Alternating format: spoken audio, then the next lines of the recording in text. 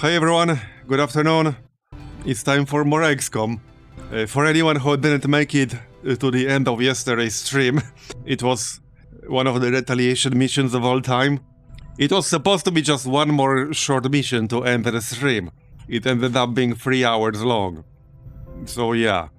We had a Biozerker, an Omega Berserker, a Titan, a Praetorian Sectopod, all in a retaliation mission, so that was fun. Unfortunately, they wrecked the civilians, which means we lost West Africa. I'll have to make contact again. And that also means I have to make contact before I can attempt the Forge mission. So yeah, there's that. We will be doing that. But first, I want to finish the intel here, because it's 3 days away. This will take 6 to 8 days. I do want to do the Forge, like, as soon as possible. We also want to kill the Hunter. We'll probably do the Hunter today, because I could use the weapon. So, yeah, it's only 6 days away. I should also do a facility, because Avatar project is getting a bit high. We don't have to rush it too much, but I do want to do it. Probably this one. This one has more progress. 8 floaters? What the heck? Are you kidding me? 8 friggin' floaters? Okay then. Yeah, 8 friggin' floaters. And 4 Archons here. Jesus. What about the others? 6 unknown enemies. 3 unknown enemies. Wow. Also 6 floaters here. Wow. Brazil. Okay, 10 floaters. Well then. I guess we'll be doing the Australia one. Might be worth waiting for our research first. And this will unlock like a fancy new vest. Alright, well, let's continue the intel then, shall we? I don't think there's anything else to queue up right now. We are doing bond training, conditioning training. And nothing in the proving ground right now. I could unlock this legendary box. So this was from that crazy-ass Hive Titan mission. Legendary logbox for a legendary mission. I guess we can open it. Could be something really good. It could be something not so good because of the negatives. Okay, grenade launcher. That would be pretty useful. I can't really use the Hunter rifle right now. That's just one primary class. But hey, grenade launcher is good. Let's see. This upgrade debuffs enemy damage. Improves the range of any grenade launchers by 3 tiles. Improves explosion radius by 0.6. And provides a free incendiary grenade. Heck yeah! That is pretty nice. That is in fact pretty nice. Let's open one more. Another grenade launcher. Or a pistol. Yeah, I wouldn't mind another grenade launcher. Okay, let's see. Power Girl. Improves grenade launcher explosion radius by 1 tile. Improves range by 1. A free EMP grenade. Oh, heck yeah. This one will be very useful if we run into another Titan on the enemy list. Because these things were like giga vulnerable to any like electrical EMP damage. And I mean giga vulnerable. For anyone who wasn't here, Burial Protocol did like, what, 13, 16 damage to it? Up from the default 4 with rank 2 Gremlin. So yeah, they are really hard to kill, but they are giga vulnerable to electrical damage. Now, I might still want to do something here. Yeah, we want a more upgraded Scramble gear. This is not a one-time upgrade, this is literally just upgrading one Scramble gear into advanced Scramble gear. It's done like one at a time. And we definitely want at least one more. That ups it from 5 aim to 10 aim, and from I think 10 crit to 15 or 20 crit. And also gives it like a mark. Like the officer ability, the Advent officer ability. So, okay, I think that's that then. We're also making Icarus armor, which might come in handy. Maybe not against the Hunter, but definitely against the facilities. So let's finish this intel. It's almost a new month, so, well, let's see what happens. What's this? Oh, that's like a supply raid. I don't really need a supply raid. We got 86 Elerium, 311 alloys. I don't think I can afford to do this because we have a lot of activities planned next month. The Hunter's Stronghold, probably at least one alien facility, possibly the Forge, and then obviously the normal Dark Event missions. I don't think I can spare the manpower for this, so I'll pass. Before the month ends, we could send someone to improve combat intelligence. So let's maybe do that. Let's see. Crispy God would be good. He's already a genius. Yeah, let's send Crispy God. He has some good stuff as well. Yeah, sounds good. Alright. So 13 days. That's fine. Off you go. I think that's that. I would like to do like locate Raider HQ at some point. I don't know if I can afford to do it right now. We'll also want to start Hunt for the Chosen Assassin Part 3. Yeah, there's a lot to do right now. I don't think I can spare the time or the manpower for the Raiders. I like how 3 majors here who we have are savants and Nate is like standard combat intelligence. Well, I have to send someone. I think we'll just send him. Oh yeah, this requires a skirmisher to negate ambush. Okay, we could send one. Okay, let's send a skirmisher, that's fine. Without the gear. There you go. Without the armor. Okay, and one more. Just to get started on this. Yeah, here, we'll send our squaddy, that's fine. He can get some experience, or she. Alright. Off you go then. Yeah, that will take almost a month, but we have to do it at some point. Might as well do it now. And we could use the weapons. Like with all this crazy stuff that's appearing now, we're going to need the chosen weapons. I thought that with the Tesla Ultimate they are a little bit overpowered, and they are definitely really powerful, but with the crazy ass shit that has been appearing in missions, I don't think they are so overpowered anymore. They might actually be balanced. Commander, that was kind of the idea. going to slow them down. Yeah, we know, Bradford. We're working on it. So here's the scramble gear again. I suppose we can still do it one more time. It's not really expensive, is it? Where is it?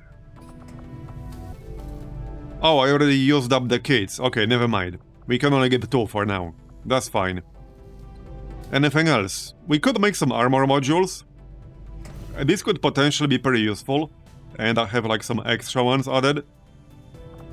It does take an Elerium core, but it would potentially be quite helpful. So let's just grab one. That's fine. I could actually really use more Elerium cores. Sure, I do have like 10 right now, but I could use them up really quickly, if I wanted to. Sabotage Monument. Is this like intel? Oh, delay Dark Event. Okay, I don't really care about Dark Tower. Out of all these upcoming Dark Events, the Dark Tower one is the one I care about the least. Yeah, it's a bit inconvenient, losing more well in combat, but it's not the end of the world. This one is much worse. It makes Vipers stronger. Autoloaders are actually not that big of a deal either, although I would probably prefer to get rid of that. So I think we'll just ignore this one. There's too much coming up in the next month. The enemy list doesn't look that bad. There's one unknown enemy. Advent is field testing some experimental equipment. Expect 3 to 6 experimental turrets in the AO. Okay. I don't know what an experimental turret means. Probably nothing pleasant. Yeah. Yeah, no, we just have no need to do 2 missions to counter Dark Tower. I'm gonna skip that. We have lots of stuff coming up. We have the stronghold coming up in literally 3 days. Strategic resource. And I do want to do that ASAP. That might even be the first mission of the day. Not the best warm-up mission, perhaps. A heavy weapon. Okay, that will be nice. However, we need to make contact with West Africa again. So that's what we're doing. Commander, we've utilized all of our available communications capacity. We can't We do want to build resistance comms right here once we're done clearing that last spot. Attempting to establish And another mission. contact. Okay, flood presence. Delay mutated glance. Okay, I would like to counter that one. Okay, the enemy list doesn't look that bad. Could have been worse. So there is one unknown enemy. Doesn't look that bad otherwise. Recover item from Resistance Haven. Yeah, I would like to counter this. There are a lot of Vipers. Lost activity in this area. A lot of different types as well. Will need to be especially Yeah, 12 lost. Yeah, we'll do this one. We'll do this one.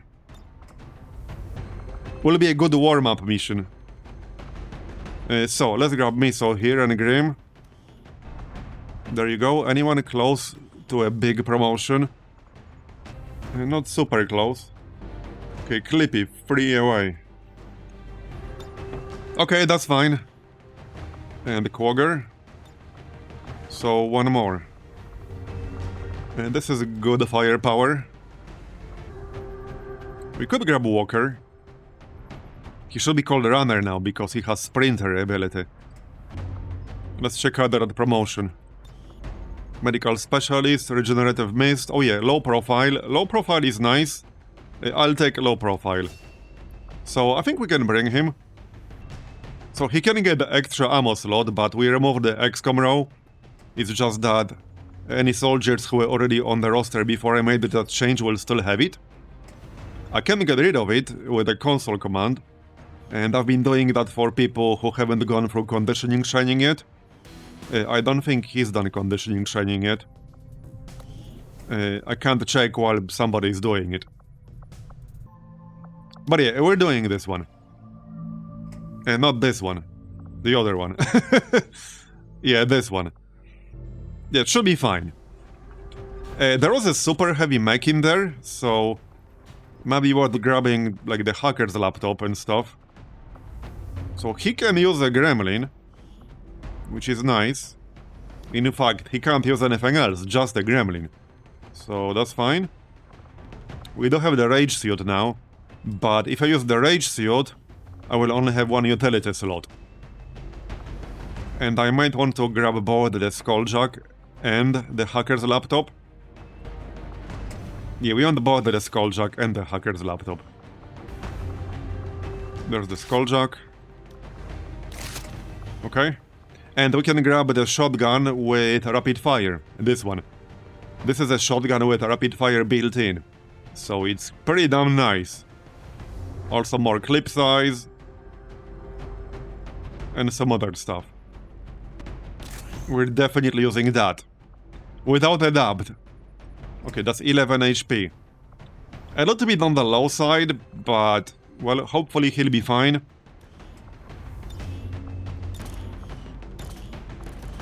Don't have anything for this slot. He will have 2 health and 2 armor bonus from this vest. Let's check what other modules we have. Yeah, just this one right now. That's the only one I got at the moment.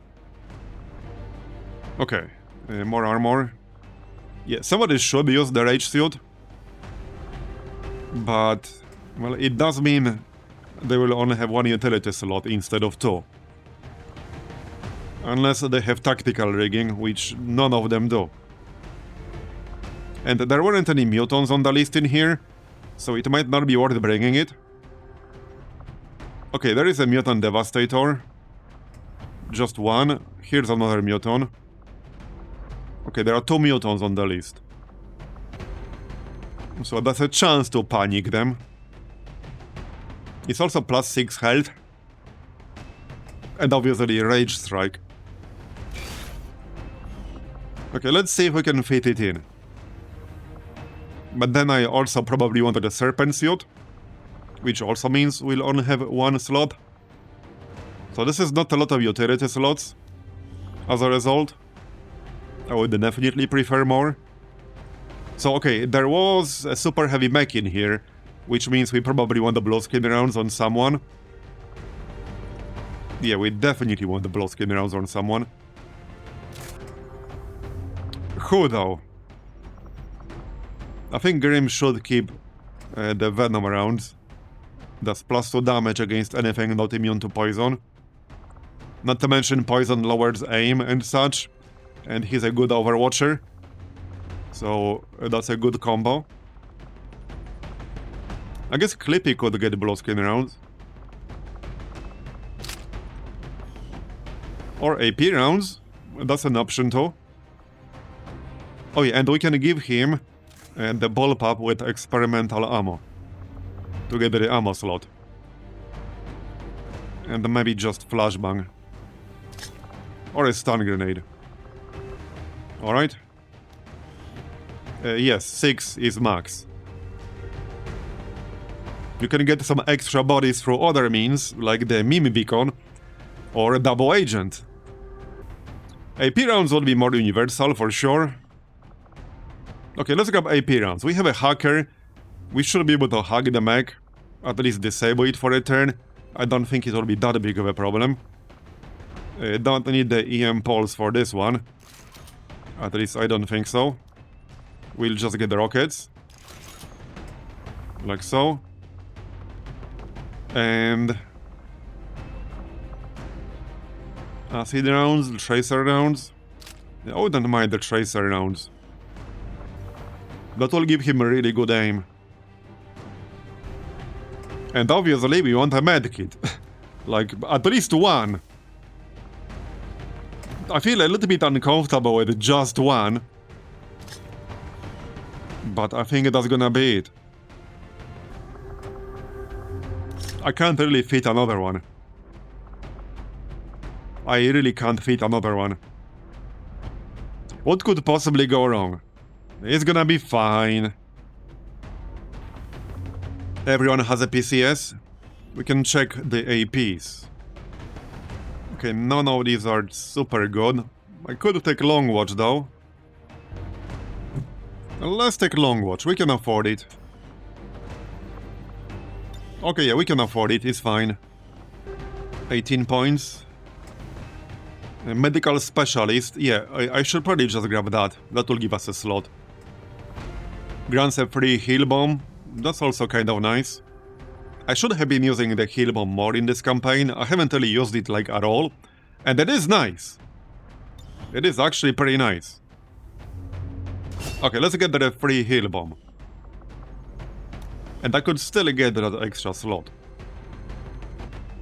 Where's the heal bomb? I wanted to check the stats. I haven't even made one. I literally never even made one. Yeah, right here. It does cost 50 supplies. And a Viper Corpse. Alright, let's also grab a medical specialist. More healing is never a bad thing. We'll be taking damage, alright? That's just gonna happen. Okay, I think that's it. Check Grim real quick. Grazing shots are automatically upgraded to normal hits. I'm just gonna grab this too. Yeah, grazes suck when they happen, so we'll take that. Heck, I could get combat fitness on him. He's actually really valuable, so I'm gonna grab combat fitness. You can't go wrong with combat fitness, alright? There we go. Okay, now we can go. Let's go then. Good warm-up mission. Yeah, that's like a crucial mod that shows you how many you have. That's called better cost strings. Yep, that's the mod, the better cost strings. Menace 1-5. We've got a B. Alright, here we are. Near your position. Set the target. We started on high ground. Extractor destroyed. Here's the objective. Seems kind of close-ish. This might be a pretty good map for this. In meta. But yeah, a lot of enemies in here. Let's just try to get as close as possible without triggering anything. Should be pretty easy on this map. There's the super heavy mech. Would be great to hack it. And we might be able to hack it. I can just run system infiltration like several times, as long as it doesn't move out of range. Where's Walker? Oh, that was him, okay. Yeah, so he can start combat infiltration. I mean, system infiltration. I bet we could push it to 100. It has 31 HP and 5 armor. I would definitely like to get it. That's affirmative. That would be a great mimic beacon. Alright, that doesn't look like we got a double agent this time. That's fine. Yeah, let's set up with steady weapon here, just in case.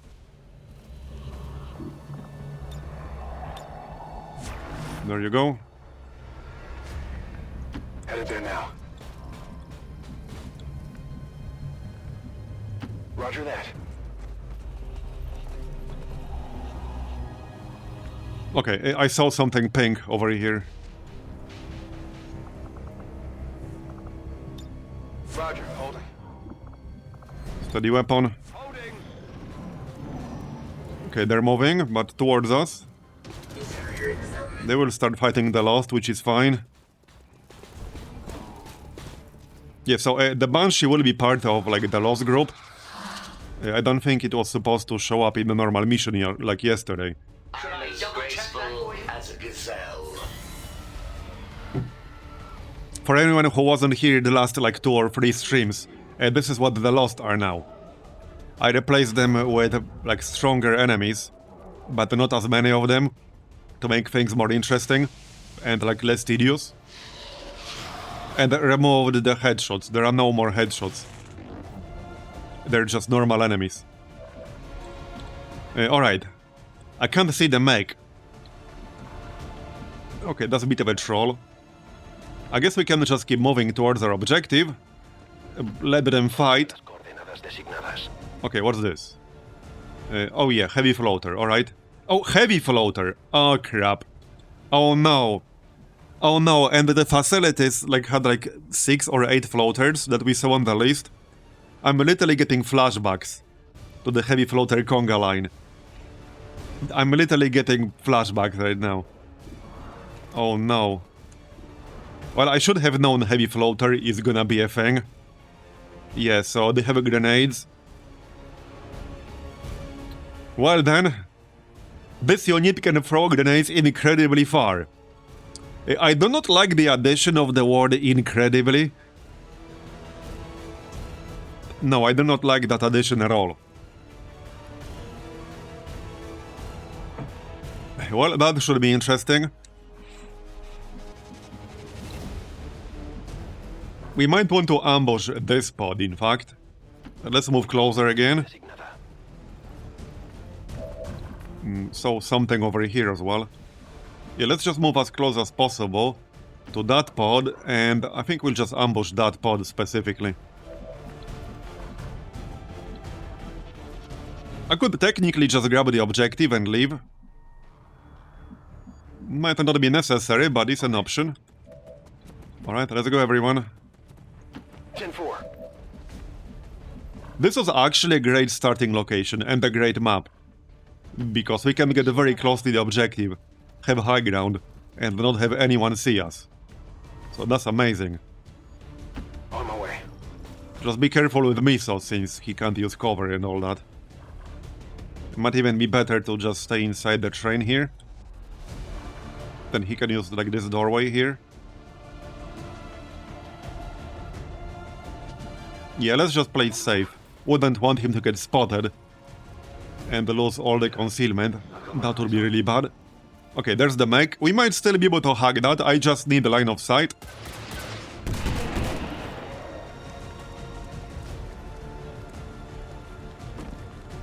Okay.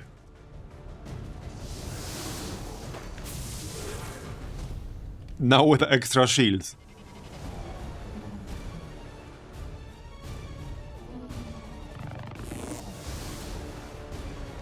Okay, long-range shield from the other drone.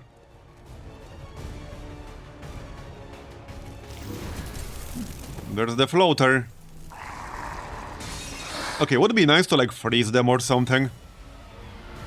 I would really prefer to just kill that heavy floater before it gets a chance to do anything funny. You have merely delayed. And yes, the Lost can shoot now.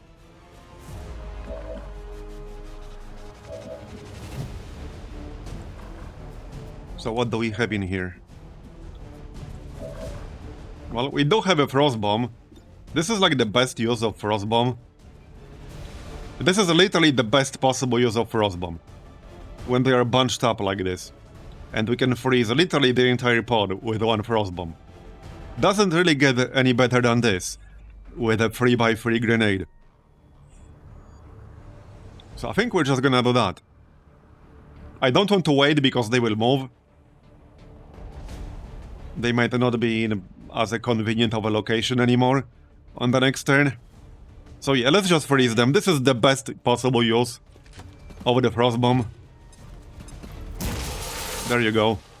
Still have to kill them, but now we have one whole turn to do that. Now, about that make, I still kind of sort of wanted to hack it. We don't have line of sight from over here. Nope. Nope, we don't. I could get line of sight. Now, if I want to hack it, I would have to do system infiltration first. If we want to take control, not just stun it. Okay, I can't get line of sight without jumping to low ground. Or so it seems. Alright, let's take care of this frozen pod, shall we? Who had the blue screen again? I think that was Miso, right? No, tracer rounds. Oh, actually did not take blue screen in the end. Okay, that's fine. Somebody should probably shoot some of these enemies though. Like Grim. He can shoot twice if he doesn't move. I do want to kill some of them because they might in fact shoot me. Yeah, they might shoot me. So this dude, on a 71 aim.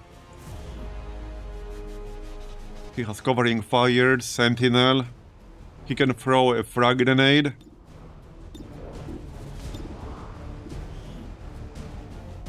Assault stun. Yeah, that's an assault trooper. So he could charge someone and incapacitate that person potentially. Which would not be nice.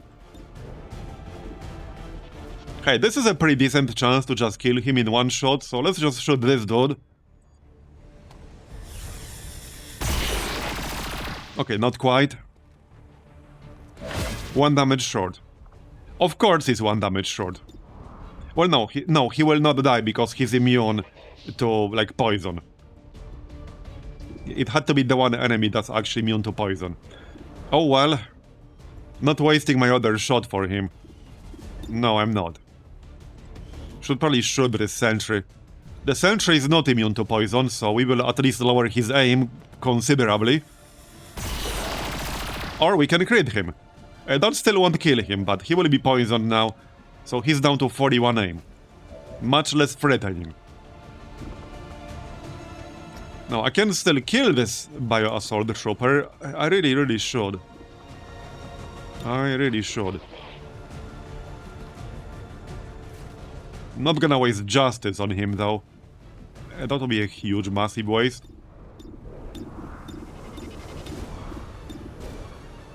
Okay, let's start shooting the heavy floater, shall we? While it's actually frozen. It's not gonna be frozen forever.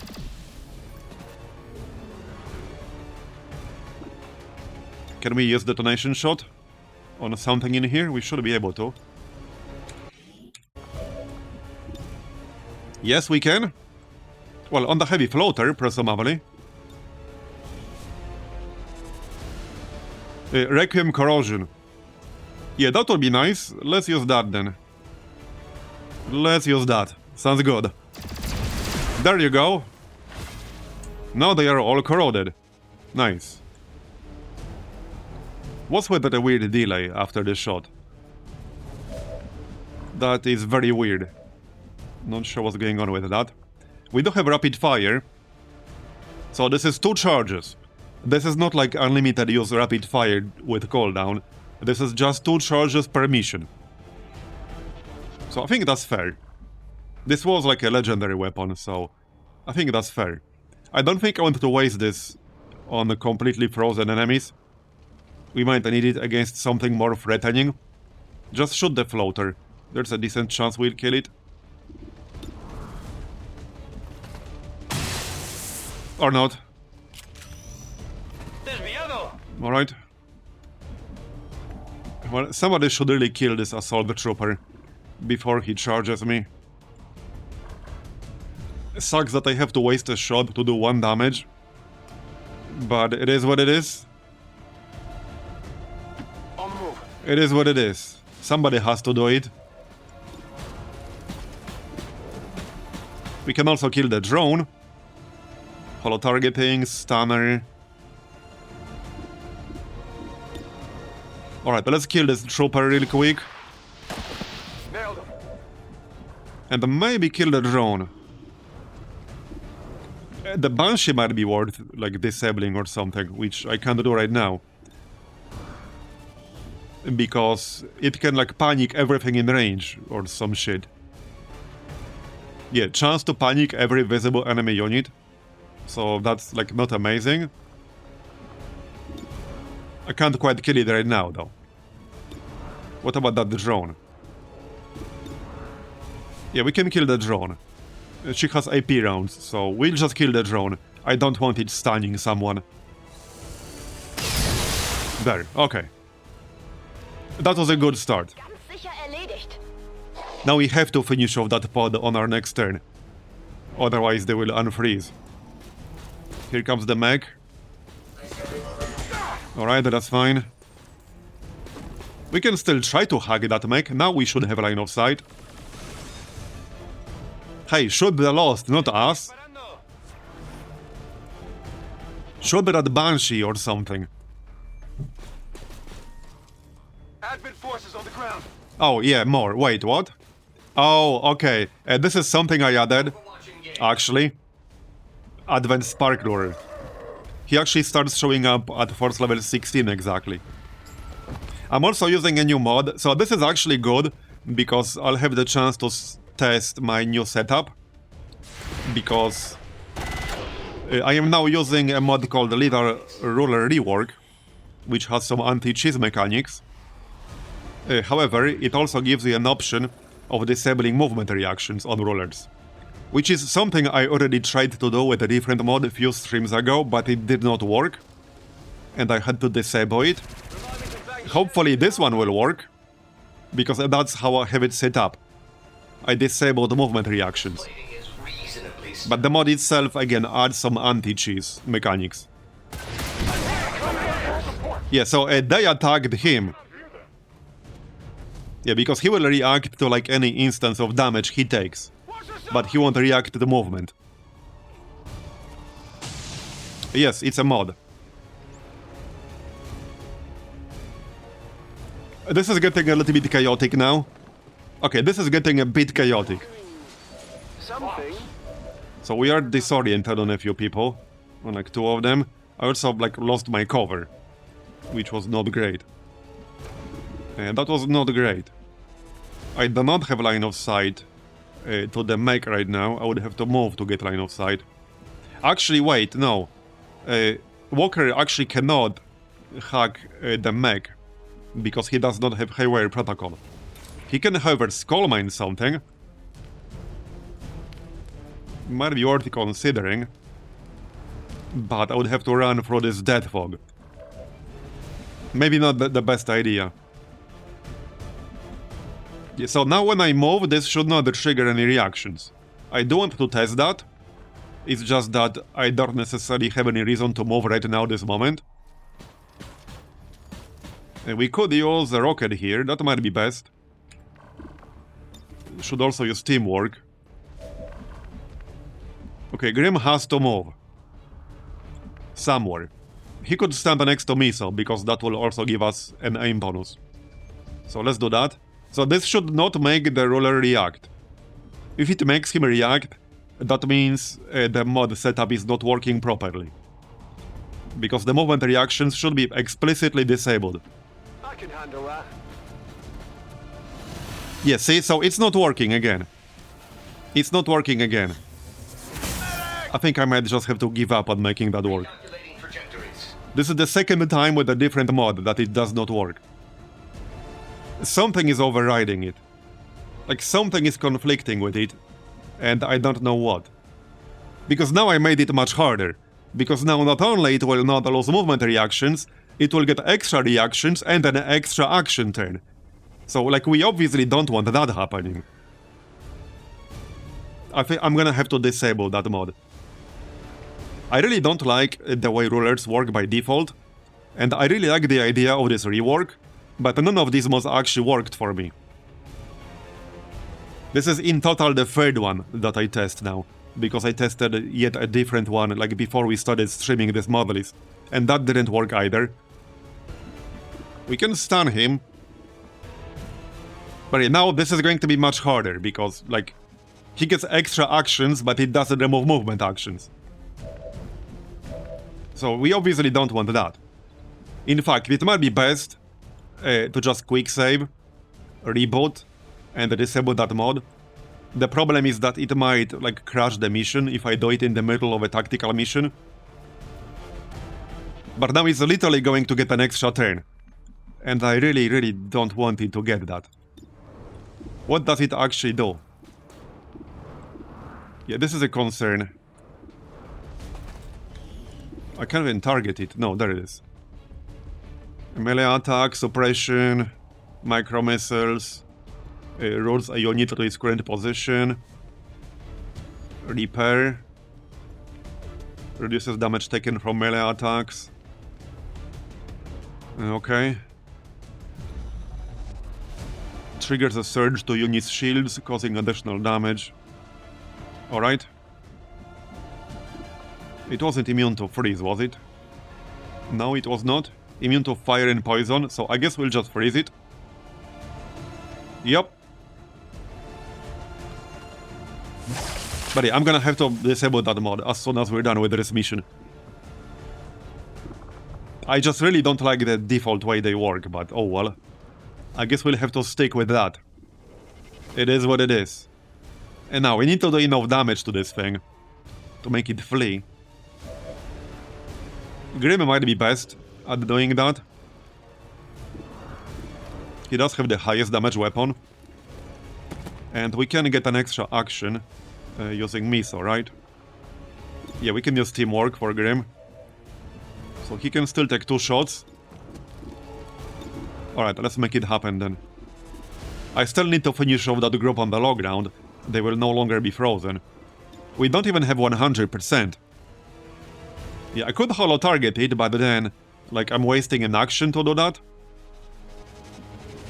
Probably not the best thing to do in this situation. The best thing to do is shoot it. And hopefully we'll do enough damage to make it flee. Yep, that's the best thing to do. We just need to not miss. Yeah, we really need to not miss this. If this is a miss, that's going to be really bad. Do you even care about me? They hit the plate. Okay, yep, it's a hit. So now I don't have to use teamwork right now. If we have a better option. I could also stun it when the freeze expires. Just a little bit concerned I won't have enough actions for everything else. Like, we obviously have this rapid fire.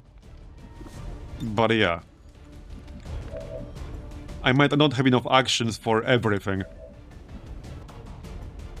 We do have precision shot here. So that's 100. 43% chance to crit. So this would be up to 16 critical. And we'll ignore this 1 armor. So this is the best. Yeah, this is the best. Let's go. Okay, nice. We got a crit. Okay, this might be like close to enough damage to make it flee when it unfreezes. So still got Quagger. Obviously Walker. Yeah, if I move, that will trigger another action. But see why I like the idea of not making them react to movement, but giving them an extra turn and making them react to any damage taken. That's much more interesting from tactical standpoint. And on one hand, it eliminates the cheese, because you can't cheese them anymore with the rot mechanic enabled, but also gives you more options. It doesn't make movement a liability, because some abilities, when you're fighting rulers, are literally a liability. Anything that gives you an extra movement action, that's a liability, because you can't use that movement without giving them an extra reaction. So that's just really a bad mechanic. So I'm pretty sure it should flee, like soon, because this is just a regular ruler in that sense. I need to be able to kill this pod at the bottom. I might have to just stun them again before they can move into cover and such. I think we'll have to stun them. Now, if I take a shot with Miso, that will end his turn, so I don't want to do that. If I use Teamwork, that will also give Spark a turn. Quagger is too close. If Walker moves, that will also give it an action. Otherwise, I would probably just use Run and Gun, go here, and then use Rapid Fire. But I can't really do that in this situation. Clippy can take one shot. He's currently disoriented though. Okay, he's disoriented. That kind of sucks. I think I just have to use this Teamwork. This might be enough damage already. I don't think there's any like indication when it might start fleeing. You can't like tell for sure unless you know the exact health threshold, but this should be enough. It should be either enough or almost enough.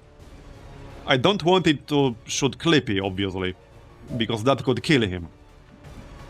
And I can't even grapple away, because I'm disoriented and I can't use grapple while I'm disoriented. It really sucks that the mod did not work. That really sucks. I'm gonna have to use Teamwork. I have to use Teamwork. Fear us. Hopefully it will flee. Yeah, see, it will not flee. So that sucks. I could just disable the mod and just replay the mission, because, I mean, we're just making it unnecessarily hard with that mod enabled. When just half of it works, the half that makes it harder, but not the half that makes it easier. Like, that really sucks.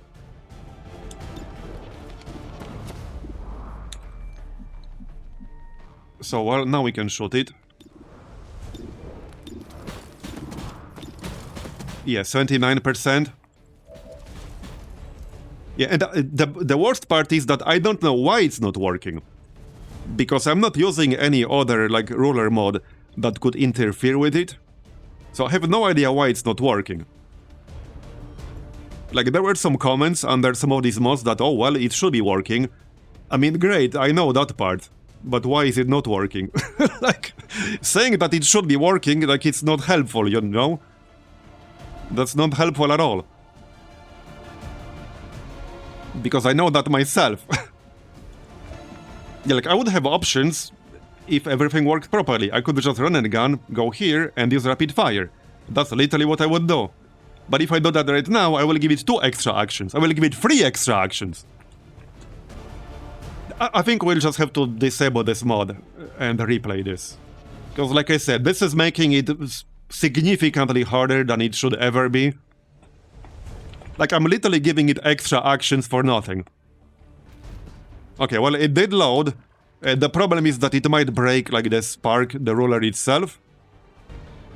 But we'll find out. So now we'll freeze this pod. Because, like I said, this is the best possible way to do it. So, Frostbomb. Yep, the best possible use of Frostbomb. It doesn't get any better than this, ever.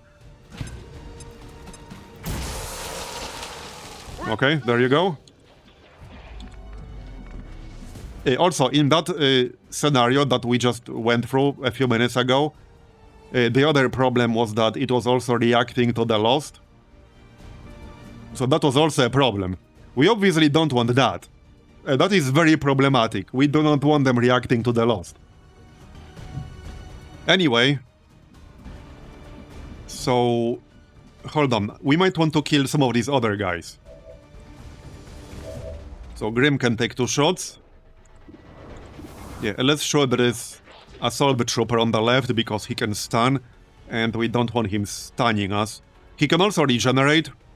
So I guess if I shoot it, I should really kill it. Okay, there we go. We killed it. Did you see that one? Yes, I see that one. Then we can shoot the sentry. We want to kill him, but we'll poison him, which will lower his aim significantly. There you go. Okay. And then we'll start doing damage here. I need to make sure I'll actually do enough damage. Oh yeah, and let's kill the combat drone.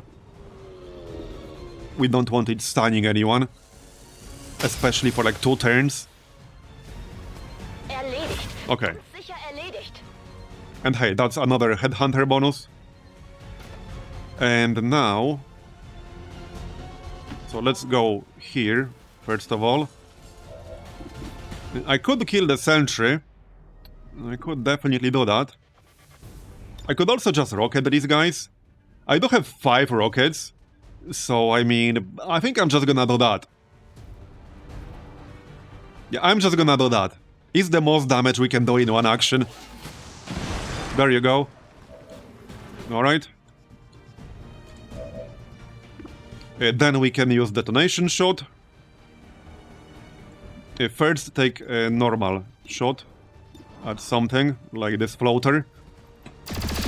And then we can use detonation shot on the floater. There you go.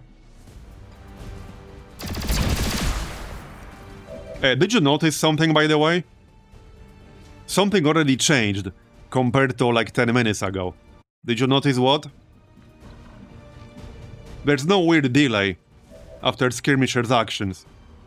It's probably unrelated, but maybe it's not. The only difference is that now I'm not using the Lethal Ruler rework mod. And now there's no delay after his action. There was this weird delay when the game was like completely frozen and I wasn't able to do anything. And this is the only difference. Might be related. Alright, we still got Walker here. That's my last action. So, since Rapid Fire only has 2 uses per mission from this weapon, we don't want to waste it just yet. We'll just take a completely normal shot. Probably finish off the floater. Maybe not though.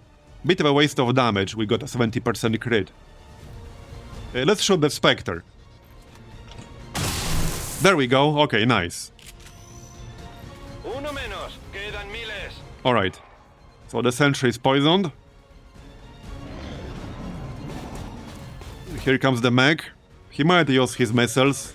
Okay, he's just shooting me. Actually, he used the missiles earlier already. How goes XCOM today? Fine so far. I had to disable one mod that wasn't working. Yeah, there's the Spark Ruler. Guard duty it is. So this might still be a little bit problematic, but we can freeze him.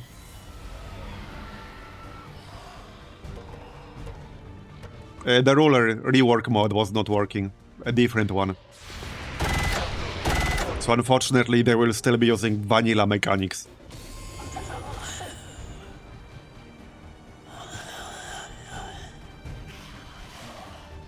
So now we need to take care of the Ruler while also killing off that pod. That might be problematic. Not sure if I have enough damage for that. Might have to just use a stun grenade. Is this what pain is? Okay. Okay, so now it's fine. Now it did not react to that, see? It did not react to that. With a little Ruler rework, it did react to the Lost shooting it. Which is kind of problematic. Okay. So first we want to freeze it. For sure. That's the job for the release. Yep, freeze it. And then we want to shred it, if possible. So this is tracer rounds. Flash shed rounds.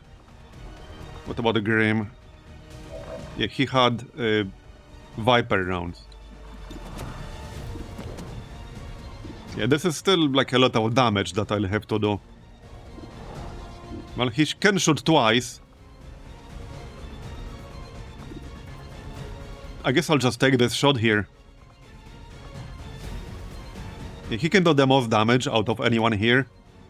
And he has the bonus active from stationary threat. Is this a horror game since it's a horror month? Hey, from a certain point of view, it definitely is. Especially with my mod list, alright? I think it's fair to say that last mission yesterday probably qualifies it as a horror game. Alright, let's just take these shots. We need to do enough damage to make it flee. Nice. Went off the armor. Yeah, this might be enough.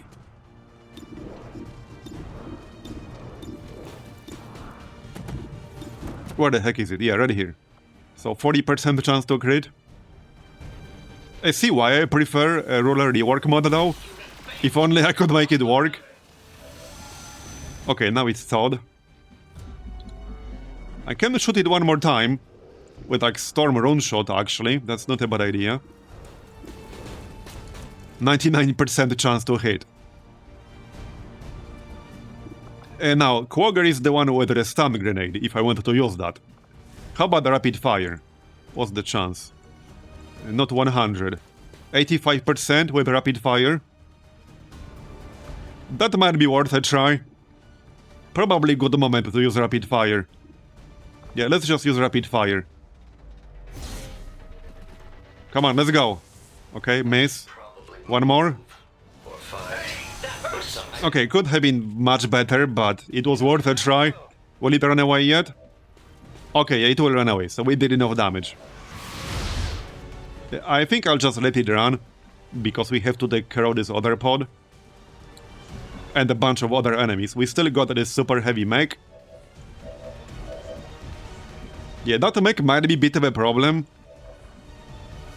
I can't kill it on this turn.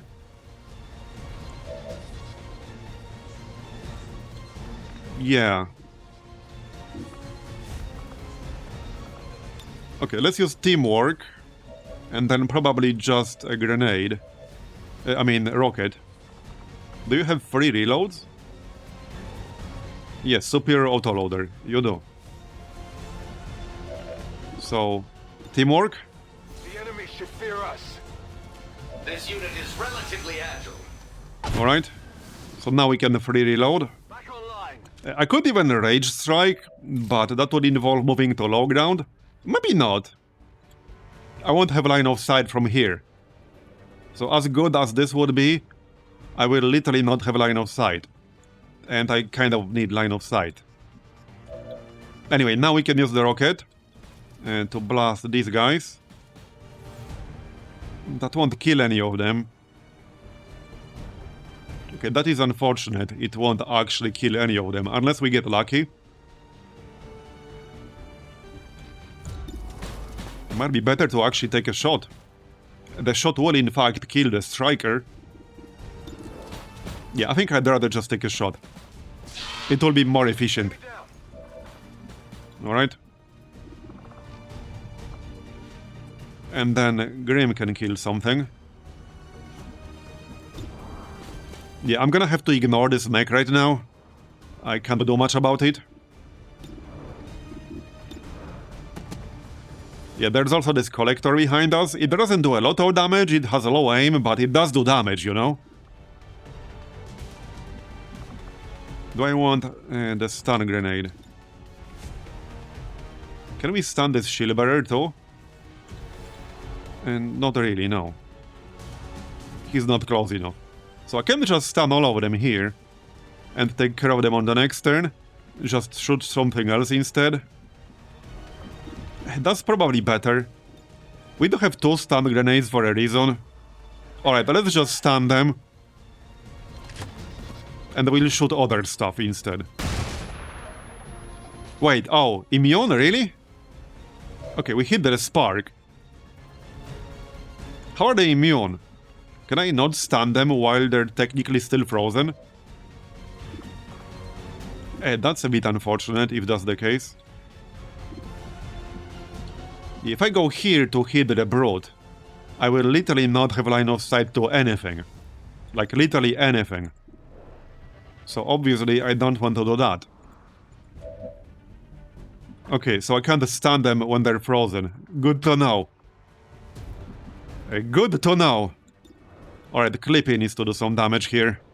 Clippy can kill the sectoid and the floater. Okay, I think we can kill all 3 of them. We did at least stun the spark below us, so that's useful. Okay, now it's like frozen for a moment. I can rotate my camera, but I can't move the camera, and I can't jump to another person. I don't know what's causing that. Okay, kill the sectoid. Then we still have Cerelis and the Grim, 1 more shot. So we could kill the Purifier. They're usually not that dangerous, but when he's this close, he could throw an incendiary grenade. I'd rather just kill him, and we can actually kill him here. He might blow up. There we go. I don't think that will actually do much. No, it won't. 1 last shot then. Sadly, Cerelis does not have disabling shot, so I can't disable the mech as much as I would like to. I can try to kill that shield bearer, or just kill that broad form. It can do like 8 damage and it's literally right next to me. It's literally right next to Walker here. Probably best to kill it. Yeah, best to kill it. Let's just kill it then. There's no grace, this is a guaranteed kill.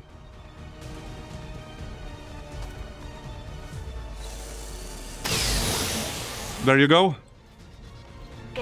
Okay, that went fairly well, I would say. There's still that Banshee in the back, and it can panic everything in line of sight.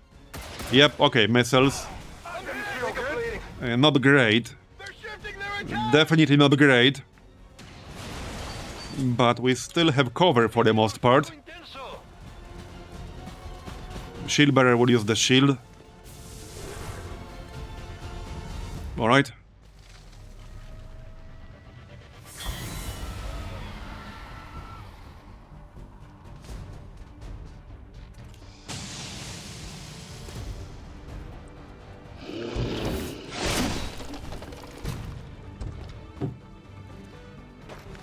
Yes, hit the mech, please. Or don't. There's still that spark below us, and yeah, there's this guy. Hello there. You come here often?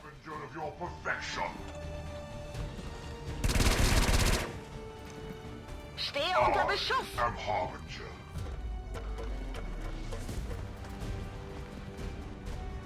We fight as one.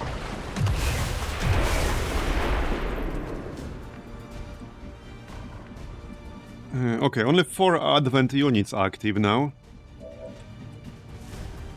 So, well, I have to kill this brood, obviously. And unfortunately, Grim has to move. He has no cover and he took some damage. Who's on Overwatch?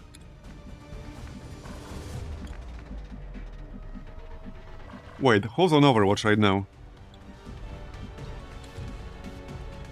Oh, this guy. Okay, he doesn't do much damage. Yeah, Quagger took some damage as well. This might be a good moment to use Ren and Gun. Unfortunately, Rapid Fire is still on cooldown. Not that much health on the broad, but it has 90 aim. We definitely want to kill it.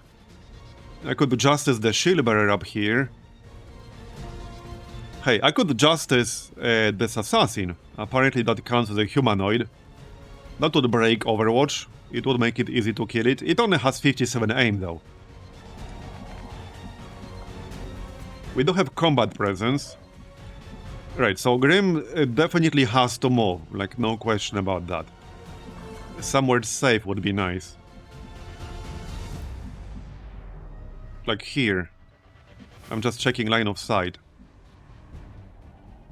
Well, we'd have line of sight to the Brood. We'd be closer to the objective. I think this is a reasonably good spot. Okay, that will still trigger the Overwatch. Took some damage here. A bit unfortunate. Especially since, like, the preview was not showing that. Okay, let's show the Brood. 62% crit chance. Okay, didn't crit, but it's poisoned. I'm gonna have to heal. Yeah. Might be a good idea. Might be a good idea. I could skullmine this shield bearer. That's probably not very safe, but I could. It might be safe to skulljack the Guardian though. I could literally end my move right here. Okay, wait. Super heavy mech. Here might be better. So if I end my move here... No, can I do that? Wait, can I do that? Yes, I can. So I could end my move here. That should be safe-ish. There's still this spark on the low ground though. So not necessarily. I still don't have a stun grenade. But they are all really spread out.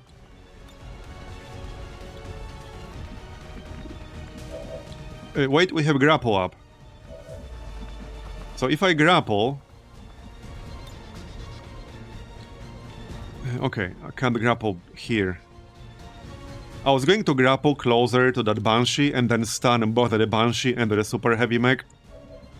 But alas. That's not gonna work. Losing this cover was a bit inconvenient because now I have to move. Alright, well, Quagger can go here because he'll get like a slight aim bonus.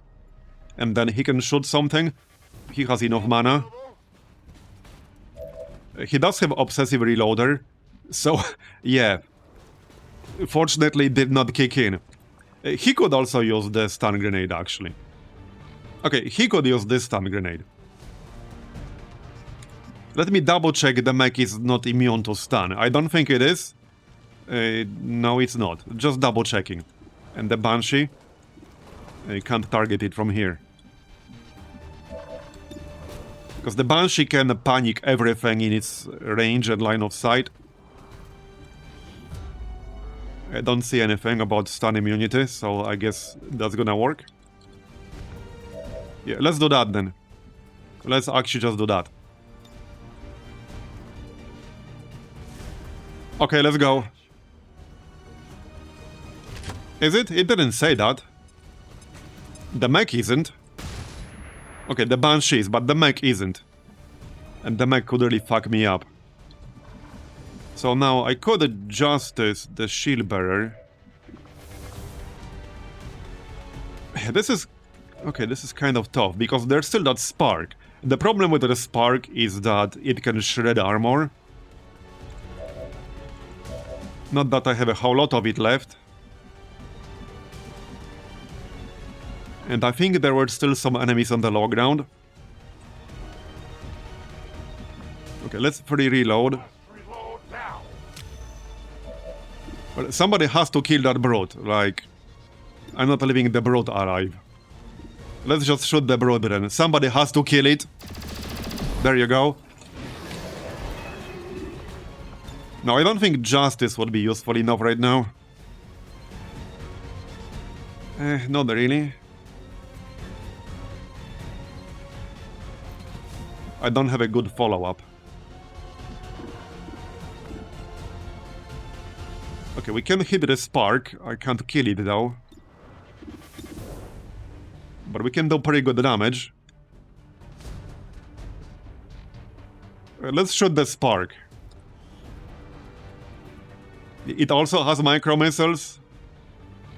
You can just jump up. Let's shoot the spark. Okay, there it is. We got a crit. I could actually kill it now. It's at 1 health. Seriously?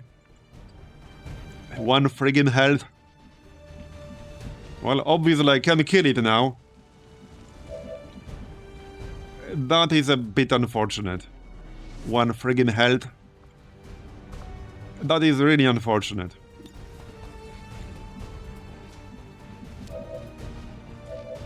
I got 3 people left. That was really, really unfortunate. Now, these 2 guys are flanking me, but they don't do that much damage. That doesn't mean they can both attack the same person and crit that person. They definitely could do that. But as far as the list of threats goes, they're pretty low on that list. Yeah, so obviously I can't just go and kill the spark if I want to. But it's a bit of a waste. It is a bit of a waste. One thing I could do is actually give someone aid protocol and then shoot this drone, for example. Because aid protocol will not use my entire turn.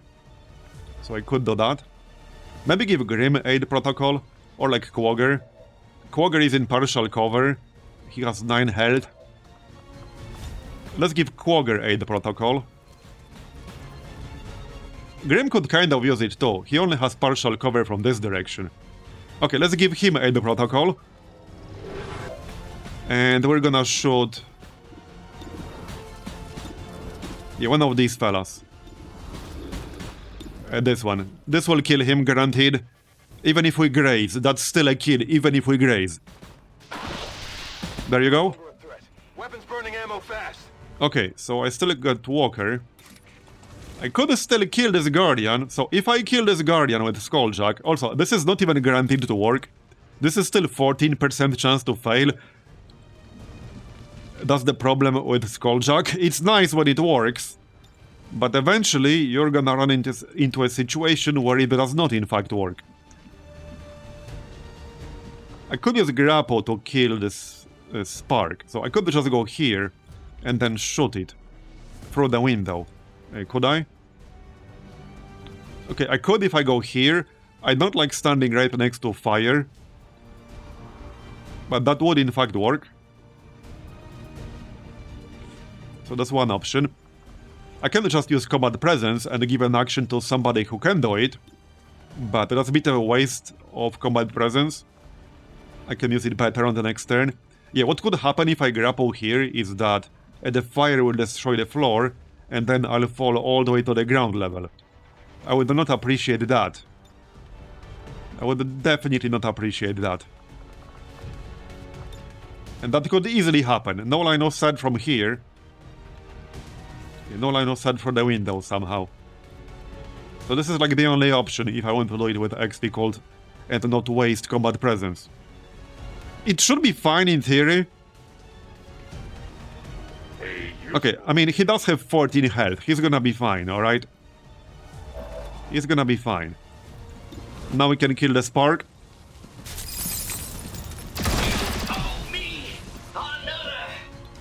Okay. And then we still have Walker here. So now I could skull mine this Guardian. I could do that. He does have a sniper rifle. I don't know. It makes me a bit nervous. If we do this, we really need this to work. What do you think? Should we do it? Is that too greedy? Feels a bit greedy. It definitely feels a bit greedy. Well, Walker has 14 health and 2 armor. Alright, let's do it. Greed is good. Yeah, what could possibly go wrong? It's fine. 86% of the time it works every time. Okay, got him. See, it's fine. Alright, a failed hack will result in soldier taking feedback damage, that's fine. Yeah, we're going for 70% here. And we got it. Alright. Yeah, skull checking through a wall. That's skill. That's not XCOM junk, he's just that skilled. 1-5, this is Avenger. We have positive confirmation of the target package. Move to acquire. We are moving to acquire. Okay, that did trigger 2 more lost. They don't do too much damage, fortunately. They would be a bit overpowered if they did. Alright. Oh, there's an Andromedon, really? There's a whole ass pod back here, okay. Well, at least it wasn't triggered yet. Yeah, there's a whole ass pod over there. Hey, technically we could leave now. But I can probably take care of this. But we could technically leave, we already got the objective. That would be the responsible thing to do.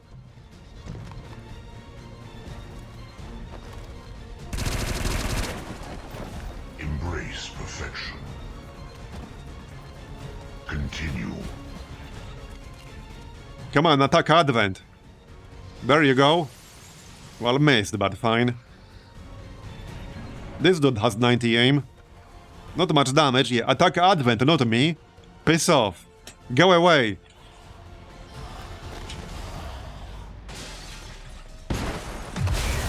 Oh, nice. Okay, I was hoping that would explode. Look at that armor on the mech. That is a lot of armor. That's 7 armor right there.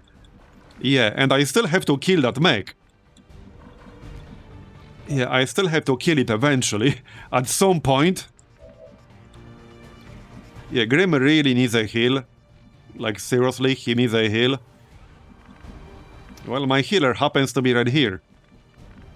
That is my healer. So I can hug the chest right now.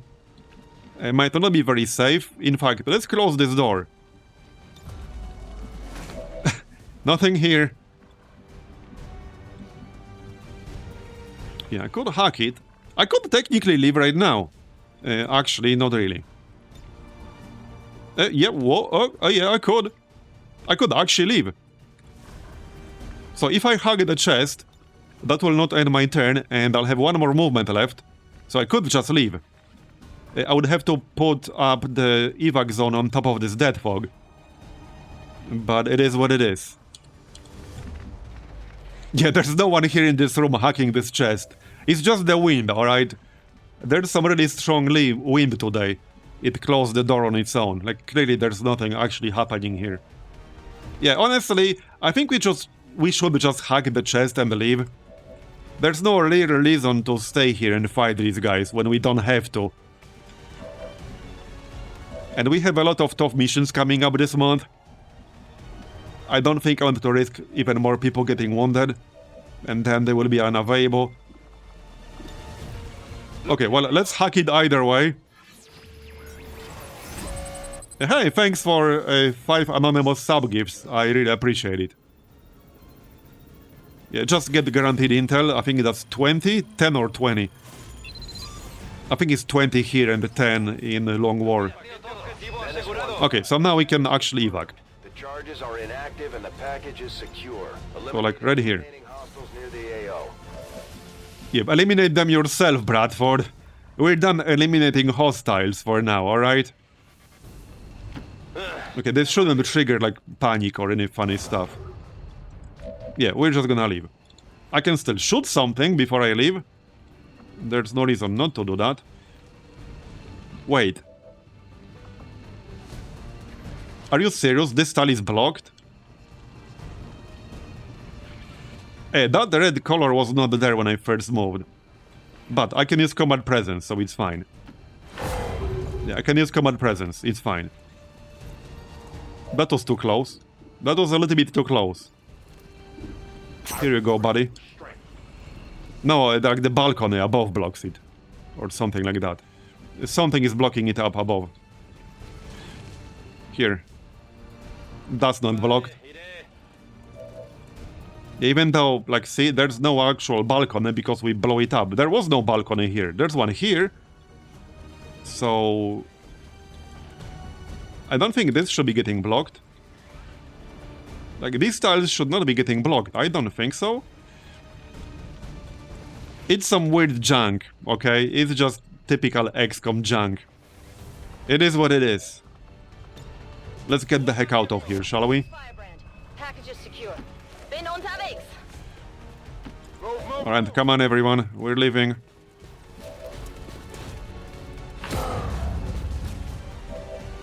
Evac. Ich hau ab. Yeah, I can still take a shot at something. Alright, well, might as well shoot something. Grim over here. Alright. Can we actually get an easy kill here? Maybe we can. There you go, another kill for Grim. He's really close to a promotion. 5 experience away from Colonel. Wait, was this assisted evac? That's like a corpse. I'm going. Whatever you say. Okay, and that's everyone. A Quagger can still shoot something. Yep, I mean, no reason not to. It might give him a kill. There we go, another kill before we leave. Yes, impressed. And we're done. There you go, we're done. That wasn't too bad. Good warm-up mission. Firebrand is returning to base.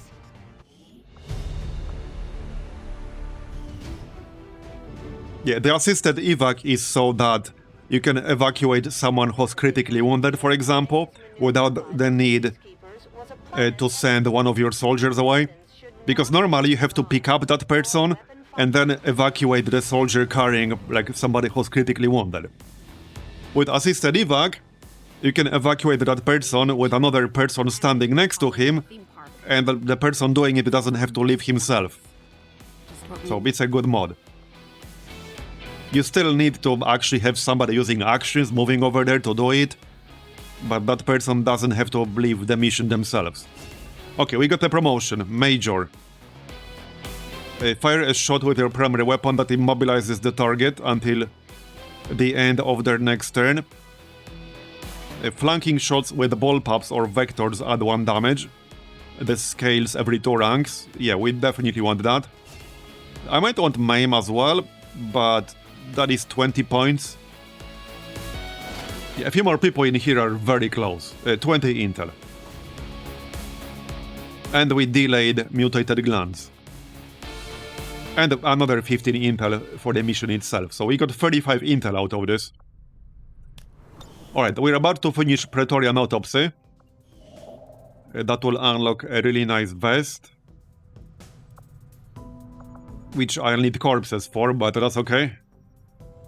I am sure you There, will find the that's results done. to be as intriguing. So this is the one that required 7 scientists and 7 engineers. Yeah, there you go. Praetorian Nanogel Under Armor. So this reduces damage taken from all sources after the first instance of damage taken in a turn. Also provides some bonus health and regeneration. It's very strong. Now we could just go directly for powered armor. That might be best. But I could also do Sectopod Breakdown to unlock Gremlin Mark III, Powered Bit, and Holo Targeter Mark III, or Andromedan Autopsy, but this will take 12 days each. I think we're better off just unlocking Powered Armor. There are so many enemies at this point that can do 10 or more damage, non-critical, that I could actually really use Warden Armor. We could try to do a really quick one-day autopsy and hope to get inspiration on Powered Armor. So I could do that. Okay, let's do Black Eyes autopsy real quick. I had fully expected to find that the aliens were conducting questionable Okay. experiments involving How's that training? At the plant site, we 5 worked with the hours. help of local Icarus Armor in 17. Bond level 2. We can still continue that.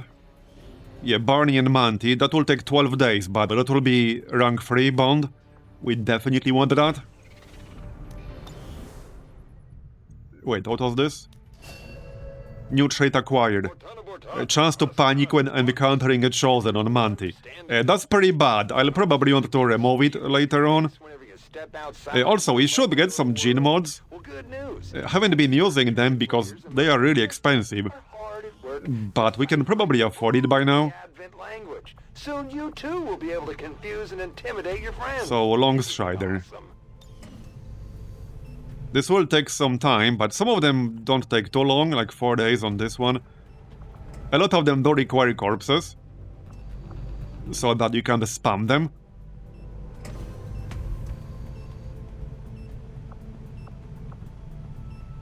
Large boss to Psi offense.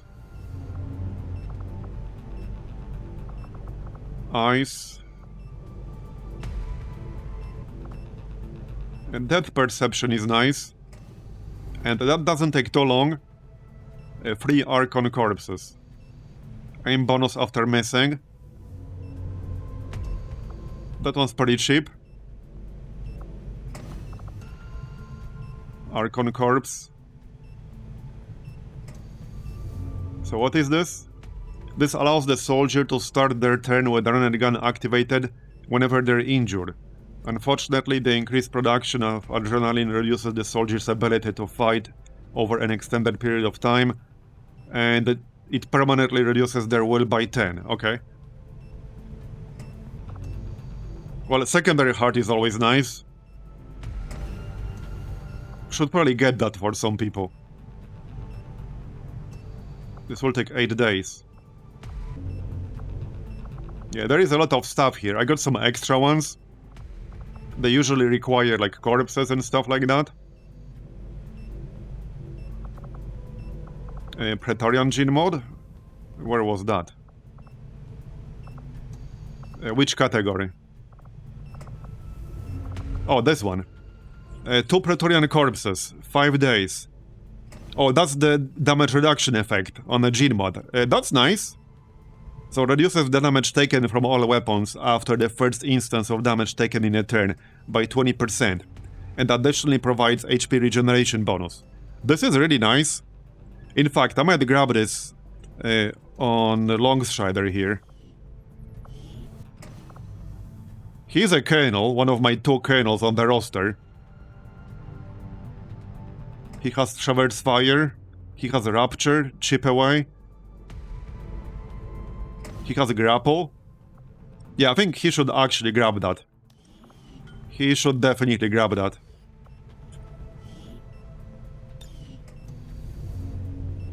We got the corpses. We got 13 right now. So let's grab that. This will only take 5 days. Okay, sounds good. Confirm. We can remove some negative traits. So cautious, chance to hunker down after the first move action. Chance to panic when encountering a stun lancer. There are a lot of enemies that count as stun lancers. We should definitely remove that. Okay, we are almost done with Icarus armor. Only 1 day away. Less than 1 day, like 10 hours. A phase, that is nice. We can keep doing this. Still got 10 more priest corpses. How's our meld? Yeah, we can burn through meld really quickly with the Gene mods. So some of the Gene mods are really powerful, but this is like a whole campaign of meld being built up. So you can't just spam them indefinitely. You will not have enough meld to do that. Which is fine. That makes them balanced-ish. There's Icarus armor, nice.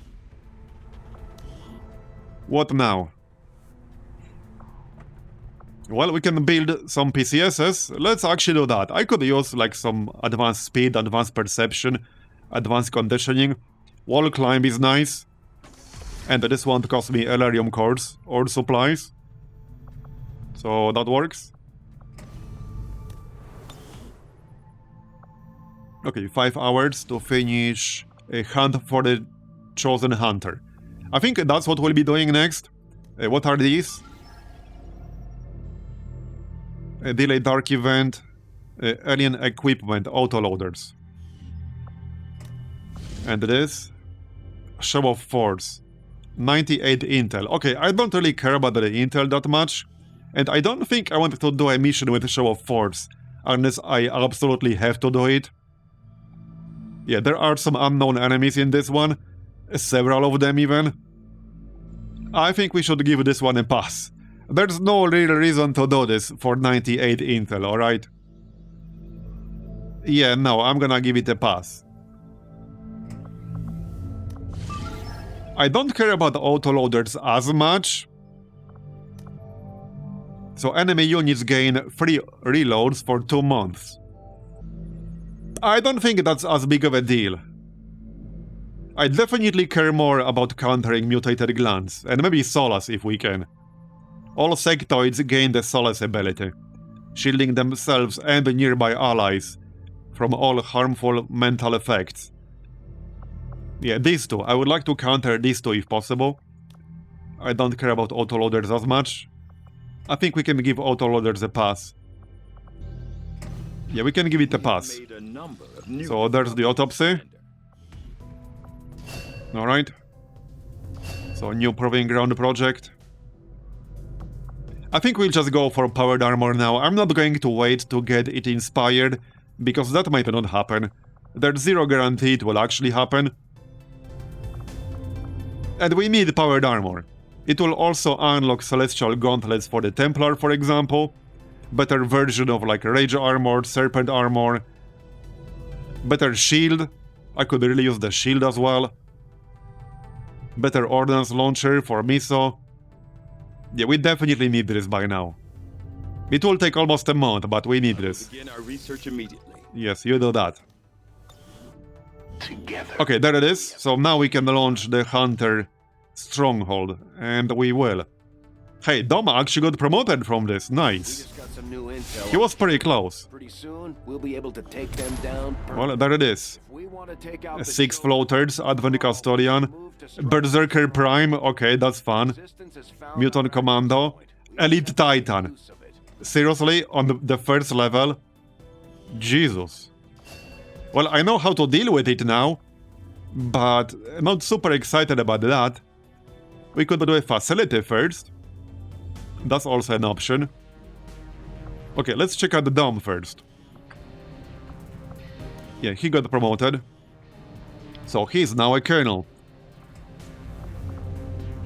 Reduces the sharpshooter's mobility by 1, but raises the squad's mobility by the same amount. I think I'll just take Soul Harvest. Kill shots increase crit chance by 5, up to a maximum of 20. Yep, can't really go wrong with more crit chance. Okay. Bondmate gains dodge. Bondmate gains defense. Which is who? Longstrider, actually. Right. Oh yeah, here's the ability I was talking about like yesterday. Combat Scanner. Unfortunately, he is a sharpshooter, so it's not as useful for him. But it's a very good ability. And only like 2 people on my roster rolled it. So the Gremlin scans the designated area, revealing and applying holo-targeting to all enemies. This is really, really good. And you can get it at a relatively low rank. But this is really good. And let's get some defense for his bond partner. That's only 10 points. There you go. So, I think we can do the facility first. There's not going to be an easy mission at this stage of the campaign. It's just going to be like probably hard or harder. Unless we get really lucky. Which seems unlikely. I wouldn't count on that.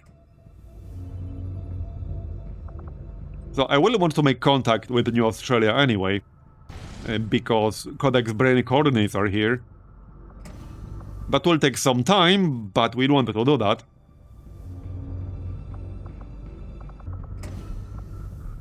I guess we could do Brazil or Eastern US. Doesn't matter that much. Okay, 17 enemies in this one, unknown enemy, a bunch of floaters. This one doesn't look that bad. Okay, this one doesn't look that bad. I think we should just do this one. Yeah, lucky in XCOM. Hey, it happens. Once a blue moon, it happens. Alright, we'll do this one. I have to get rid of some of these facilities. So we'll do this first. It's gonna be fine, but yeah, this is a lot. 6 floaters. 3 like Archons. Fanatic Crusader, Sector Commander. Don't know what that unknown enemy is. We'll come prepared. Right, let's check Pepe here really quick.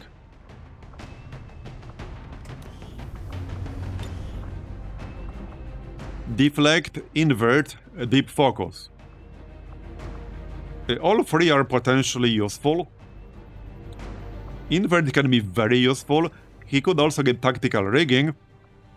That would be nice. That would be really, really nice.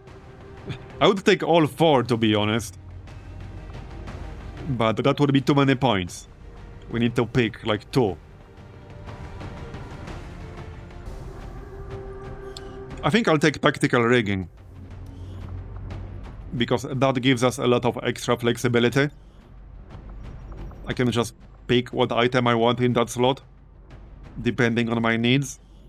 So we'll take tactical rigging, and either invert or deep focus.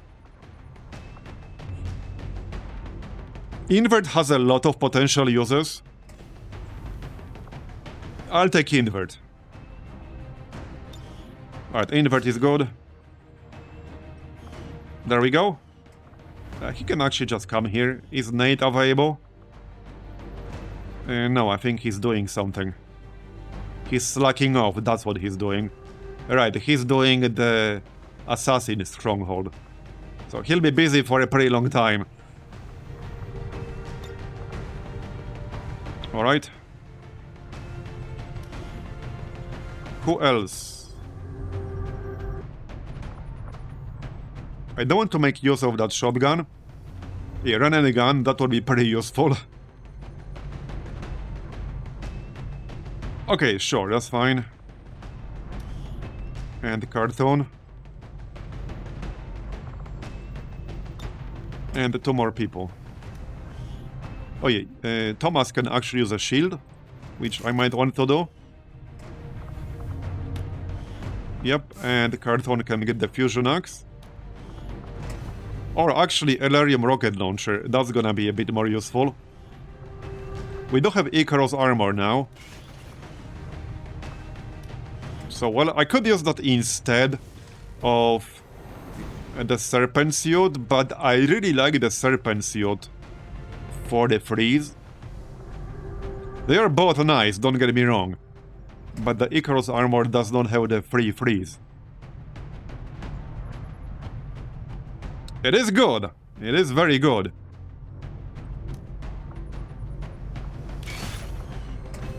We can use it on somebody else. Okay, we need 2 more people. We could grab Devilish. Okay, Devilish and Soto, that might not be a bad idea. Okay, having a Sonic here would be pretty useful. He also has Stasis. He has Sustain, Insanity, Phase Walk, obviously. He has Tactical Rigging. Yeah, so Devilish can get one of the suits because he has Tactical Rigging. Which means he will still get the extra utility slot. Yep, okay, that works. Hey, he could get the Icarus armor. It has a nice health bonus. It would allow him to reposition himself pretty easily. Yeah, I think that's fine. I think that's fine.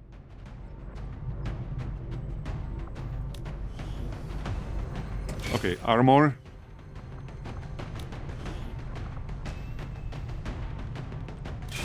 There you go. I mean, hey, I could still give him spider suit. There's actually literally no reason not to. Yeah, there's no reason not to. Alright. So that's the armor. Let's check the attachments really quick. I think I had something better. So this was kind of hard to use because this had a large radius, but it had like small range. I was not super impressed. I think we have something better. Let's check what we have. I don't have Void Conduit. Draw upon the power of nature to attack every visible enemy. Causes additional effects depending on the biome. Okay, it sounds interesting. What biome is this? A xenoform, okay.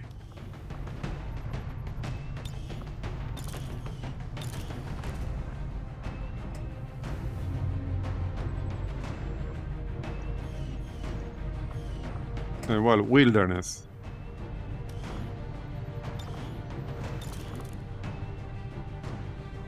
Okay, so I don't know what it would do in here. Blind? Does this count as temperate? I think that counts as temperate, so it would inflict blind. I guess it's still nice regardless, because it will hit every visible enemy. We can test it out. We can test it out. And I'll keep the heal. Extra heal, it definitely comes in handy. In a lot of situations. Alright, auto pistol. Pistol Templar. Hey, he already got some kills with the pistol.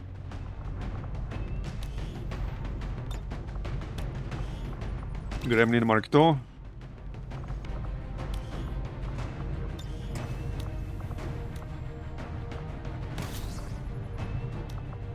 Right. A rapid fire shotgun, obviously. A beam cannon. And yeah, probably disruptor rifle. That's fine. Sato has higher aim. He could get the disruptor rifle.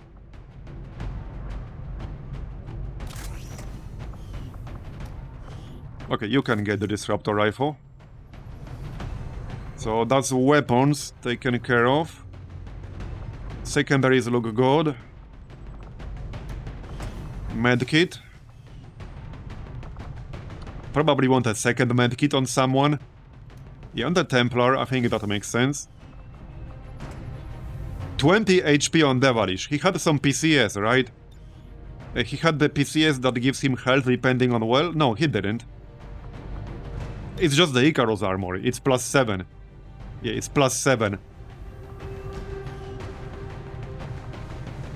That's a lot of health.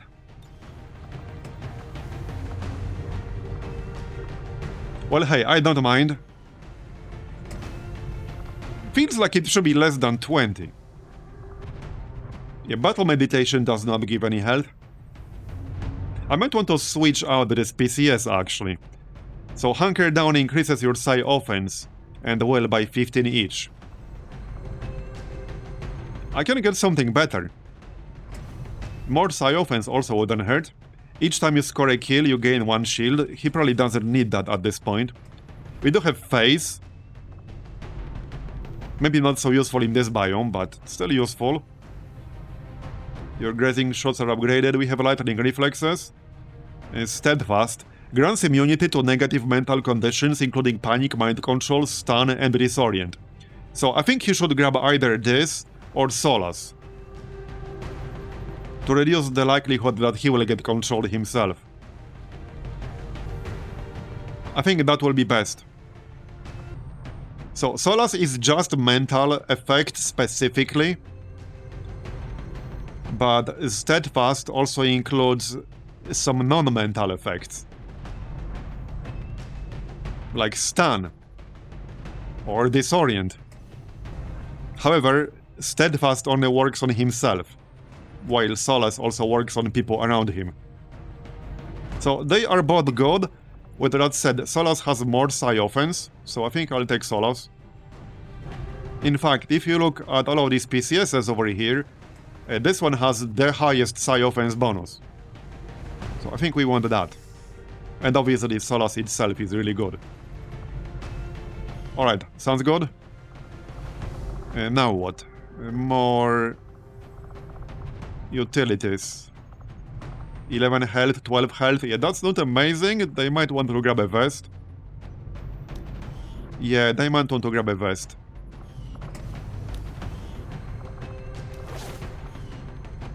Ammo.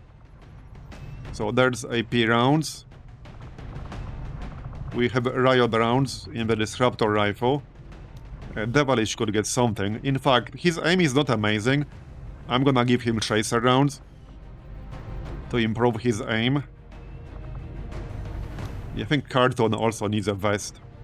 He could die a bit too easily. We can also give him a grappling hook. You never know, it might come in handy.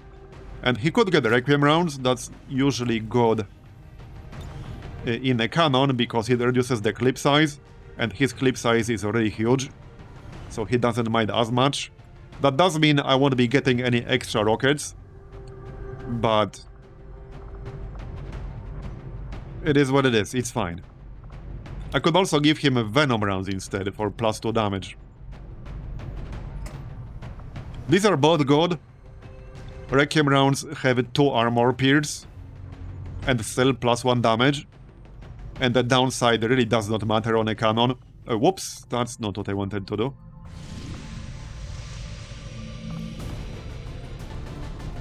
Okay. I mean, hey, I could still use Venom rounds, but I think if I'm gonna do that... And yes, I can just switch. I could do that, but then he would really need more health. So... yeah, he would really need more health. I'm gonna stick to the vest. The vest also gives him some immunities. Yeah, to acid, poison, fire, electricity, and radiation. So that's pretty damn useful. He can also get a PCS. I still have a bunch. We do have +2 HP. Also +2 mobility. He needs mobility.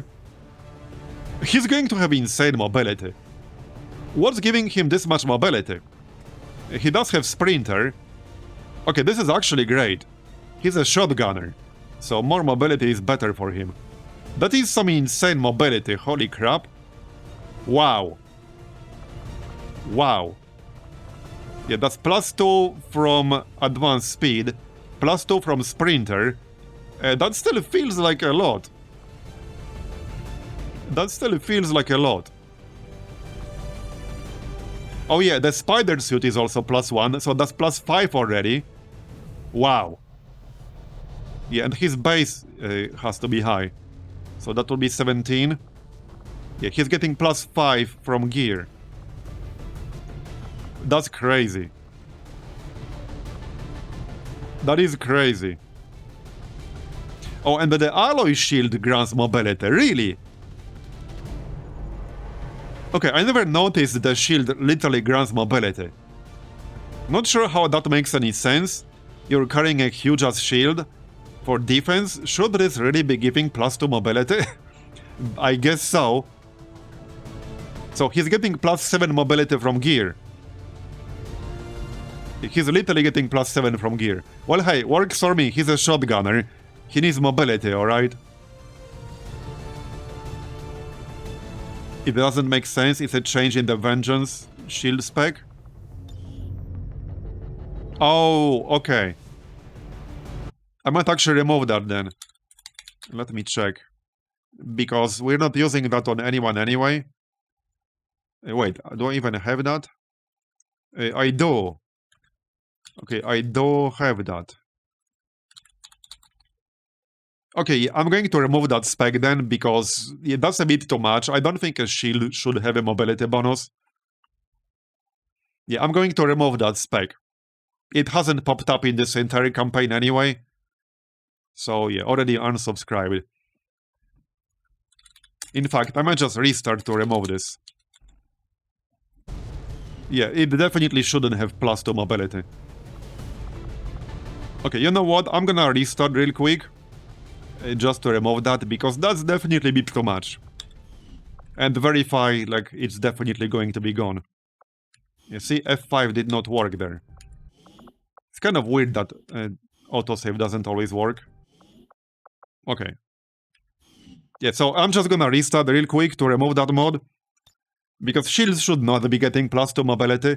I never noticed it before, because we didn't have anyone like him with +7 mobility total from gear. That's definitely a bit too much. he's still going to have insanely good mobility. He does not need another +2. And yeah, like a shield should not be getting more mobility. Like, that makes no sense to me. That actually makes no sense whatsoever. Alright, we're just gonna relaunch. I need a quick break anyway, so I can take a quick break while it's loading. Alright, I'm back. So now the +2 mobility should be gone. Let's just reload. Alright, so let's check it now. Now it should be a bit more reasonable. Now it should be way more reasonable. I assume it will save our setup, because it should. Yep. Okay, see, now that's way more reasonable. Wait, wrong person. Here. That's still a lot of mobility, okay? But 18 is way more reasonable now than 23. Yeah, now it's -2 mobility, which is what it should be. That makes sense. Like, it's a huge-ass shield. So 18 is still a lot for a dude with a shield. But he's getting +5 from other gear, so it makes sense. Anyway, anything else? Yes, indeed. Grenades. So... well, we definitely want the stun grenade. Without a doubt. Let's grab that.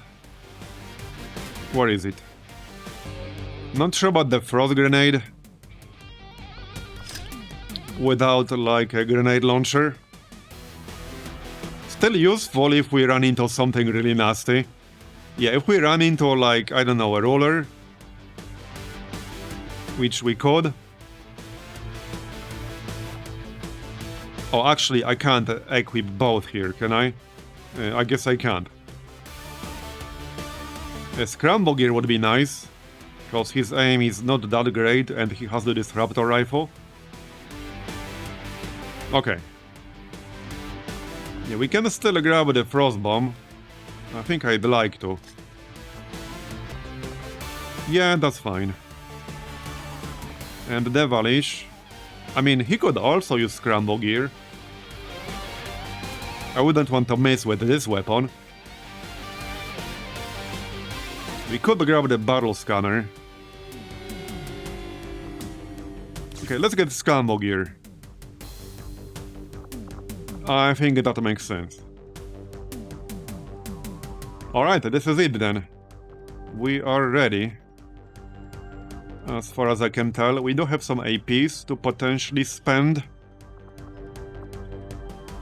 I probably want to wait for one more promotion here, but... well, I guess it depends. Shock and Awe is nice if we're going to use the rocket launcher regularly. But he could get Shellbust Stab with a sword, which is a shred, and then Blade Master at Captain, and then Blade Storm at Colonel, and then Reaper at Brigadier. He would be way better with a sword at higher rank. Alright, let's just go like this. This is fine. Okay, this is fine. Off we go then. And we'll probably do the Hunter facility after, Stronghold I mean. We'll see how it goes. This had a lot of floaters, which is a bit concerning. Yeah, mission is just difficult, so it's fine. True. We did have a heavy floater, actually, in an earlier mission. So there are in fact heavy floaters in here. As in here referring to the mod. Not sure about this mission specifically. But they exist. Plant the X4 charges. Once they're armed, move to minimum safe distance, and we'll turn that place into rubble. Now we need super heavy floaters, am I right? Don't tell Reshi. Maybe they already exist, I don't know. Coordinates are locked in. Move to I hope not. position and place the X4 charges. Alright, well, we're here. We got some convenient high ground nearby. Oh, we got the Paladin Fireburster as our double agent guy. That's pretty funny. Okay, that's pretty funny. Wow, check out the radius on this. So it raises shields around allies and applies burning to enemies. A totally balanced ability right there. Well, there you go. That's our double agent. It doesn't have a ton of health, but it has a nice shield. Only 5 actual health. Alright, let's go and scout ahead, shall we? Affirmative. Moving out. We'll get some high ground. Yeah, that's another nice thing about the Icarus armor. We don't need a ladder. Who needs ladders? Ladders are clearly overrated. I'm on the move. Hello? Anyone home? No? I can do that. Nobody's home, guys. Okay, bin unterwegs. Blow up the facility and we can leave. That's affirmative. Yeah, the shield guy is still going to be, I think, the fastest person in this entire group, which is pretty funny. Even with a -2 mobility penalty from the shield. Alright, that's the paladin. Oh yeah, these guys don't actually use cover. Right, okay, fair enough. That's probably a good thing. They do use a shield after all. Bien.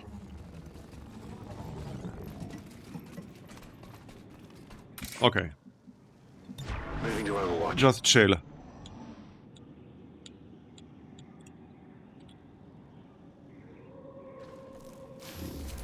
Oh, yep, I see floaters already. Yep. That's 3 floaters in one pod.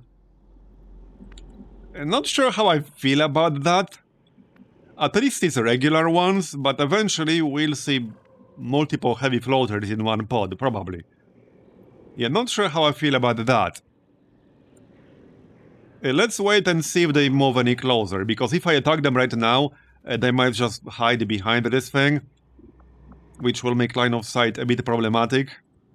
All set. And by a bit, I mean very problematic. We'll set up Cerealis up here-ish. Yeah, I don't want to lose concealment, that would be kind of bad. Okay, we need to stay down here, that's fine. No, maybe not. Yeah, this paladin needs to back up, because he can't use cover. How about now? Yep, now it's fine. So let's go up here, set up with steady weapon. There you go. So steady weapon. Actually, I mean, this one might be a bit better. The actual class steady weapon is +20 aim. But the stock, the superior stock, is +15 aim and +15 crit. So it's a bit less aim, but more crit. This is actually just the normal advent facility, but yeah, I guess it's working. This was not here before, so something is definitely working. Yeah, let's go for the stock steady weapon. Yeah, there are no floaters everywhere. Yep. Pretty much. And that's our shotgun guy, so he'll stay down here. On target. No steady weapon on this weapon, so we can just dash. Got it. Moving. Okay, that's that. That's gonna be the setup.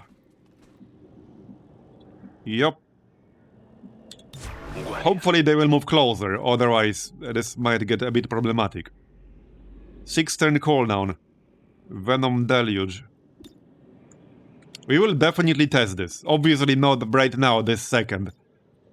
But we certainly will. Overwatch. Okay, shouldn't need Overwatch, but might as well use it. Yeah, we do have basically 6 to 8 floaters in every advent facility right now. Oh, they did exactly what I didn't want them to do. Okay. Yeah, we need to take care of that pod. I'm gonna wait for them to move a bit closer than this. If I shoot them right now, they will probably just hide. And I'll have no line of sight whatsoever. Which would be really bad. This dude needs to back up. We don't want him revealing us. Okay, steady weapon. Position. Does that? I will soon see the disturbance. Hey, Joy. I'm on it. Alright. Yeah, they moved away. Really? Hey, we're right here. Come back. I don't really want to move off this high ground because this is very convenient. I really just need them to come into our range. I really just need them to do that. Who else had a steady weapon again? Oh yeah, Devalish did. That's the only two people. Watch begins. I'm on it. Eyes on the prize. Yeah, I really don't want to leave this high ground right now. Well, this is awkward. Hey, we could just move towards the actual objective and try to skip that pod. But I tried to do that many times in the past. And I would say 4 out of 5 times that backfires horribly. Because they just attack you from the back at the worst possible moment. It's by me. I could send someone to spot them and then snipe them or something like that. Let's just wait like 2 or 3 more turns. If they don't show up, I will either start moving or we'll send somebody to scout them out. Because this is a nasty pod. This area. Oh, okay, alright, more floaters.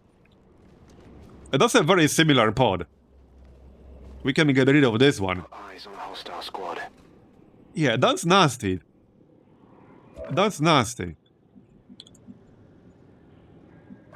I'm a little bit out of position for this one, but we can reposition ourselves.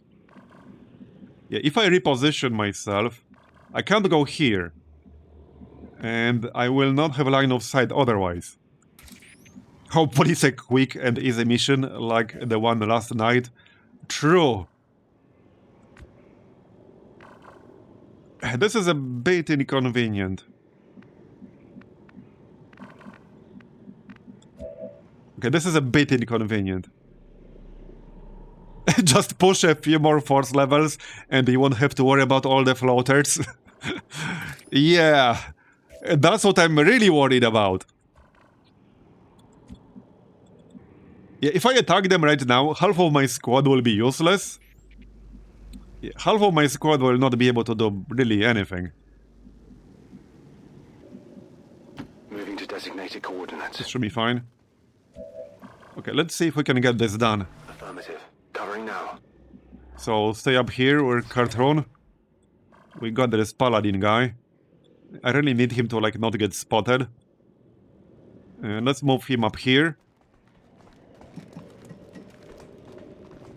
Alright.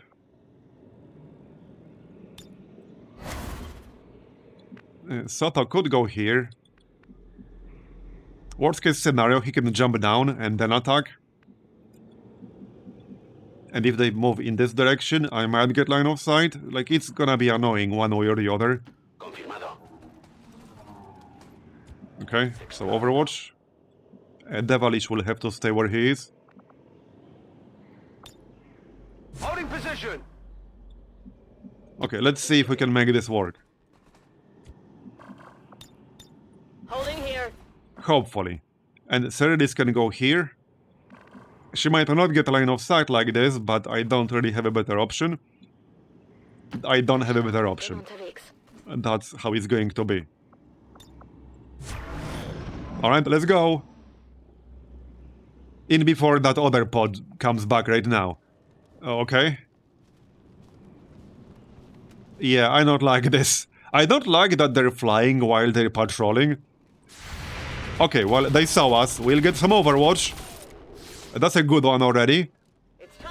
Okay, come on, let's go, let's go. We need to go to Overwatch. Yeah, this is not gonna be great. Come on, more Overwatch. Do we have more, or is that it? I think that's it. Okay, yep, another one. Great. Oh, this is gonna be bad. I do have, like, some flashbangs and shit. And we do have a stun grenade. Yeah, and a Spectre too. And the Spectre could get bad as well. Okay, well, we killed that guy. That was like the lowest level of threat, basically. I can use Insanity, so obviously we're gonna do that. On the Archon, oh heck yeah. Heck yeah. Definitely on the Archon. Now that's a no-brainer if I've ever seen one. Disorienting. Alright, go gadget insanity.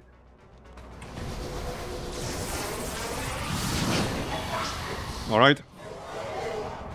Did it work? Okay, he resisted mind control, but we did rapture him. Yeah, that's maybe not great. I was really hoping to get mind control. I was really hoping that would work. But alright. I'm gonna heal myself. We do have this Venom Deluge ability. Somebody should probably call for the meme beacon. We also have our friend over here. So he could use his special ability. Right here. One action. Raises shields and applies burning to all enemies. So okay, here's the problem with this. If I apply burning to like all these pink dudes, that will give them all reactions, which isn't necessarily what we want to do in this situation, you know? Yeah, that's not necessarily what I want to do right now. And of course, Cerilis has no line of sight to anything at all. This is a terrible angle. I can probably kill this floater with rapid fire. Maybe it's only burning without the damage. True, it might be. But if it's not just burning without the damage, that will backfire really terribly, you know? That's my concern. But you're right, maybe it is. Maybe it is. Time to do science. Yeah, not sure if I like science if one possible outcome is you dying a terrible death. Not sure if I like that kind of science, you know? Would be nice to burn the Spectre as well. Okay, fine, we'll do science. Can I blame Chad if we die a terrible death?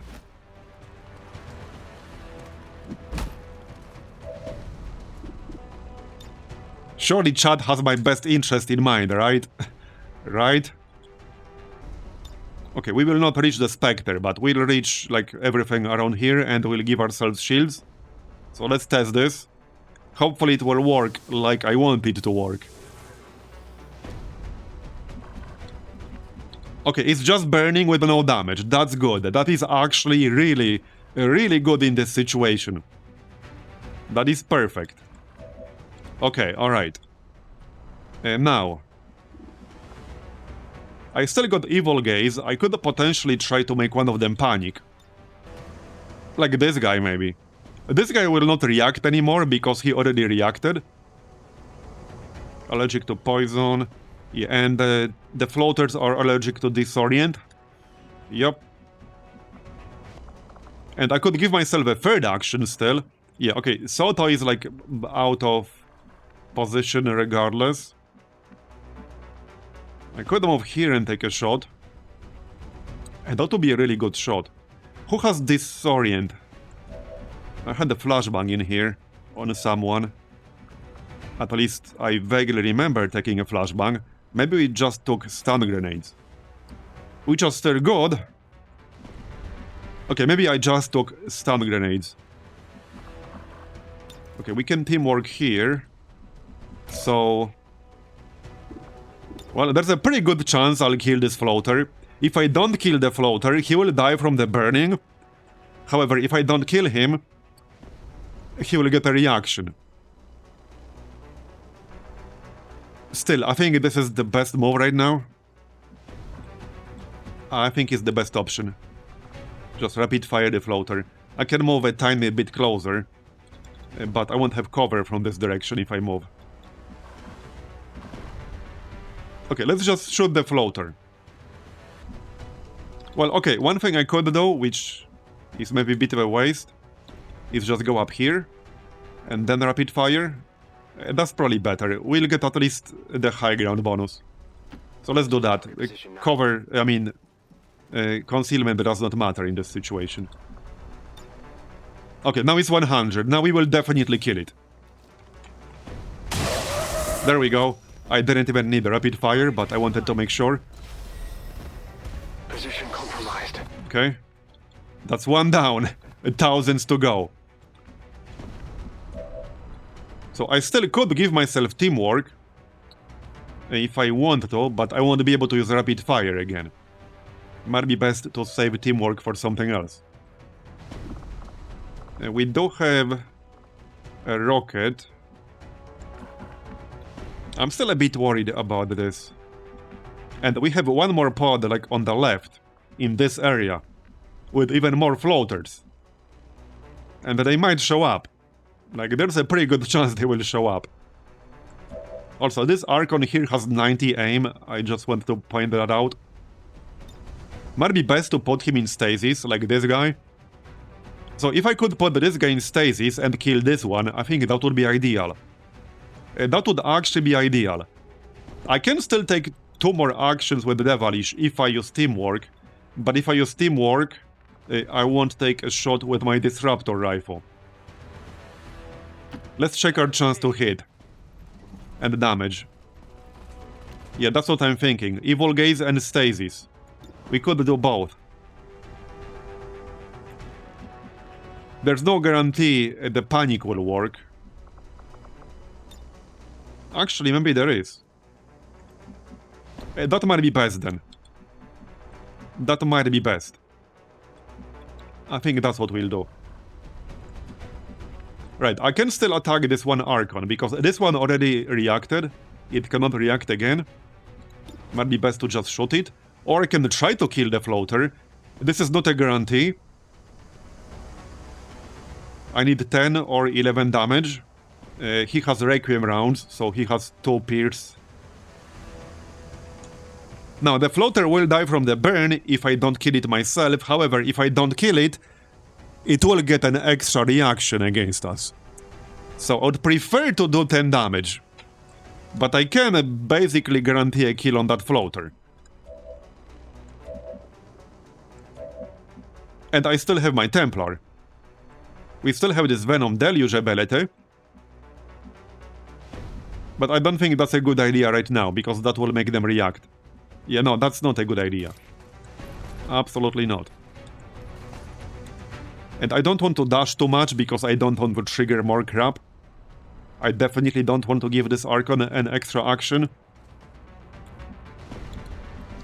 Yeah, I don't think Pepe will be doing a whole lot on this turn. So let's Stasis and Evil Gaze, that's just the best option. Yep. So Stasis this guy. Shields up! And Evil Gaze this guy. Like I said, this guy already reacted on this turn, so he can't do that again. So, teamwork. Okay, there's one more option. I could use Disabling Shot and save teamwork. Okay, that's gonna be better, because Disabling Shot will do really good damage. It should probably do less damage, but I digress. And it will stun it guaranteed. I actually should have opened with this, but a bit too late now. Yeah, Disabling Shot is just by far the best option here. That will save teamwork. We only have one use of teamwork for the entire mission. I might need it later. So, Disabling Shot it is then. There you go, now it's stunned. But we're not out of the woods yet. Okay, I guess I'll just shoot this floater. It might react, but, well, it is what it is. It is flanking Pepe, but we have the shield now. The floaters don't do that much damage, so they're not as much of a concern. Wait, burning you needs to take 0 to 4 damage, so it could take 0 from this? Oh no. Oh no, it could actually take 0 from this version of the burn. This is a different version of the burn. He could actually take 0. Well, hey, if we don't kill it, I can shoot him with the pistol. Pistol Templar, am I right? Pistol Templar it is then. I do have 2 actions, so I might as well reload with the first one. It's not a movement action, right? No. You know what Pepe could do? He could summon the meme beacon. I think he should be the one to do that. Or Cerelis could do that. Anyway, I might as well reload, it's only 1 ammo, but this will end my turn one way or the other. So there's literally no reason not to reload. I'm just a little bit paranoid about doing this because I got baited with an extra movement action, where I reloaded because I thought I have 2 actions left, but one of them was actually just an extra movement action. Okay, and now we'll shoot the floater. Okay, we got it, nice one. Happy now? Yes, happy now. Literally, actually happy now. Okay, and we'll grab the meme beacon, I think. And we can move into a slightly better spot, like maybe here. That way Thomas will also give her cover. Okay, let's go here and set up steady weapon. That works. We'll have line of sight to the Archon and to the Spectre. Well, probably not after this turn. Hey, I can still take a shot with a snapshot. Maybe we should do that. Yeah, actually, I think we should do that. Just shoot this Archon here. That's fine. Yeah, just shoot him. We might even kill him. And the other fix is working properly too. Well, that's good to hear. Probably not so good for my squad's health. Hey, we can pistol the Archon, but there's no need. We'll get the meme beacon. There we go. Here comes the meme beacon. On the next turn. Alright, let's go. So that guy died from the burn. Alright. Yeah, another floater in the back. He missed, good. The elders pursue me. I would have moved the Templar, but we really need that meme beacon. Some of them will shoot our double agent guy, which is what I want. Okay. Wait, they also shot Pepe there, that's not good. He almost sacrificed himself to get the meme beacon out. Yeah. Okay, it's the Abizi bot. Autogun. A frag grenade. Okay, I like frag grenades. That was a little bit risky. But the risk paid off, alright? We got our meme beacon out. Does anyone here have like the extra action from a medkit thing? I don't think they do. He's gonna have to heal himself. Okay, before we do anything, I should probably heal myself. Yeah, I should probably heal myself before I give anyone any extra actions, you know? Yeah. I need to think about this one. We do have Medi-Shot. And I do have Second Wind. Wait, this did work with Medi-Shot, right? The only problem is that Medi-Shot will literally end my turn. So that means I will not be taking a shot with my weapon. And now I could use Teamwork and then Medi-Shot, so that's an option. Or we could use Mark Target. Well, this is nice damage, but let's check Devilish first. So obviously we can use Insanity. Not yet, not yet, I'm just checking my options, okay? Alright, I'm gonna heal myself. So wait, the Archon can't see Pepe. No, he can't. Okay, so he can't shoot Pepe because he literally can't see him. So we're safe in that sense. I just didn't want to risk killing him by attacking a unit. So we can try Insanity on the Archon here. 99%? Yeah, what could go wrong? 99%. Sometimes dead floaters were horrendously loud. Okay, good to hear that's fixed. I don't think I ran into that one. Was it the case of like the sound effect playing multiple times and amplifying itself? Very familiar with that one in the audio realm.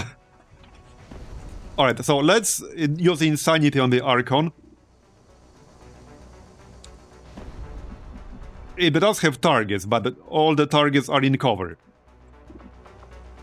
Hopefully it will actually work. I would prefer if it worked. So let's go. Go, Devilish. Okay, there, it worked. Nice. Okay, very nice. Now it's also raptured. Now what? Check our sniper. So we only have one single target. Might as well just target him. We can also use rapid targeting.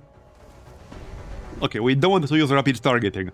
She also had that new ability, Watchful Eye. You get a free overwatch shot when any target you have holo-targeted moves or attacks. That might not work against the Spectre because he could vanish. But we want a rapid targeting on the Spectre anyway. Yeah, so now we can use precision shot probably. It might not be worth it. Just a normal shot. 29% graze. That's nasty. But I want to shoot it one way or the other. Alright, let's shoot it. Alright, good. No graze. Now what? Well, we can probably kill this floater with one shot. It's not a guarantee though, same as before. Also 21% graze chance. It has 16 dodge. Yeah.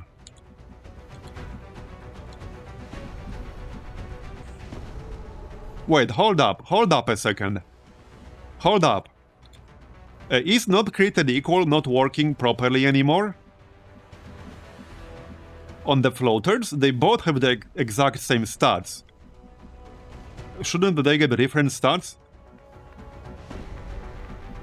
It's possible they rolled exactly the same, but shouldn't that be working? Because I am using like the plugin for that, the extra mod. But they have the same exact stats. They are twins. True. Yeah, I didn't look at the others. Was it working up until this point? Now I'm not 100% certain. I was pretty sure it was. On at least some of these units. The other Archon had different stats, right? So it worked on the Archon, and this was the same exact type? Yeah, the Archons were the same exact type, and they did have different stats. I'm pretty sure it worked on the floaters before, but I would have to check the footage. Anyway, I think I have to shoot this floater. What can Devilish do now? So, we do have technically 2 more actions. Because I can take an action and then use teamwork. So... What's this again? Mind Burst? Oh yeah, this will do damage, right. That is a lot of damage. Oh wow. We can also do something with a Shield Burster. I can actually flank the Spectre. It's not entirely safe because I would be revealing a bit of the map. But we know for a fact that there should be one more pod like in this vicinity. Unless they already activated, I'm losing track. The zone wall is here. Yeah, I want to shoot the Spectre. We do have a chance to crit it. It's probably not going to be super high, but it could happen. Okay, it could happen. Let's try. Okay, we're good. 28% crit chance. Okay, it can't do 10 damage, but we still want to shoot it anyway. Okay, there you go, 3 damage. Okay. And now... Oh yeah, we still have our meme bot. If I did normal damage to that Spectre, I could have killed the Spectre with the meme bot. But alas, that is not gonna happen anymore. So, right, before we shoot this floater, I need to move or heal Pepe. Possibly both. So if I'm gonna do that, I need to use some other ability on Soto first, and then use Medishot. At least that's the plan. So as far as Devilish goes, he could just use Soul Mend, Because, I mean, that works. We also have this barrier ability. Stasis is on cooldown. So actually, let's just use Soul Mend. Get back in there!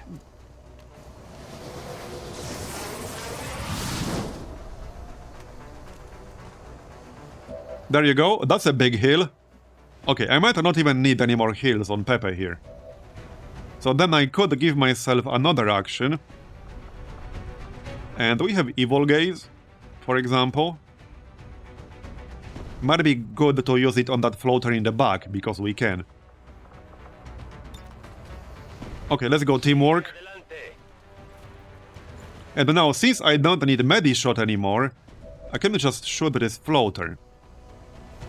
Does this have a higher chance of killing it? No, it actually has lower chance of killing it than Viral, because Viral ignores armor. Alright, that's fine. As for Pepe... Well, I don't really want to charge that Spectre in the back. I would almost definitely trigger more pods if I did that. So I'm not gonna do that. I can just attack the mind-controlled Archon. Because I'll have to kill it eventually. By eventually I mean in the next 2 turns. Might be best to just attack it. Okay, I'm just gonna attack it. And then we can parry. There you go. It will still have 24 health and 2 armor, so this is fine. And then use parry. And then we can attack the floater, just in case we fail to kill it. This one's also not on fire, so if I fail to kill it with this shot, somebody else will have to finish the job. I'm just saying. I could use suppressing fire instead. But this has slightly lower chance. No, this is the same chance to hit. So if we fail to kill it, we'll suppress it. And I assume suppression will kick in before his reaction kicks in, right? It should. So that's actually a pretty useful ability against basically anything with a reaction. Now it won't? Oh, damn it. Hey, that's cheating. That's actually cheating. That is cheating. Alright, a normal shot then. Would have been nice if it did, though. It would have been like a decent counter to some extent. Alright, let's just shoot it then. Okay, we got it. Nice. There you go. There you go indeed. Alright, now... So now I can use Evil Gaze on this guy. Which might make him panic. That's the plan, basically. It should make him panic. Mind is my weapon. And it will do good damage. Can't really fix it. Oh well, it's fine. Okay, he almost died. He should die from the dot. Okay, that's fine. Alright. Wait, oh! He shot one enemy in that other pod. Yeah, see? Because there is still a pod over here. And he shot one of them while panicking. That was a Muton, because he got +1 damage after being shot. Yeah, so we know they are there. We know for a fact they are there. Let's just move the meme bot into like some kind of cover. I could shoot the Spectre still, but we won't kill the Spectre. Wait, we might. Okay, we might. We actually might. What are the odds this will trigger something? This is the only tile I can move into and flank the Spectre. What are the odds this will trigger another pod? I mean, not super high. But not 0. The odds are non-zero. Combat protocol is not enough. Okay, if I want to play it really safe, I can use the grenade and then combat protocol. We should just play it safe. Yeah, I don't want to risk triggering another pod. This will have to do... No, it can do 3. Combat protocol will do 4 guaranteed. So let's just go for the guaranteed kill without the risk of a new pod. Especially since we know there's a pod on the left. If I trigger the pod on the right, and then this pod also walked into my vision range, and we ended up fighting both, that would be pretty bad. That would be really, really bad. Now we can use combat protocol. And he'll die. There you go. Okay. And then we still have our shotgun guy. I mean, I might just shoot the Archon. I'm just using this mind control basically as a form of a stun. That's basically what I'm using it for. So just shoot it. We'll still have to kill it. That's nice damage. Alright. So we can use it one more time, and then we'll kill it. Yep, here comes the pod. Oh, wait, seriously? An Ethereal? Isn't that a bit too early for that? I feel like that's too early for that. But alright. That's a thing. Now I'm a little bit worried. But just a little bit.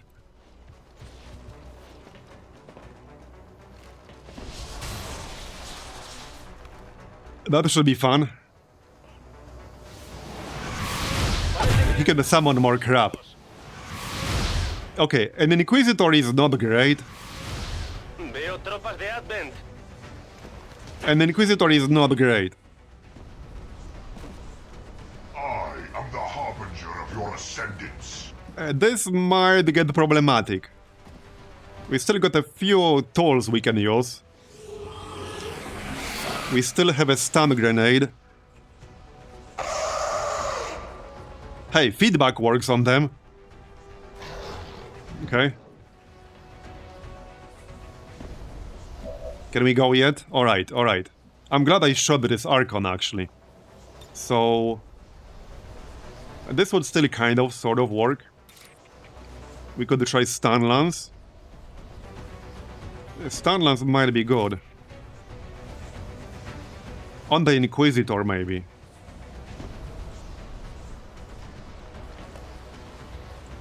Or we YOLO the Ethereal? Do we YOLO the Ethereal? With Stun Lance? They have a lot of crap. They have a lot of crap. Like, this dude really needs to die. He does block any mental impairments, but not physical one? What's the biggest attack we can do on them? Probably like this one. Okay, this would be the one. That's also 52% chance to crit. This would be the biggest attack we can do. So that's one option. We can also mark it. Okay, let's mark it then. More aim. Okay. So that's 100 and 60% chance to crit. A crit here would be huge, because this weapon has a massive crit bonus. So that would be huge for us. I think we have to open with that, right? I think I have to open with that. I still have my Frost Bomb, so I could freeze one enemy here, like this Inquisitor. Man, Cerilis is never lucky in this mission. I literally can't do anything with her right now. She's never lucky in this mission. I keep repositioning her, and then new enemies engage us like from the other direction. I can't even grapple anywhere to get line of sight. I literally can't even grapple. I mean, I could grapple like here, but then I'll have no cover. I could have cover from Thomas if he stays where he is. Okay, we need a Disruptor Rifle. That's a no-brainer. I need to hit the Ethereal with the Disruptor Rifle. Like, that's what it's gonna be. And we need a crit. That's not going to kill it or anything, but we really, really need this crit. Okay, we got a crit. So that's 20 damage, basically. I don't have anyone who can do 23 damage, unfortunately. So... we still have teamwork here. So that's an option. One turn on rapid fire, unfortunately. That would have been useful right about now. It's still pretty good damage, though. I could run a gun somewhere back here. I could literally run a gun like back here and shoot it. There shouldn't be any more pods over here, because this is like the end of the zone. So this might actually be the best play. Just a shame I don't have rapid fire. And then I could get another shot, but that will do 66% reduce the damage. Just something to keep in mind. But I could shoot the mutant instead. So that might be best. That might actually be best. Can I invert? I don't think he has any focus, does he? No, he has no focus. So I cannot invert. He can freeze something though, because he has a frost bomb. I will probably have to do that, like the Fanatic or something. Or like Crusader. This is like a pretty nasty group. This is a very nasty group. I think run and gun is like the best play here. I don't think I can kill it on this turn. Like, that's not gonna happen. That's not gonna happen. I can't do that. Yeah, so the Crusader can mind control, which is kind of bad. The Inquisitor cannot. He can daze and execute a target, though. We could try to hit this Crusader here. With our Archon. That might be best. If somebody gets mind control, that's very problematic. Let's do that. Okay, he's unconscious. Nice. Okay, that was really lucky. That was really, really lucky right there. Okay, that was super giga lucky right there. Alright, alright. Now, that does not mean, like, we're safe and done. Absolutely not. Not even close. So, I think I'm gonna have to use run and gun. I do have 4 armor, 5 shield, and 14 HP. This is just the best play by far. Run and gun, go here. And shoot the Ethereal. Like, there's no better one. There's no better play here. We do also have the Gatling Beam Rifle. I kind of needed my A-team for this. If I knew this is what it's gonna be, I would have brought my actual A-team. We can still Insanity. So we could Insanity the Muton. He has 86 well. Inquisitor... Oh, only 58! Okay, we should actually Insanity the Inquisitor. Because the Inquisitor could daze someone. And then I would have to go and help that person. Otherwise they will get executed. So definitely Insanity on the Inquisitor. Yeah, that's a no-brainer, Inquisitor. Let's go.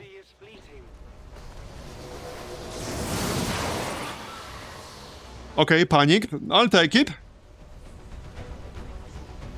I'll take it. Oh, okay, reflected. Right. Will that count for the second shot? Okay, if we're gonna get like this level of reinforcements every turn, I might actually have to leave and come back with my actual A-team. Because like these guys are not my A-team. If we keep getting new reinforcements every turn of this 4th level, I think I'm gonna have to come back with my actual A-team here. What else can we do? What was Mind Burst again? Oh, right. Okay, this is actually really good. So this will do a lot of damage to the unit we have mind controlled. I almost forgot about this. So this will actually basically kill the Archon, the Muton, and the Crusader. 3 kills for 1. Yeah, so this was like the best case scenario. Basically. Let's go. Alright, fire. You may fire when ready. Let's go. Suddenly, these abilities don't seem so overpowered, do they?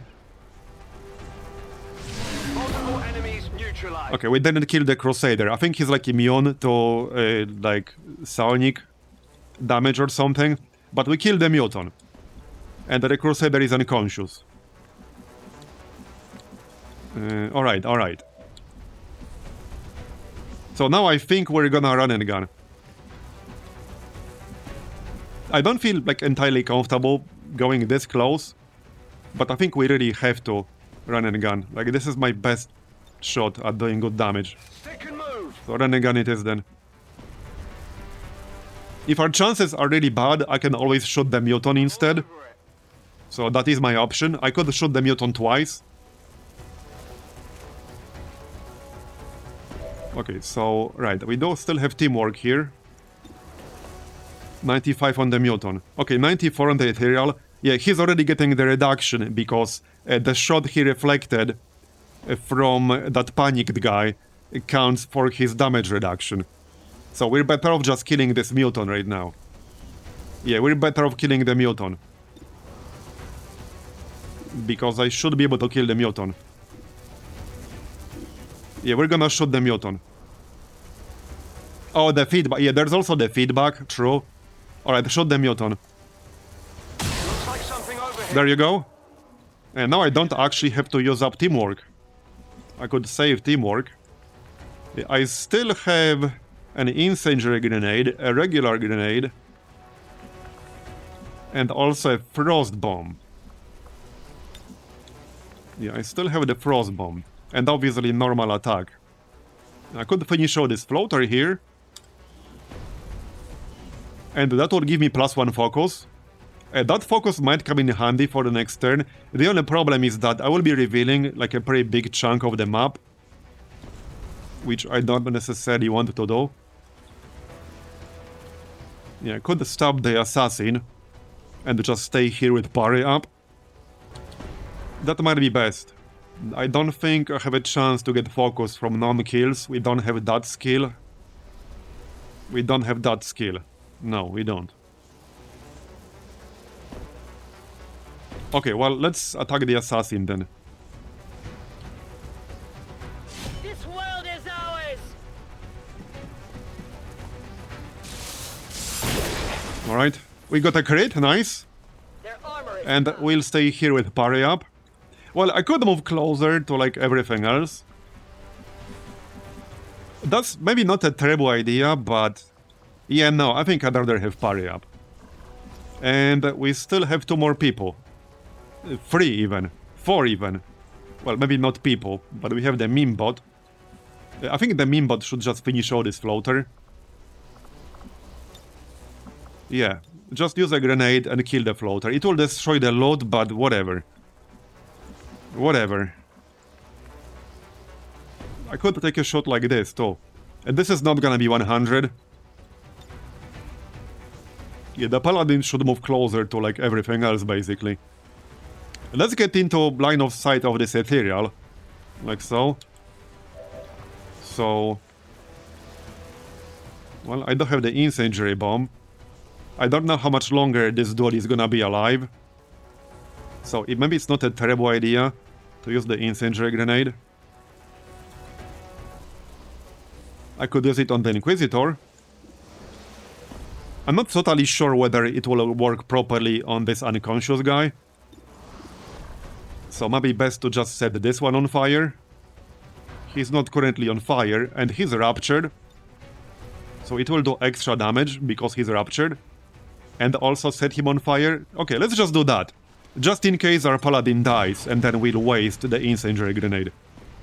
There we go. We also shredded him.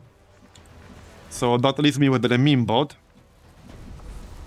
Could use this autogun overwatch. Do I really want the autogun overwatch though? Not really.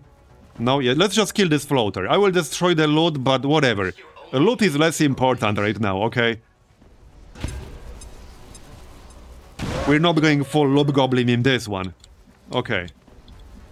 It's not that big of a deal. Like, advanced expanded magazine, doesn't matter. Alright, I still have a cartoon here. I mean, it might still be a good idea to shoot the Ethereal. Yes, we'll do reduced damage, But we'll shred him. Wait, will we shred him? Actually, no, we won't. I could Overwatch instead. Okay, I could Overwatch because we'll get even more crap spawning. Yes, they do apply corrosion. Let me F1 the Ethereal again.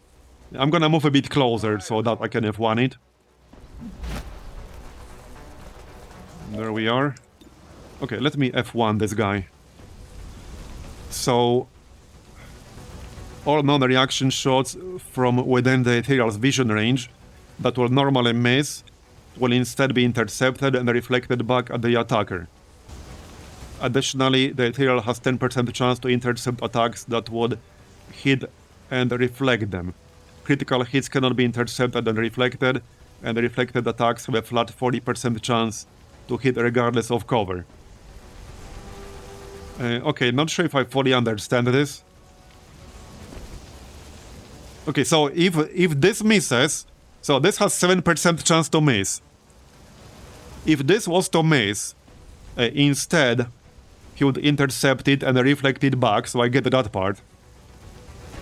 He has 10% chance to do it regardless, but if it's a crit, then it cannot happen. Okay, well, it cannot be a crit because we have 0%. I don't like that 10% figure, not gonna lie. I played XCOM enough to know what 10% means. Sonic shielding. He has some really nasty abilities. Obviously I can't kill it on this turn, that's literally impossible. Okay, so technically, I can still grapple down here and take a shot if I want to. That's not really safe though. That's not really safe. We won't have cover like this. I think I just need to move normally and a steady weapon up. I could use Nightfall so that they won't be able to target me. Yeah, but I don't have any CC that will actually work on them, that's the problem. And in this case, like, he actually surprised me. I didn't even know he was here in this mission. I didn't even know they can spawn at force level this low. And he was like invisible or something, because we saw that pod earlier at the start of this mission, and he was not in that pod. So, either it's a different pod or he was like invisible. Okay, I think I just need to take this shot. I'm just gonna take this shot. Okay, well, it's a dodge, that's fine. It did apply corrosion. Alright, let's Nightfall. Go here. And steady weapon. But there's a good chance I'll have to leave and come back with a better squad. Like, this is not even close. Yeah, like, he's gonna spawn reinforcements every turn. And I need, I think, at least 2 more turns to kill him. And this can be some really high force level units. Like, I need at least 2 more turns to kill him. Maybe 3 more turns even. Okay, that's good. So does he get extra actions, or does that happen only on activation? Because he got like 3 or 4 actions when we first activated him. Your form is fragile. Okay. Okay, he doesn't get extra ones right now. Alright, well, I need to try hitting him with the disruptor rifle. It is 160% crit. But wait, we have another group coming right now. That will be the 3rd one now. This is the 3rd group he's casting. The 3rd reinforcement group. It summons 3 pods of 2 per turn. And after that it should have a 5-turn gap. Yeah, this is the 3rd one. This is actually the 3rd one. Yeah, he did this on activation. Like, he literally did this as soon as it activated. The problem is that I can't crowd control it. Like, that's the problem. Well, I do have rapid fire now. Yeah, only 79% chance to hit. Also, if I miss, this could actually kill me. My best shot is still with the disruptor rifle, which is a guaranteed hit and a 60% crit. But then it will be reduced by 66%. Like all the damage he takes will be reduced by 66%. I can't crowd control it, it's immune to freeze, it's immune to stun. It's immune to fire. I still got frostbite, so we could frostbite the spark right here. Okay, let's frostbite the spark. Wurde gesehen.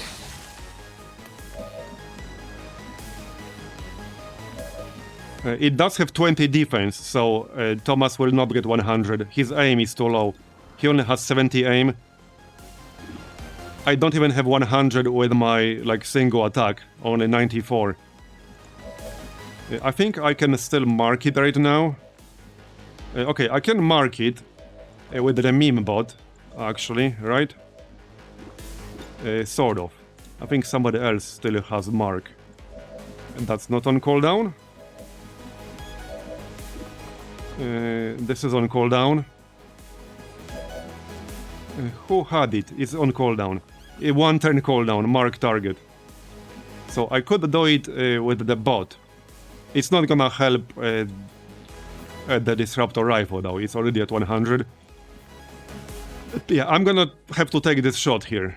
This is like the best option I got. Yep, just sucks that I can't use my other action for anything useful. Because all of these will end my turn other than reload. Like, reload is the only thing that won't end my turn. So reload it is then. No, I don't have teamwork, we already used it.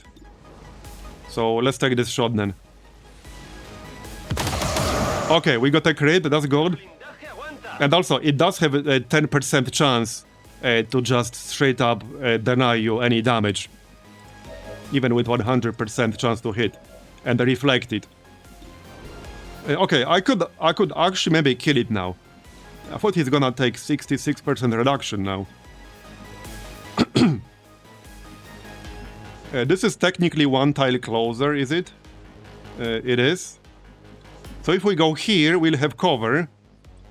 And we should have, like, I don't know, either 100 or like 98. It's still 10% chance to fail. This is still 10% chance to fail. That's affirmative. And if I use... Okay, yeah, rapid fire is only 82. 97. We need this shot. So this is like 3% chance to miss, but also 10% chance on any hit to basically miss. Alright, well, let's do it. Yeah, see? No, actually it worked. Okay, we killed it. It was a graze, but that was enough. Okay, now we have to, like, kill all of this other crap. I assume this group will already spawn, because it's like reinforcements that are already coming, and I can't stop them from coming. But we friggin' killed it. I really got caught off guard by the fact, like, he was here, because we are at force level 16. I assume this is gonna be like close to 20. We only just like recently got to 16. Yesterday we were still at 15. So this is like, I think, the earliest they can possibly spawn in a campaign, which really caught me off guard. Okay, the spark is frozen, right? Yes, it is.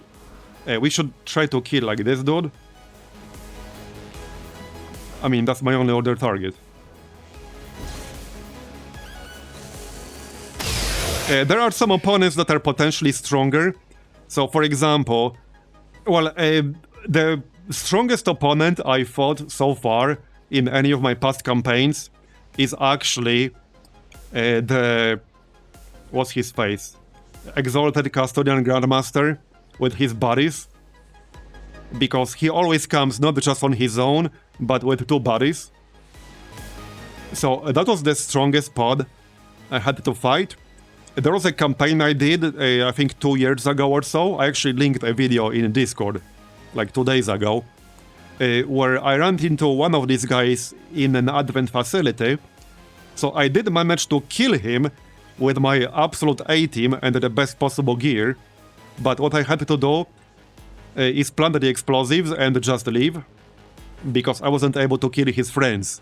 Like, I used every trick in my book to kill the Grandmaster, and then I didn't have enough moves left to kill his buddies. So far, like, that's the toughest enemy that I actually, like, tested myself. There might be something worse. That's definitely possible. But so far, from all the enemies I fought, that was the worst one by far. I'd rather fight 3 sectopods than 1 Grandmaster. Let's put it that way. And by the way, he's enabled on this list too, because reasons. Anyway, let's actually finish this, shall we? Hold up. We have assassin here. And we have assassin here. We can finish off this one and get focus. Okay, let's finish off this one and get +1 focus. Because I can't use invert and stuff like that without focus. There you go. That will give us 1. And this is why I really need channel. So I really need like the channel crashes like to work. Because right now, the reason I'm not using channel on my Templars is because it causes crashes to desktop consistently, but it's an amazing ability that basically unlocks your Templar's potential, because it's a relatively easy way to get focus without the need to get killing blows on the Templar directly. But it causes crashes to desktop consistently, so I had to respec and stop using it. That's one of the reasons like we're constantly struggling for focus. Okay, parry. Viral is at 6 health. So this dude is unconscious, which means he should stay unconscious. Oh no, wait, oh no. Is there still a bug that can cause mission to like not end if there's an unconscious enemy on the ground because he's not technically dead, but he's untargetable because he's unconscious? Because that was a thing in the past. Like, I don't know, 3 years ago. I don't know if that's still a thing. I had a bricked mission in the past because of that. Because he was untargetable, but okay, should be fixed. Glad to hear that. Alright.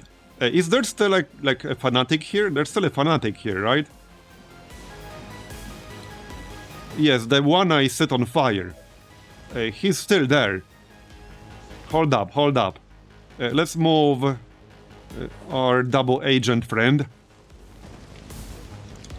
Yes, okay, he's still there. He will not be panicking anymore after this turn. I'm not gonna shoot him with 36%. Hey, we can still use this again. Give ourselves some shields. Yeah, why the heck not? This is a good ability. This is a very good ability. I'm really glad we got this guy. Alright. Oh yeah, I still got the meme bot. Hold on. I thought that was my turn for some reason. Because of that voiceover. So can we kill this Inquisitor? Maybe. Yes, we can. I could just jump down and kill him. Yeah, probably should. Okay, let's kill him. Should be fine to stand over here, even better. Okay, just kill him. He can do like some funny stuff. I don't want to risk that happening. Okay, just kill him. Got it? But man, Ethereals go crazy. So, were you saying that you can CC them, but only like before they activate? I'm gonna have to test that. I didn't really get a chance to do that here because, well, he activated himself. And then started spamming stuff right away. Alright, well, we can use Autogun Overwatch. There's still one more enemy. Wait, there was still like one more assassin, right? Like literally here? I'm losing track of like what's where. There was still an assassin, like back here. Yeah, okay, back here. Let's just kill him. The spark is crowd controlled. Target neutralized. I stood still for 20 years. Alright. Yeah, but how do you open with a frost bomb once your squad is no longer concealed? That's the problem. There's no actual way to do that. The only way to do that is if you have the frost bomb on somebody with really long range, and you have a scout who can reconceal themselves, and then scout ahead, spot the pod, and then you can use the frost bomb from outside of their vision range. But that was not possible in this group, because this group did not have a scout who can conceal backup. Well, they did, but I had the frostbomb on the Templar, who has very limited throw range. So I wouldn't have been able to throw that frostbomb from outside of range anyway. Because, like, check out his range, see? This is not enough range. So, like, that was not an option. But I will keep this in mind for the future, for sure. Will they show up in the Shadow Chamber, or are they immune to showing up on that? This mission did have an unknown enemy. Would they count as an unknown enemy for the purpose of this mission? Bereit für den Angriff. Alright, let's kill the Spark. They should show? Okay, good. So this was the unknown enemy. That means there shouldn't be any other unknown enemy in this mission. Let's grab the loot. So now we will be able to prepare properly in advance. That's good. That is good. Got the goods. Oh, cautious? Okay, that's fine. Because I can prepare for them. There are things I could do if you can freeze them before the engagement starts. It's just that this specific group was not able to do that. There's still a collector assassin here, okay. Right, and there's still a fanatic crusader. Right, that's like the new pod. Let's just go in.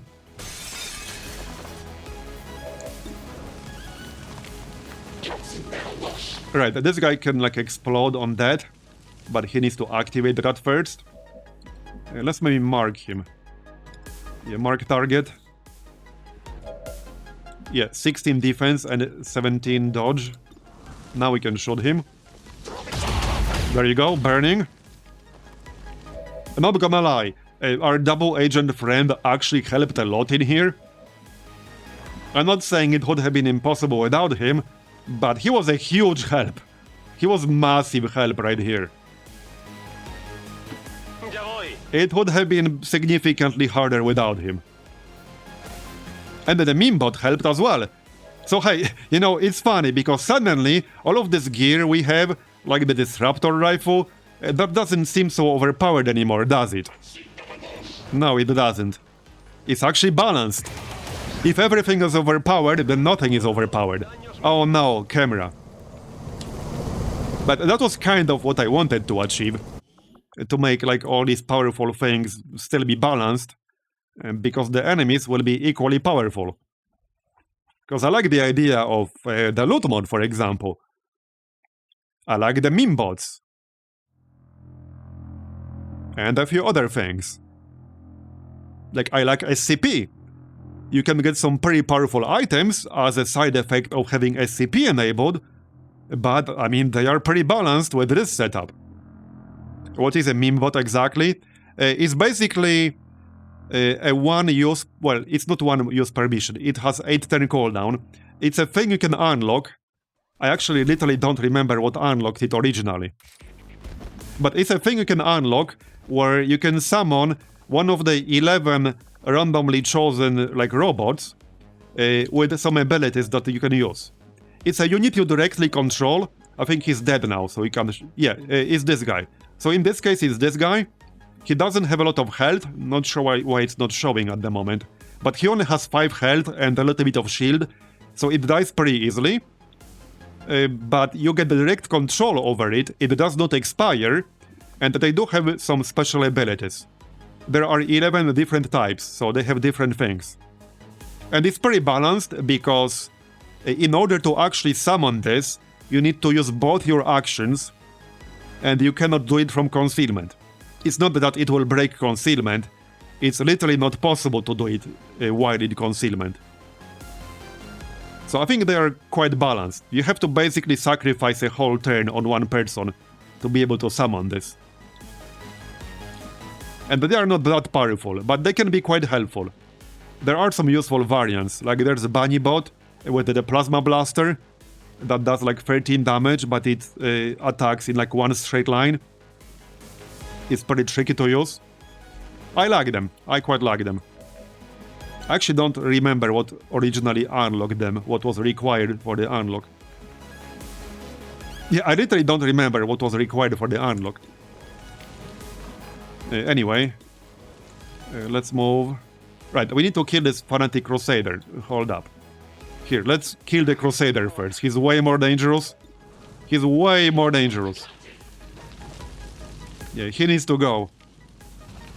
He doesn't have what it's called, the sustain. He has stasis, but that's like castable on other people. We still have the spark that we should probably kill. Yeah, hold on. Do I even have enough actions here? Yeah, I've been talking, but... Okay, we can kill the Crusader with Pepe and get +1 focus again. For my people. We still have more enemies left. Okay, he's dead. I'm really glad we managed to kill the Ethereal. I was really worried. It was looking pretty bad. There, we have full focus now. So parry. Alright, we got the Devilish. So there's still this assassin in the back. He can do 8 non-critical damage. Devilish is basically my last move here. I think we'll kill the Spark then. Okay, just kill the Spark. The assassin only has like 58 aim. It's fine. Just kill the Spark. There you go. Okay. Do you keep corpses on facilities? Yeah, you do.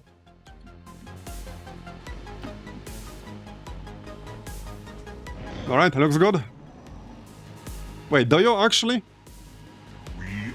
I never thought about it that much.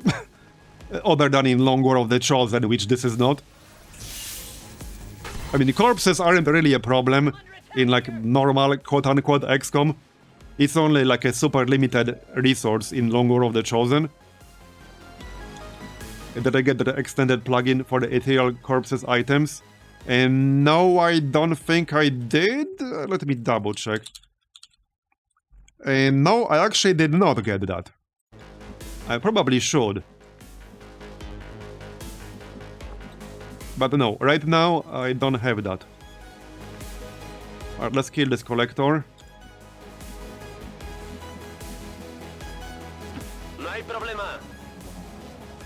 Yeah, I'm using some of these like Mass Effect mobs as the Lost.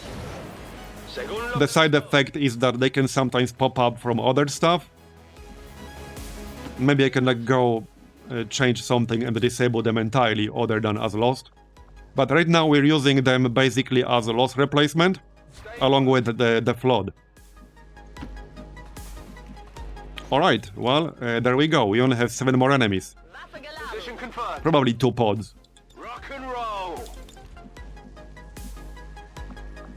Man, every single mission lately has been nuts.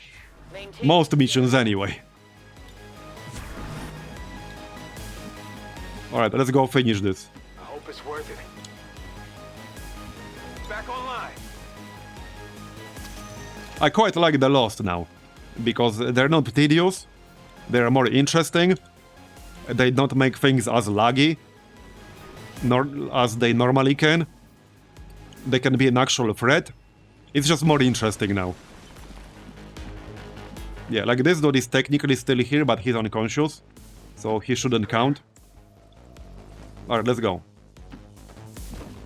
I can actually conceal myself and scout ahead. We probably should do that.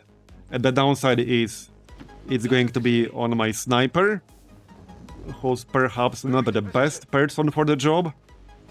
I still have... Wait, did we bring a battle scanner here? Let's check. Yeah, we can conceal.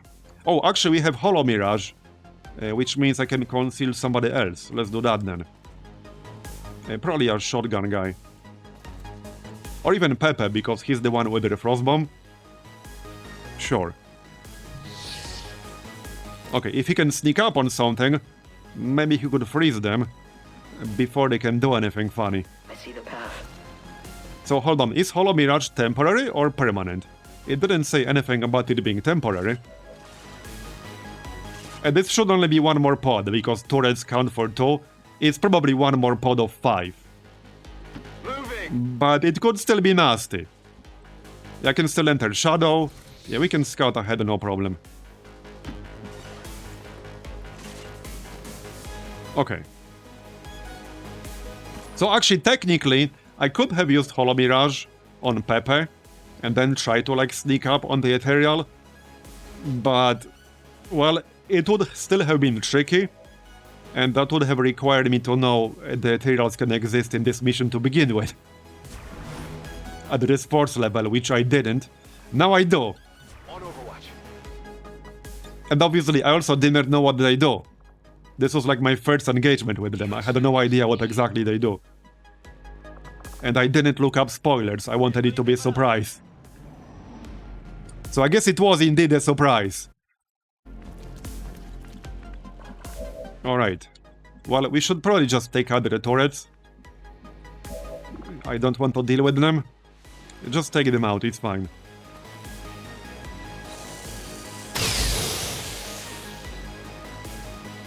And that's what snipers are for. With AP rounds. Okay. Holding here. Roger, holding. We can just snipe them. Also, we should probably heal Viral here. Which we can, no problem. Yup. We wouldn't want him to die, would we? No, absolutely not. I could still control one turret, but it will be temporary. Yeah, Medishot is pretty good, I like it. And it also works with Second Wind, which makes it really fun to use. On your order. Meaning the person we heal gets his action back. But only if it results in an actual heal. And yeah, I think next time I will use the Icarus suit on a sniper. Affirmative. Covering now. Overwatch. Instead of the grappling hook. It's a bit more flexible, but it only has 2 uses per mission. As opposed to grapple being unlimited. So I mean, there are benefits to both. Grapple is a bit more useful on certain map types. Okay, let's just shoot again. I guess we can control the other one. There you go. So, control. Right here. 58%. Well, might as well give it a shot.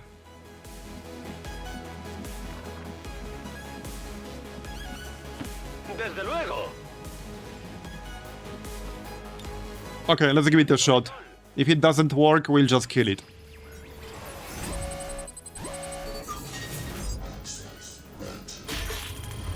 Okay, it worked, nice. It is temporary, so need to watch the timer. Not that there is an actual timer. Just need to find that last pod. It's probably like inside here. I have to plant the explosives anyway, so you know. Pepe is concealed. I assume they are in here, but they might not be. Hello? Anyone home? Oh, yep. More floaters. Okay, yeah, more floaters. Another Archon. Elite Assault. Sector Commander. Alright, I guess it could have been worse. After that Ethereal, this is like a nothing burger, basically. It's literally a nothing burger. I'll probably have to destroy the turret. Don't want it shooting me while we're busy. I'm on it. Moving to position.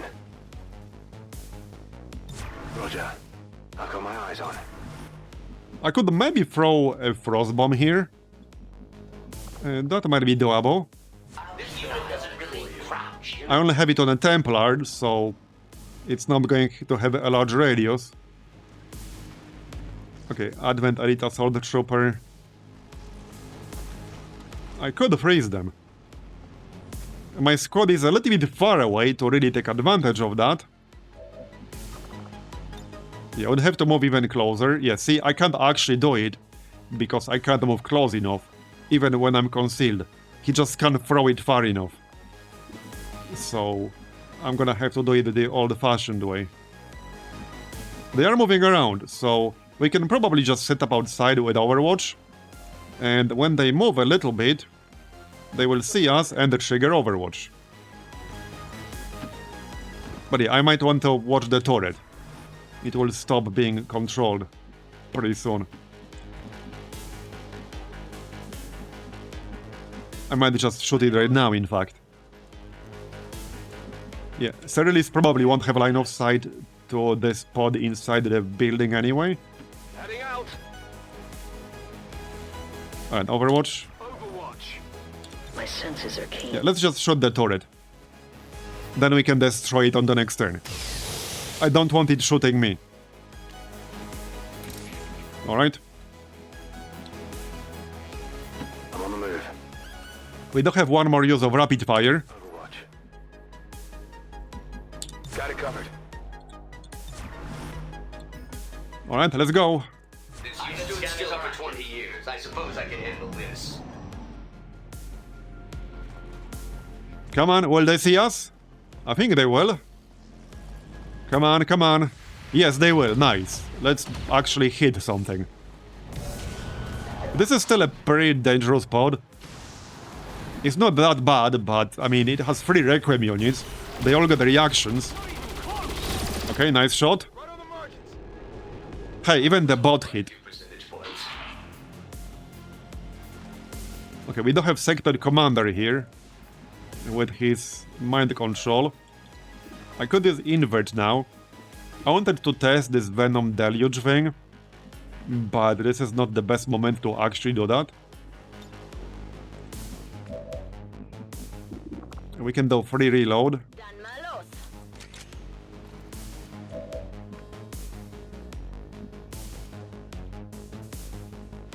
So wait, will the turret take damage when the hack expires?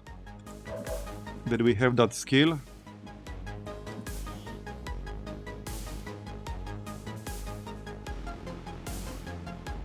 I don't think he had that. No, he does have Trojan. Okay, so we can just ignore the turret. Soto has Trojan. Take a shot at something else. Yeah, not the best chance to hit, but we can take a shot anyway. Can still use rapid targeting.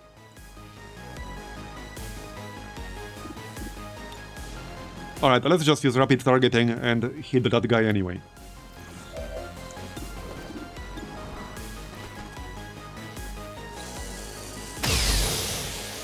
Alright. Okay, nicht erwischt. 53.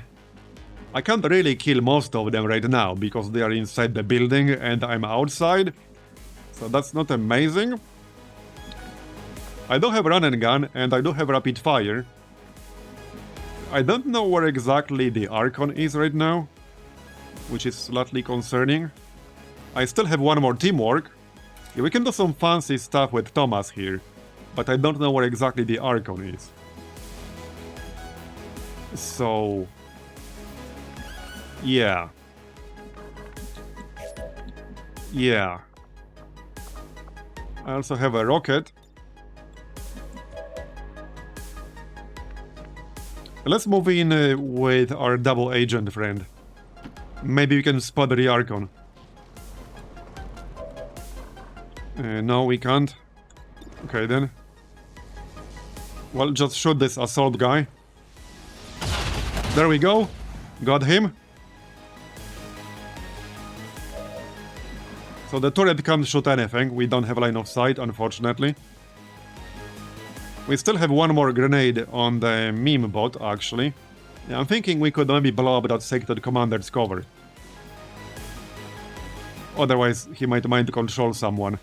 And then I'll have to kill it. Yeah, let's just hit him with a grenade. This might not blow up his cover, actually. But maybe it will. Only hands to throw these? There we go, it did. Now we can kill him pretty easily. Wait, did it? Okay, no, it didn't. Fair enough. Was worth a try.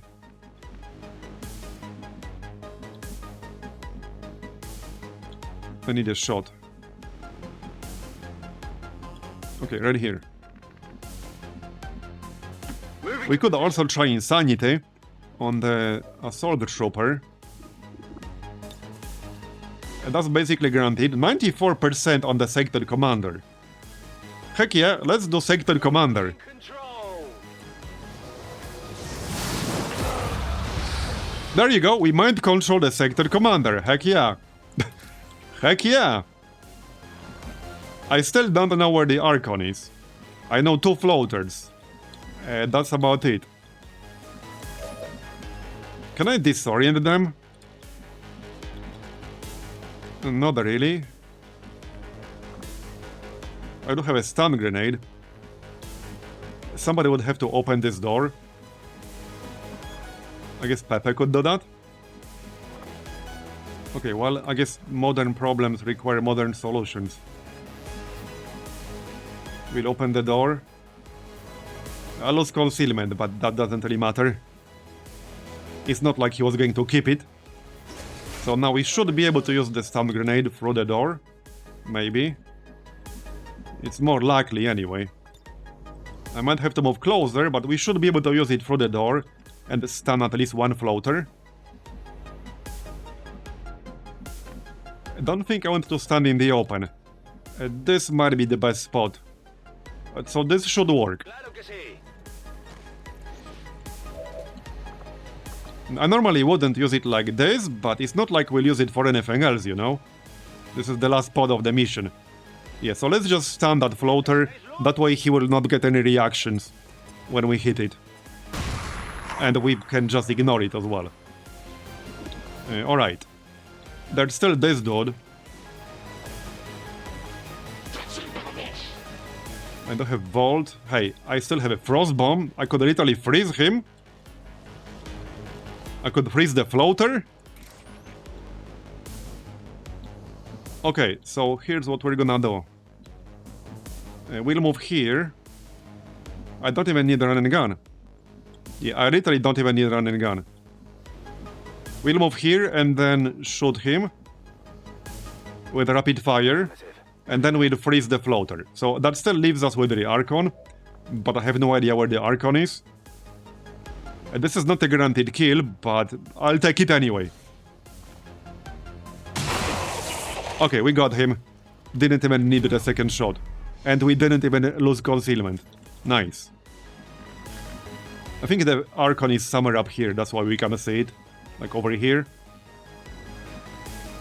On the second level anyway. So now we can freeze the floater. Yep, might as well. There you go. And I can still take a shot. Can I though? Yes, no, maybe. How can you not take a shot? What? What the heck? Yeah, from over here. I guess that will do.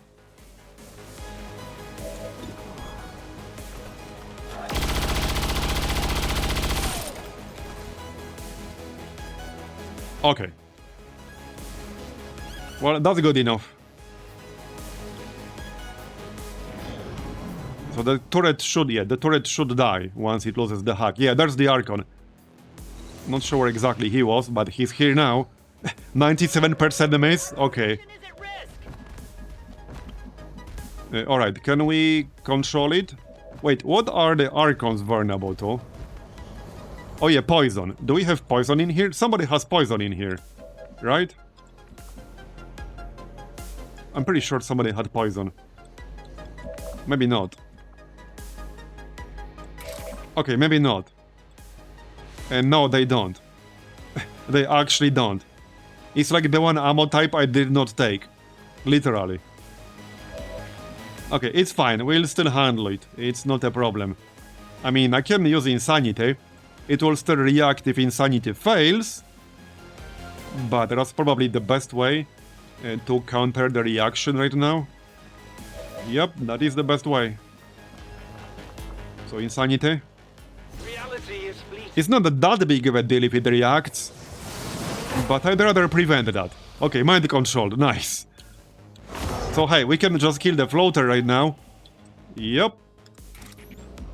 Yes, we can. Let's kill the floater. Heading to that location. I'm spotted. Oh no, we're spotted. Whatever are we going to do? Bye-bye. No longer a threat.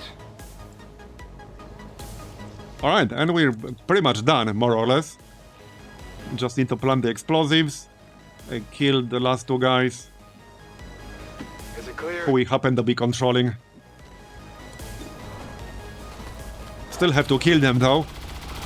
Otherwise we lose the mind control. Wouldn't want that, would we?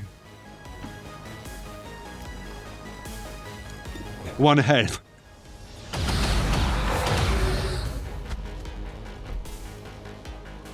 I'm a little bit worried about some of the other facilities and also the Golden Path missions after this. Yeah, how hard is the Golden Path mission going to be? Yes, that's the answer, yes. Yeah, I'm a little bit concerned about that.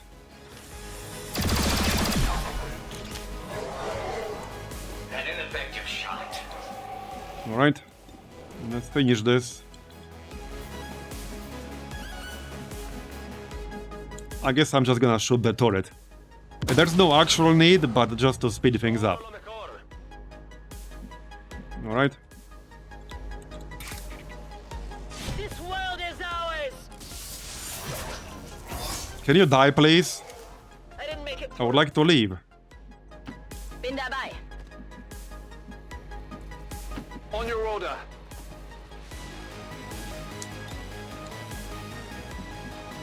Okay, I guess that's my turn.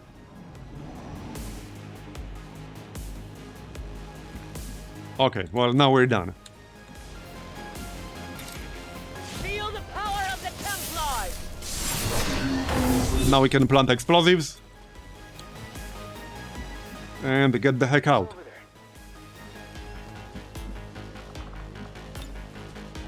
That's one facility down.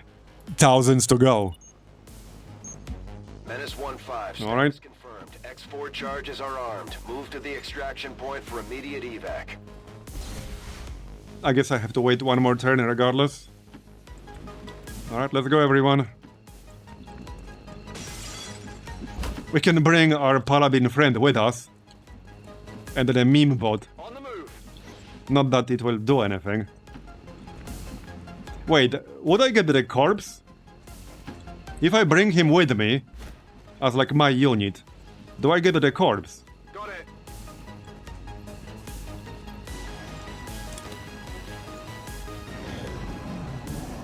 Oh, no you don't. Ruined.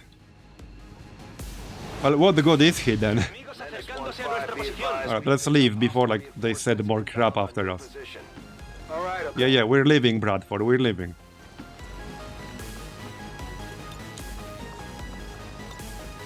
Listo para bailar. Done. Okay, well, we did it. Status confirmed. That Ethereal was a nasty one. I will be better prepared for Ethereals next time. Marb's wanting to turn his friends into corpses. Hey, he wasn't really my friend. He was a double agent. You never trust double agents. Like, once you become a double agent, nobody's really going to 100% trust you. Explain Dr. Tygan. True! Hey, true. Citizens of Advent that are To be fair though, he's a defector, not a double agent. Yeah, the unconscious guy will wake up and wonder what the heck happened. We got a promotion. That's going to be low profile. Wait, I thought I already picked this up. I remember picking this up. But I guess there were some crashes and stuff. With the alien facility destroyed, their efforts to Alright. I don't have more leads, but I'll have to research them. So that will have to wait until after we finish the plated armor research. Excellent work, Commander. So that probably means we'll be doing the forge at some point soon-ish. I would like to get it done. Yeah, I would like to get it done. We do have a lot of intel at least, so that's nice. Heavy weapon, yeah, 9 days. We need to finish making contact.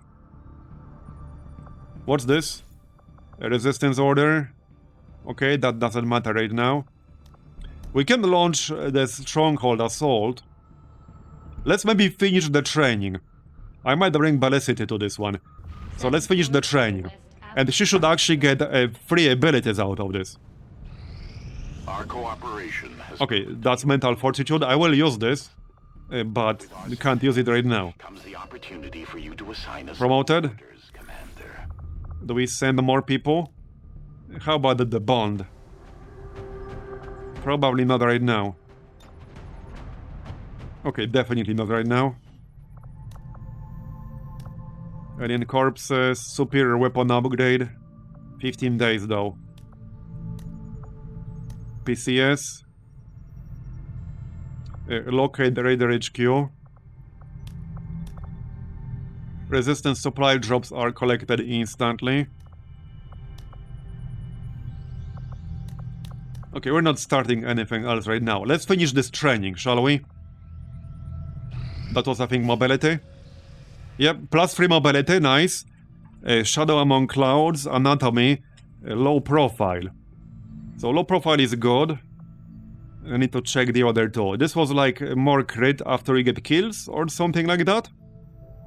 Kind of like Headhunter, but different. Okay, we'll check that out. Where are you? Right here. Oh no, that's different. You gain +15% critical chance and 2 armor pierce on all attacks. That is really nice. Takes 33% less damage while concealed or in smoke. Yeah, and a low profile. Yeah, that is pretty good. Now we can send somebody new. So this will take a while, because I increased the duration. This is like a whole rebalance thing I did yesterday. We discussed that for quite a bit at the start of yesterday's stream. So we could send Clippy, but that would take 20 days. He's currently above average, so that would give him 1. We could send Polpetta. He's genius. He would get 2. And it would only take 11 days. I think he's the best candidate here. What does he need the most? He's kind of a scout, so he could get mobility, but his mobility is already pretty good. I might just give him health, to be honest. I'm just gonna give him health.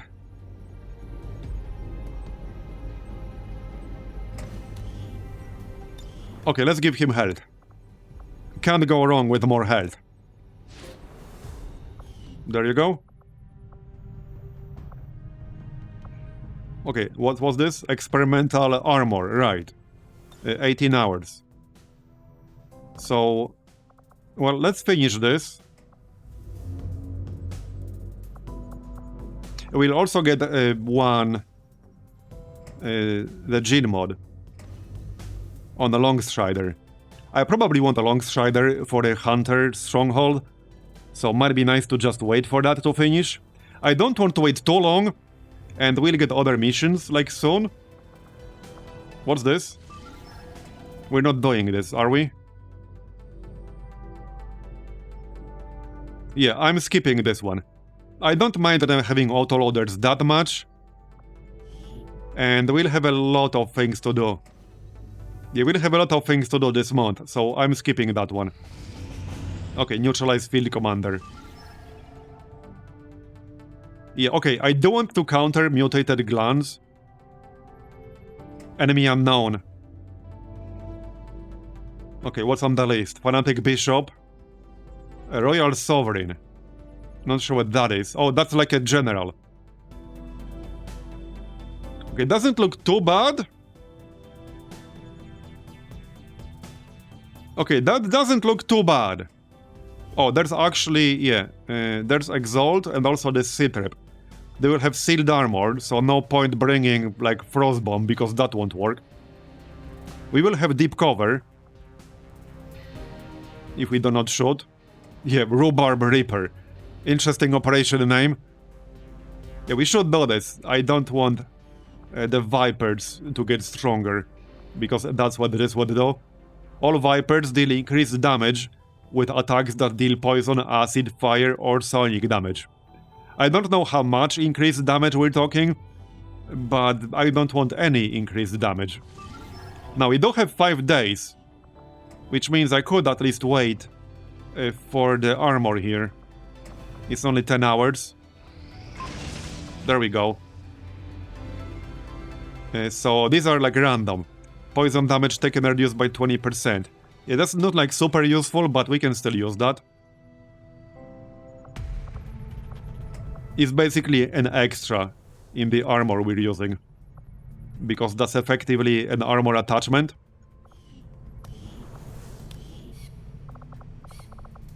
Let's see. I would like some more heavy weapons, but it's really random what we'll get. It's really, really random. It is, however, instant.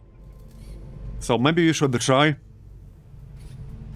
Shredder gun would be the best, but obviously there's no guarantee whatsoever. Yeah, there's no guarantee at all. Okay, let's try one heavy armor, a heavy weapon. Just one. Give me the shredder gun, thanks. Okay, poison thrower. Okay then. Fine.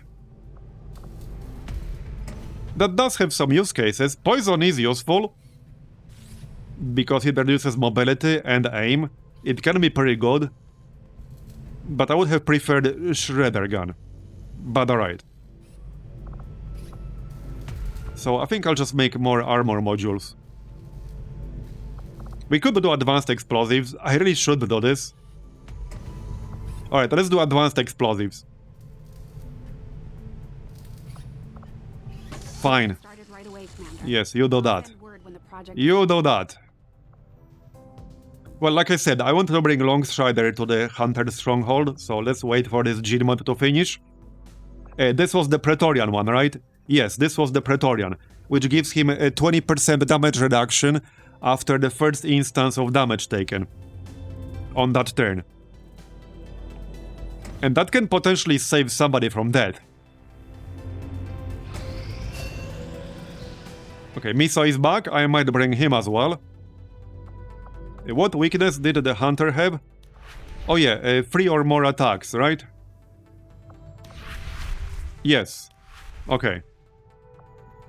And Assassin takes increased damage from explosions. He's also immune to explosions. The Hunter, I mean. And he takes increased damage from Templars. So I'll probably want to bring Templar. Yup. Okay, Dark Tower, that's fine. Advanced Agility, that's good. Let's do more of those. Yep. This is from like Exalt personal combat chips. So this doesn't use Elerium cords, supplies, or anything else. Just Exalt chips. And we killed a lot of Exalt, so we do have quite a few of those. Okay, Rescue Scientists, I don't need that. We don't need any more scientists. Sorry bro, we're not rescuing you. You're not useful enough to XCOM, alright? We have other people. No rescue for you. There we go, reactive nanogels. This also gives him basically the faceless regeneration, which is pretty damn nice. And okay, now we can set it up. Not much point waiting. Nope.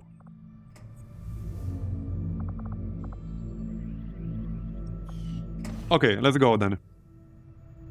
How long to finish research? Yeah, still 21 days. When is the next facility? Okay, 6 weeks, so we have a lot of time. We'll only have 2 facilities up for a while. I don't think they will hit full progress for a while right now. If they do, I might have to actually do the forge as soon as possible. Anyway, let's set up the hunter then, shall we? We want his weapon as well. Okay. Floaters, some chrysalids. Okay, that's a lot of chrysalids. High Shinanim. That's like a higher tier version of the Archon. Unknown enemy. Okay. Yeah, that's a lot of enemies, probably because of the hive. I didn't even know you can get the hive in this mission. That's slightly concerning. That is slightly concerning. But, well, we have to do it anyway. 6 floaters. Yeah, this is another one. Here. Shinanim Primarch. So how many chrysalids? 1, 2, 3, 4, 5, 6, 7, 8. Okay, 8 chrysalids. This is a lot of enemies. We want to bring our absolute A-team. New course. That unknown enemy is also slightly concerning. Any unknown enemy we see at this point can potentially be really tough. There are no easy unknown enemies at this stage, at least I don't think so. Okay, let me check the mission again here. So this is the one. Yeah, see, like this is... Something is wrong with this generation. What about the other one? We know where the Yeah, see, okay, this is a normal mission here. This is a normal mission. Can I force a reroll? If the force level goes up, will it reroll the mission setup? I am a pro at edge cases. Yeah, this is a normal mission here. This is a completely normal generated chosen mission. With 19 enemies. Yeah, this is normal. This is what it should be like. This is not normal. And this is a problem because if this problem has occurred in this mission, it's not about this specific mission. It's about this problem like being possible to occur. It's one of the reasons like I haven't published the mod list yet. Because I want to eliminate all of these like issues before I do that. I don't want people to play a mod list that's literally impossible to play. In some cases. Yeah, the thing is, I do like having hive around because chrysalids are such a nothing burger otherwise. Like, I would literally go as far as completely removing chrysalids from the game without the hive. Because the single easiest mission of this entire campaign that we had was a retaliation mission with chrysalids. That was like by far the single easiest mission in the whole campaign. Because they're such a nothing burger, especially combined like with all the other crazy enemies we added in every other category. So they're like a complete nothing burger. They're almost like a walking like target. Unless you really like fuck up massively, it's pretty much impossible for them to threaten you in any real way. So that's why I like having the hive around, and I mean I like chrysalids in XCOM 1, where they were like genuinely terrifying and a threat. But like this should not have happened. Something weird happened here. So wait, if I change the force level, that would force a reroll on this mission, right? I can just check. Okay, we can check. Hold up, is this directly before the mission? I want to make a hard save here. I think it's directly before the mission, right? We got a long strider back. Yes, it is. Okay, this is either directly before or right before. Let me just make a hard save here real quick. Okay, and I'm gonna try to reroll this mission. To see if it rolls normally. With that said, I will have to figure out like what causes this problem. Other than the hive, I guess. So we are at 17. Let's just change to 16 and then back to 17. That should work. Okay, that should work. At least I think it will. Okay, no, it's still the same. We should keep working with the resistance. It's likely someone among their people... Okay, now it rerolled. It's still chrysalids. I don't think chrysalids should be spawning in here. There's something wrong with that. There's definitely something wrong. But it did, see, even though it does get chrysalids now, it spawned a normal number of enemies. So now the mission generation in that sense worked properly. Oh, it rerolls when you open the UI? Okay. So back to 17. Let's check now. Yeah, see? Now it's a completely normal number of enemies. So regardless of whether like chrysalids should spawn in here or not. Stronghold isn't going anywhere. So here's the thing, okay? Here's the thing, okay? Keep working with The pod generation someone among their people. is decided by diverse aliens by force level. That's the mod. I think a lot of people use that mod these days.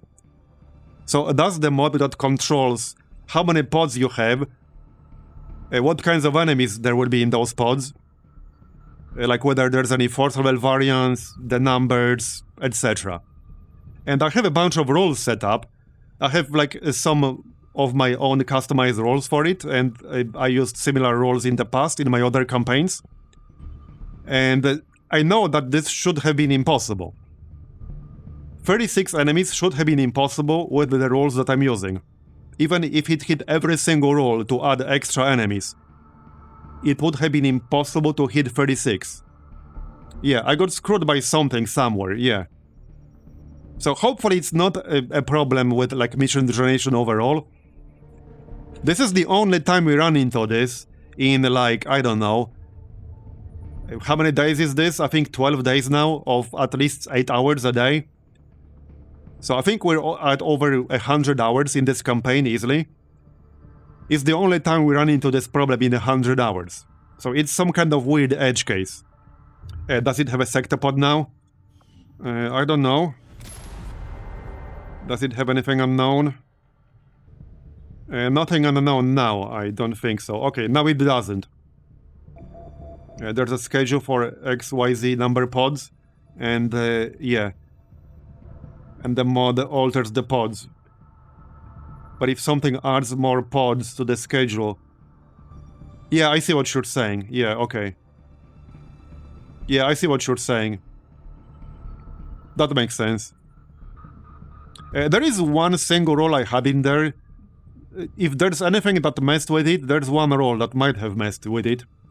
I'm gonna try removing it later. But yeah, now it's normal. See, now it's totally normal. So we're gonna do it, I guess, again. Because obviously we are doing it.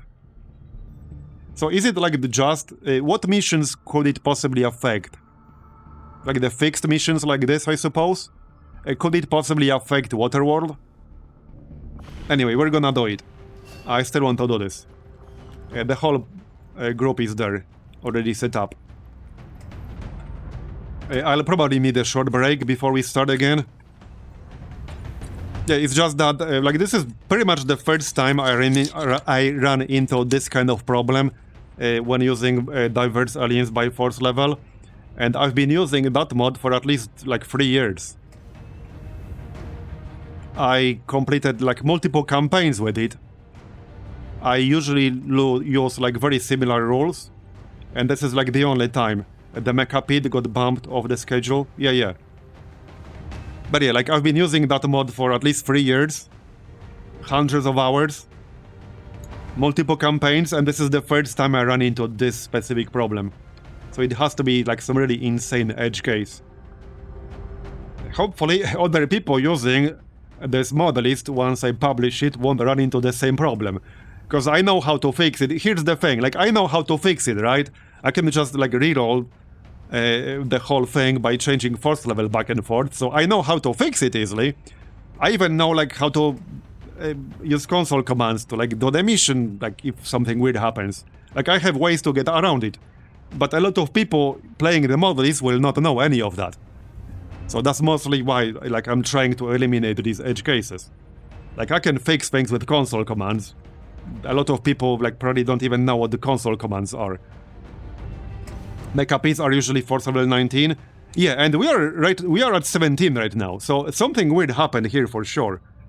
Something very, very weird happened. Yeah, now this is a totally normal mission. Yeah, something weird happened, definitely. Well, anyway, we are gonna do it. So just a future comment for when this ends up on YouTube at some point. We had to reroll the mission, the enemies, because we had some kind of weird edge case with the enemy generation, with the pod generation. So this is a rerolled chosen stronghold. And this will be our squad. Just checking APs. Okay, only a few available here.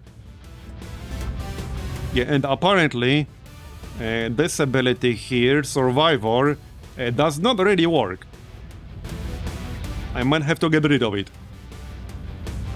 I suppose the other part probably still works. I might do some testing later on off stream. I will actually do some testing with it.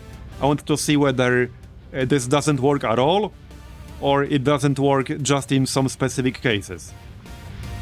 So I might do some testing later. Anyway, we're doing the mission for the Hunter Stronghold. I need like a quick break because this will take a while. So I'm gonna take a few minute break, be right back. Alright, I'm back. So, okay, before we get this party started, I'm just gonna check one thing super quickly.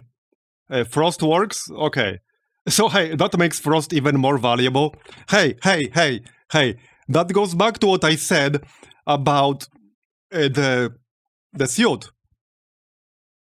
The Archon suit versus the Serpent suit. This is a clear case of the Serpent suit being superior. Camthrowers, yeah. Camthrowers. Camthrower gang. Rise up. But unironically, a Frost Camthrower would be pretty good. Maybe we will actually keep Camthrowers. Okay, hold up. I was just gonna check something super quickly. My pod spawn rolls. So there was one thing here. Yeah, so I do have one roll in here that shouldn't have done like anything in this particular instance. But I do have one roll that introduces a little bit of force level variance, but it can only ever add +1. So at 17, it could potentially add some enemies from force level 18, but not from 19. Were we actually at 17 or still at 16? I think we're still at 16. Okay, but I do have that. stay alert and remember what. But that wouldn't have cost like 36 enemies though. No matter what it takes. Detecting a strong energy signature further ahead in the facility. There's no doubt in my mind that it is from... Anyway. Then that's where we need to be. Let's go scout ahead, shall we? To find this place. In fact, before we open the door, we're gonna like spread out a little bit. I'm not even going to open the door right now, because if there's a pod literally right behind, we'll trigger it and waste our actions to move into cover. So, yeah, let's just set up properly in actual cover. Wait, what's going on here? That looks bugged out a bit. What's wrong with Marbozir? What the heck? This is a UI bug. He still has 14 health. He's just not displaying properly for some reason. Do we know what caused the mission generation problem? I'm not sure. I'm not sure what exactly caused it. I'll try to figure it out. Alright, Overwatch. Waiting patiently. In case you're wondering if I've left some Alright, open. prizes for you along the way. What the heck? The answer is Oh, I didn't have her selected. think of it as a Alright. before the main event. Looks fine. Is this a dead end? No, it's not. Alright. I'm on the move. So this room's clear. We can move on.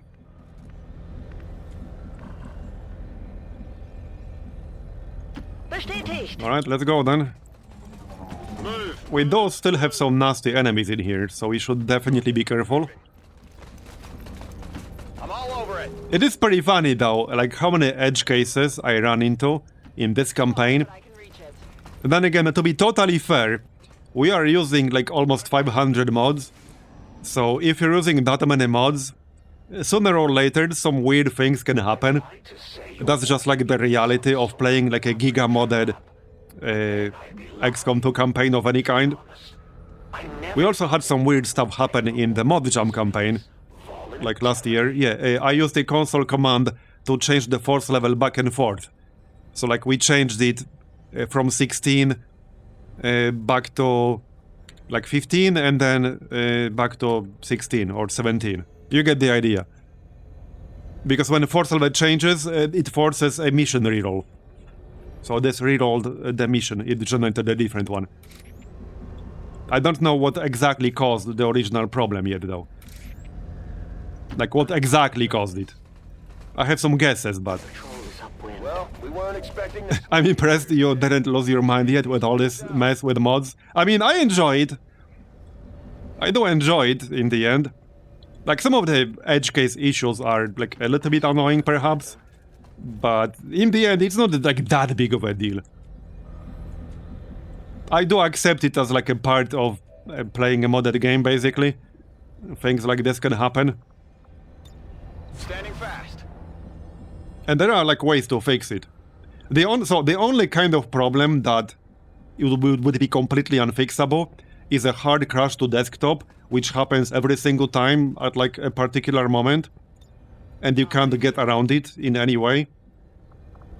So one good example of that, which is actually something that can happen in modded campaigns, which I'm sure anyone who played enough possibly run into, is when you get all the way to the end of the campaign and then Waterworld crashes. And you can't really do anything about it because it crashes every single time you try to load it. That can happen. It doesn't happen often, but it can happen if you're using few hundred mods. Okay, here they come. They won't see us yet. Yeah, it literally happened to Ballisita recently. This is as good a time as any to start testing the defenses. Real modders break 1000. Hey, we can cheat a little bit with cosmetic mods. Because I'm basically not using any cosmetic mods. Yeah, Ethereals are legal spawns from force level 16. What about the Megacut? You said like 18, 19? If it's 18, okay. Wait, was this 17? This was 17, right? So if it's 18, that would be a legitimate spawn with my rolls right now. But not if it's 19. But if it's 18, that would be a legit spawn. Because I'm using a roll that can either add 1 force level or subtract 2 force levels. So it is possible to spawn like +1 force level unit. Normally 19. Yeah, so that shouldn't be possible then at 17. Unless there's something else that's also adding a force level. Anyway, we got a pod here. Man, these pods with like multiple Requiem units are pretty nasty now. That is pretty nasty. Even though like this is not in the high end of dangerous pods. But any multiple pink units can react. Which can mess you up. So it would be best if we just caught them in an ambush here. Nobody except Ballisity is concealed in this group. Let's just see if they move any closer to us. Getting an ambush would be the actual best case scenario here. And it's not like we are in a rush. There's no timer or anything like that. Cookies can move a tiny little bit closer. Yeah, not here because they'll see me. This is fine. Alright, Overwatch. Longstrider. He could go here. Okay, Overwatch. If they move any closer, they should see us.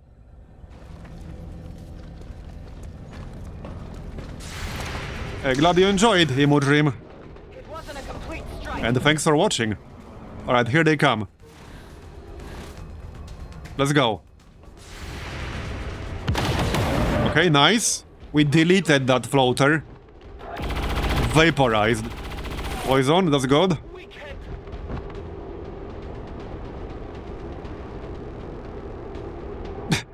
Great work, cameraman.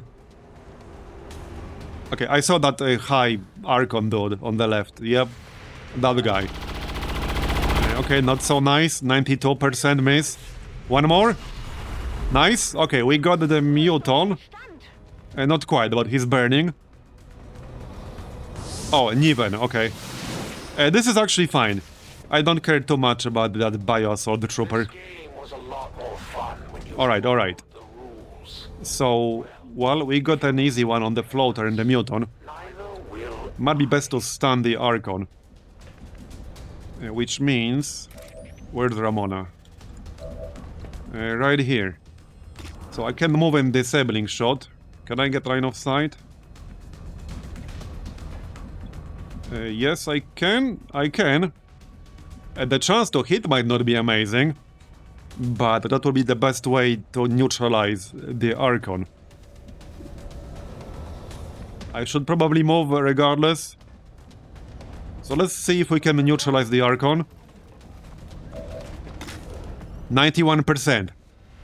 Well, I can make it higher, can I? Sort of. Who can make it higher? No, I actually can't. She's the one who could make it higher. But that would use an action. Okay, no, never mind. We're just gonna have to take this shot. Alright, so disabling shot, that will stun it as long as we land it. 32% graze. There we go, nice. Alright. You wouldn't go over 600 yourself? Yeah, I mean, I'm currently at 466, and I'm basically like at the limit of what I really need on this mod list. I don't have too many reasons to add anything else, so... Like somewhere between 400 and 600 is what I end up with. Not counting like cosmetic mods. There's not really a good reason to use more than 500, 600 max.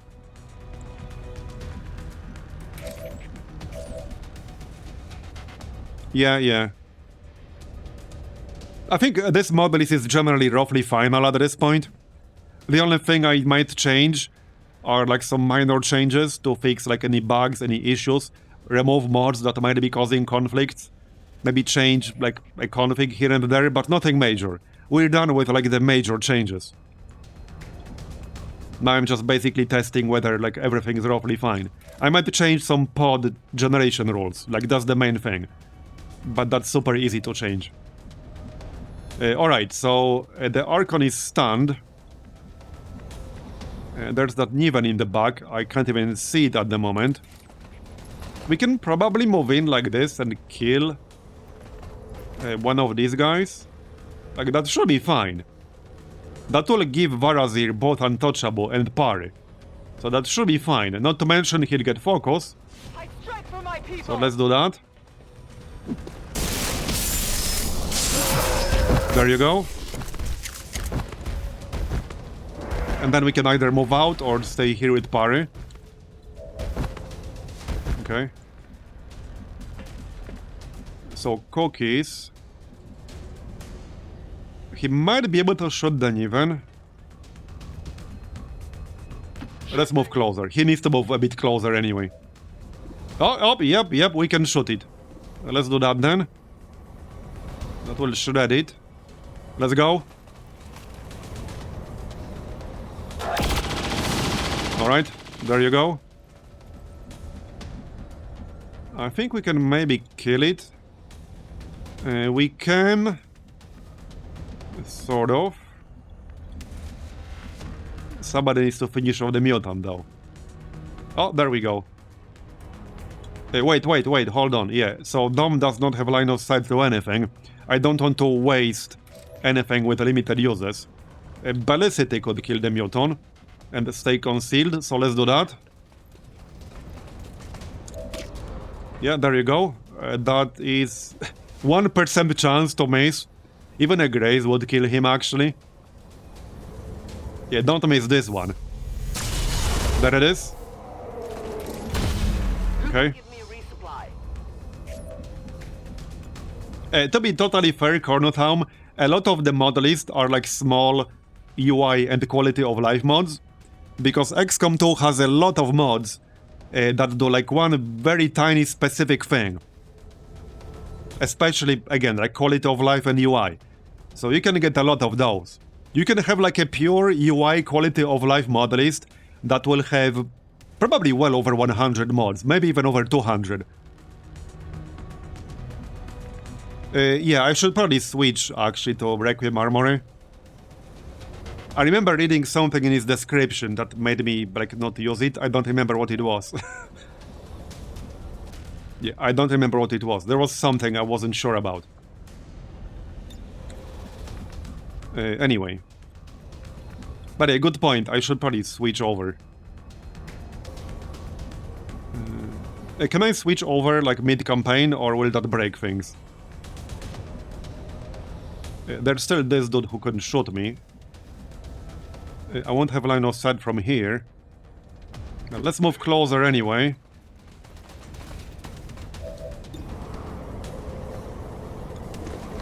Yeah, just shoot this dude. That will transfer the damage anyway.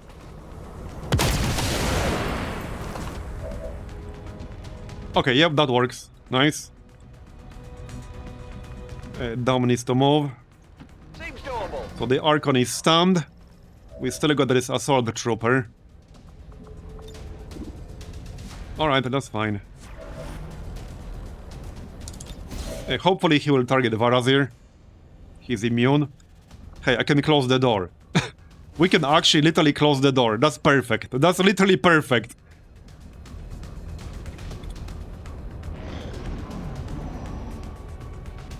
My current equipment will break. Yeah, so I'll change it over before we start the next campaign. On and on now about how I will defeat you for the glory of the Elders. But let's be real. He didn't actually do anything. Kill things. Yeah, he didn't do anything. Okay. Well, that's fine. So, cookies.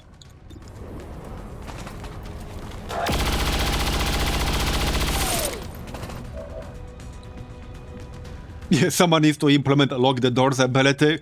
Yep. Let's just justice his ass, because we can. The loot comes to us. Hard target, minimal damage.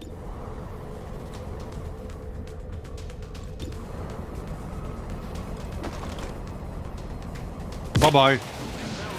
X-ray neutralized. Superior autoloader. That's nice. I could definitely use another one. Asset located. And kill the Archon. Alright, first spot down. Yeah, these pods with more than one Requiem unit in them are definitely going to be dangerous. Oh, it's this room. Oh no. Oh, this room can be a little bit problematic with the line of sight. Need to be careful. Yeah, definitely need to be careful. Wird gemacht. I got wrecked by this exact room before. I'll keep it under watch. There's like a weird spot for line of sight where you can stand... Oh, yep, I saw something, I think. You can stand like over here and not see like a whole ass spot that's over here. Because like all this stuff in the middle will block line of sight. I had that happen before. Volk says I am to obey. Well, I guess I need to get rid of that turret. That's fine. To Befehl. Let's go, everyone. Yeah, reload. Yeah, just reload. Dann mal los. Cookies can reload. But like I said earlier, like an hour ago, I am actually glad that these missions are still hard. Because I was worried about like the power level inflation with like a bunch of things XCOM can get. But it's actually like, I think, reasonably balanced, which is exactly what I wanted. Tear this world apart. Because the late game in XCOM can be hard to balance. You can make the enemies like way too overpowered, but you can also make XCOM way too overpowered. Finding like that decent middle ground is tricky. but I think we're getting there. Alright, let's get rid of that turret. What's on my top list of things I wish were in XCOM? I have to think about it. And hey, Requiem in general is a great mod. I love it. I know it might be too much for some people, but as a long-time XCOM legend enjoyer, I love it. Heading out. Alright, kill it. Hard target. Minimal damage. And I mean, so far, they all have some kind of counter, right? Because even the Mechtoid, the Mechapid, can still be frozen. So that's still a counter. Schon unterwegs. Alright, kill it. Alright, Terminiert. let's keep moving. I still got 16 enemies remaining. I go where you tell. I'm a little bit concerned. Oh, yep, another door. Yes, see? Wait, which exact tile is it on? It's like this one, see? See, that's really awkward. I think it's on this exact tile. Right here. And I don't have line of sight from where I'm standing. Because, like, this console is blocking it. Moving as ordered. Yep, it's exactly right there. And I can see it again. Okay. That's exactly what I was talking about. This, like, exact room can be a little bit problematic with line of sight. No one will slip past. Hey, at least XCOM 2 generally doesn't have the one problem that really drove me insane in XCOM 1. So anyone who played XCOM 1 enough ran into this problem where the enemy can shoot you because the enemy has line of sight to you, but they don't have line of sight, that you don't have line of sight to them. And this was especially common with some of the larger units, and especially like cyber disks, for example. They had this problem constantly. They could be like inside a building, and they had clear line of sight to your dudes, but your dudes didn't have line of sight to it. And that drove me insane in XCOM 1. And it was a very common problem in XCOM 1 too. It also didn't help that XCOM 1 like wasn't moddable like XCOM 2 is. Sure, we got like Long War and things like that, but we didn't have like quality of life standalone mods and things like that. Oh, yep, here's a pod. Okay, I didn't quite catch all of that. We need to get rid of this turret first. So, I don't think I can get line of sight to the turret from this side. Oh, here's a funny one. Yeah, we can get line of sight from here. Yep, I guess so. But it's a bit awkward. Not a problem. Let's just move a little bit closer. On the move. Dom can stay here-ish. Whatever you say. XCOM to remove flight tiles, which was the primary cause of junk. Yeah, that makes sense. As units are not actually one tile tall. Yeah, makes sense.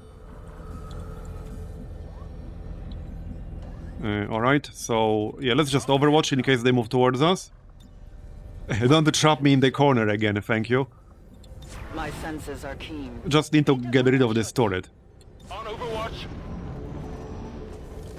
Okay, yeah, they're coming. They might actually see us. Yep, they will. Hey, wait, what was that in the back?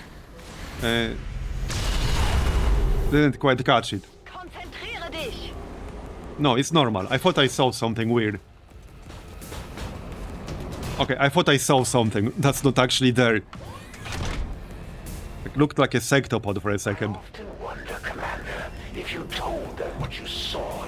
Okay, this is not quite what I wanted, but I think we can deal with this.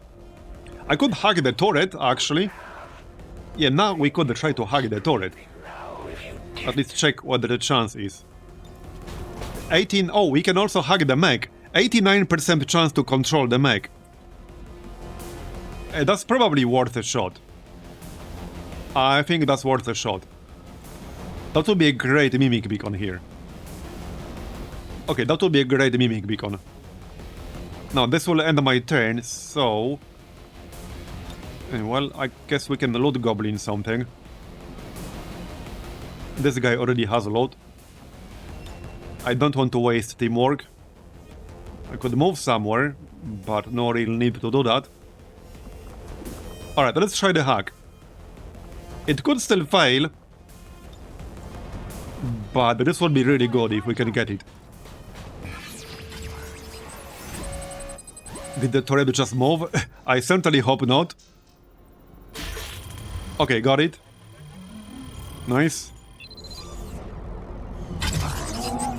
Ich bin in uns.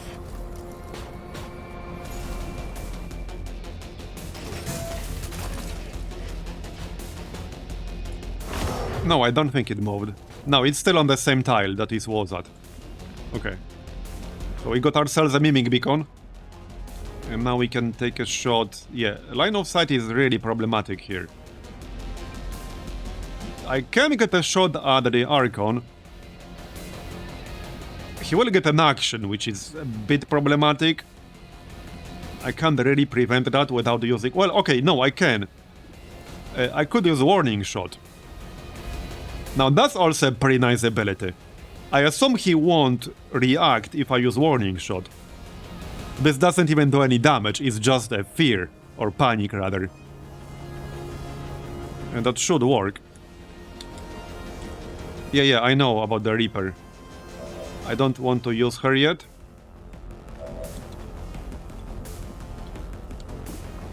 The panic should happen first. Well, let's test. It should happen first. Let's test. I need to know whether this is a good counter. I'm pretty sure we did it before. Okay, no, it's fine. We did it before. Okay. No, wait. No, this is from the panic. Yeah, this has nothing to do with the reactions. This is just the panic reaction. Right. It is a little bit, like, outside of my... vision, but... we'll worry about that on the next turn. So there's a Guardian in the back, but he's super far away. There's still this stupid ass turret, but it only has 49 aim. So it's not really that much of a problem. If I move here with cookies... he might see the Archon, or he might not. Absolutely. Because I still have to kill the Archon. Yeah, okay, let's... No, he can't. Man. Okay, that's a bit annoying.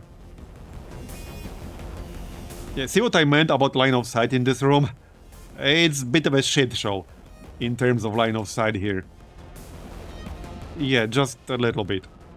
Well, I can definitely shoot the turret from over here. Not really the target I care about. But, well, I guess we can do it. There. Okay, shutdown. Nice. That has to be from the riot rounds. Not sure if I wanted to charge this dude. There shouldn't be another pod, like, on the left. There was already this entire pod in this room. It seems fairly unlikely there will be a second one. But it's not impossible. Still, Marbozir would make for a really good bait.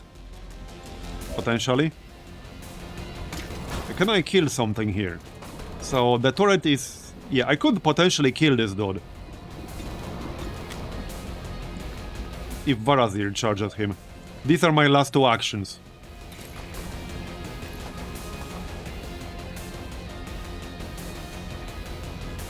Wait, what? Wait, hold on. Oh, the UI lies. Wait, the UI is lying. He's not actually standing on this tile, he's standing on this tile. Yeah, I was confused for a second. He's actually standing on this tile. Okay, a little bit risky, but I'm gonna do it. It's gonna be fine.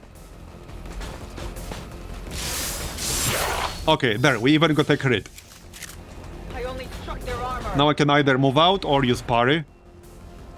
And I think we can kill him with Bellicity. As long as she doesn't miss. Yeah, we can. She also ignores 2 armor because of Requiem rounds. Okay, she did miss. Would be disappointed. Okay, then. Well... So obviously he does not have Untouchable because he didn't score a kill.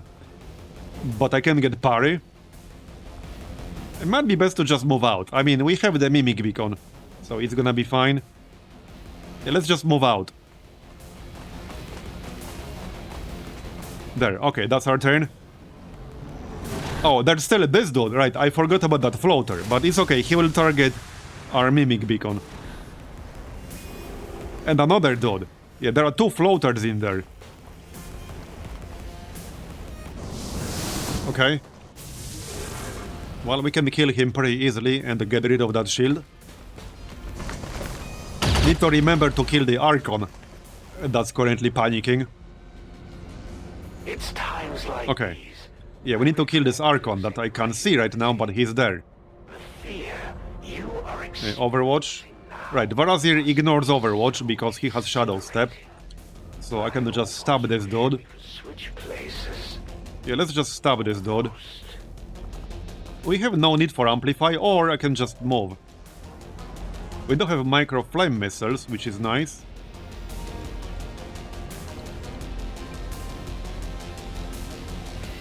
I could just enter this room and hit the floaters with the Micro Flame Missiles.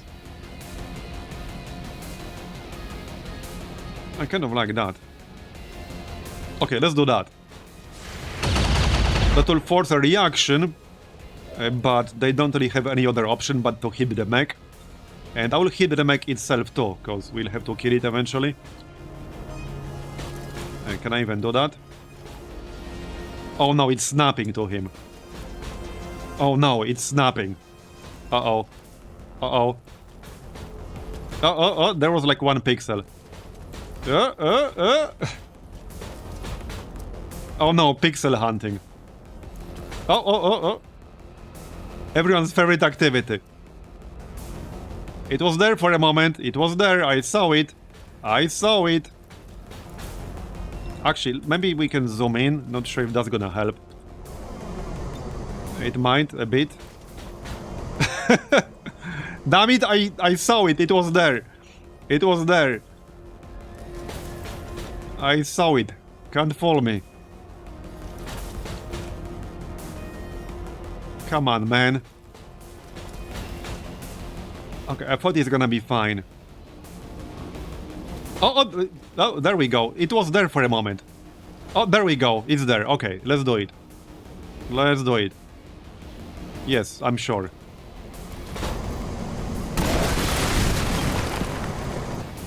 There's a mod to fix it. Oh yeah, I definitely need that then. I definitely need that. Okay, this is actually kind of convenient because now I have a better shot at the floaters. Might be able to kill maybe even both of them.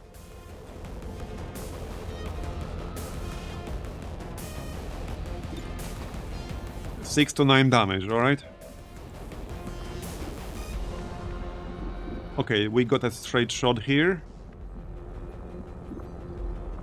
We can also loot Goblin first. Okay, hold up. I need to think about this for a second. We also have this Archon. Yeah, I need to take care of this Archon before I forget about it. This is such a terrible spot. The only real safe spot is here in partial cover for cookies. If I move up any further, he's not gonna have cover from this direction. I assume we'll see the Archon from over here. Yes, okay, there he is. He still has a lot of health.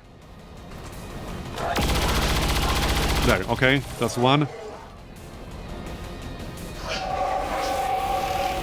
Long Strider can shoot twice, but he can only see the turret. Okay. Dom can reload and take a shot, let's do that. So, okay, floater. Floater. I would like to kill the floater for sure. And 92% with Deadeye. Well, surely it won't miss, right? We literally got a 97% miss out of the way earlier. So we can't possibly miss now. That's how it works, right? Deadeye is more likely to result in a kill. But precision shot will always do something. Actually, I think precision shot is more likely in this case. Okay, it's actually a bit more likely. Okay, precision shot then.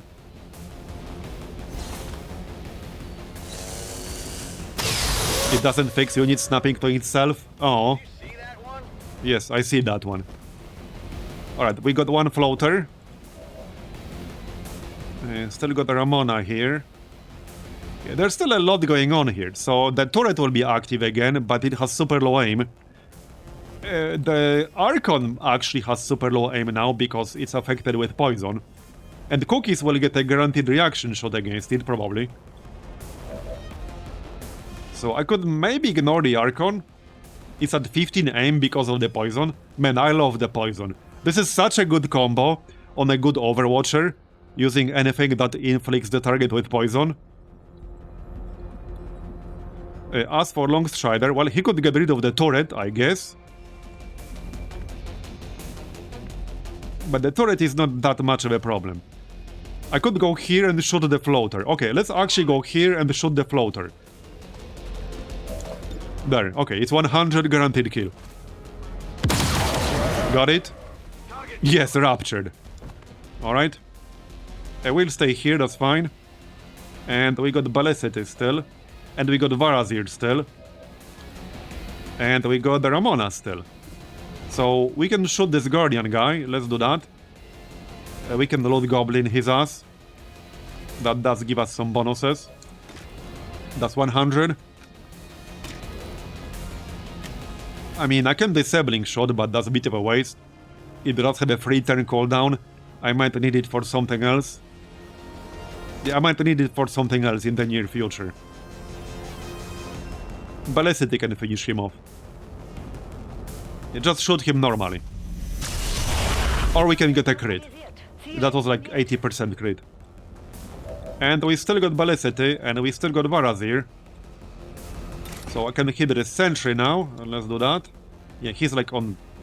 now he's on this tile. Alright. Hit him in the ass. And we can stay here with parry. Yeah, it's actually safe to stay here with parry. That's fine. And I can still kill him. So wait, there are no other enemies, right? There are two active, one of them is the mech, which I'm literally controlling. So this is actually fine. Let's get the loot.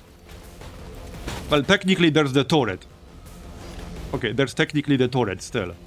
It could definitely hit me. Okay, yeah, hold on, let's move into cover. There's technically the Archon, but he has super low aim. Let's move into cover. Okay, that's that. So the Archon will have 15 aim because he's poisoned. We still got our mech.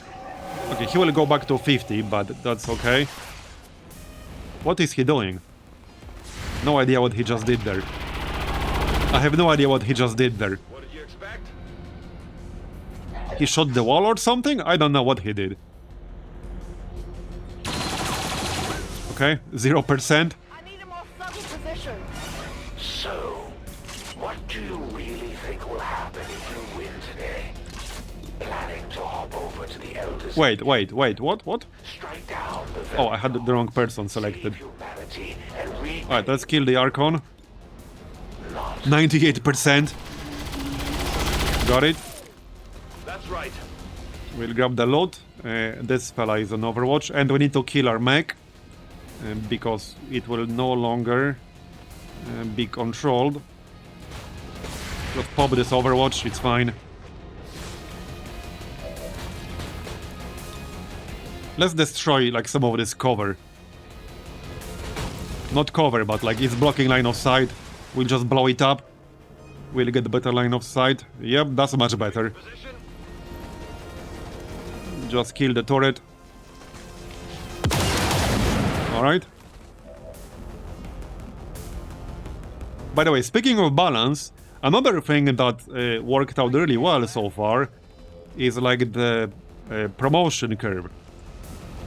Because we are at force level 17 now, and we still do not have a single brigadier, which is a good thing, because the brigadier abilities are really strong.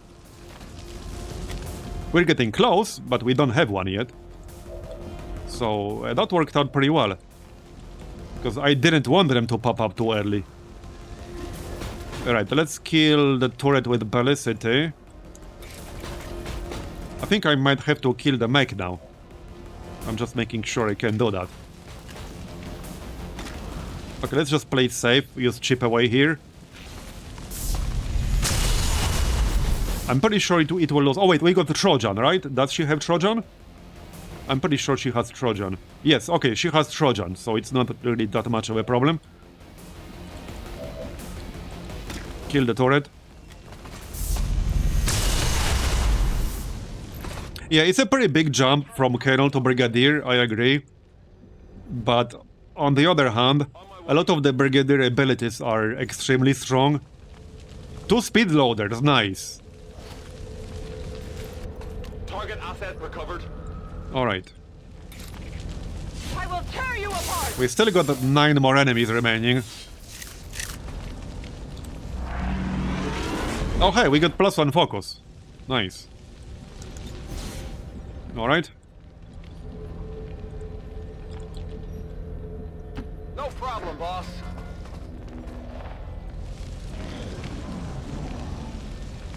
Yeah, 9 instead of 30. Yeah, a little bit better. Fighting me today, aren't you? If not, could you please do me the courtesy and die already? The suspense is killing me. Sure thing.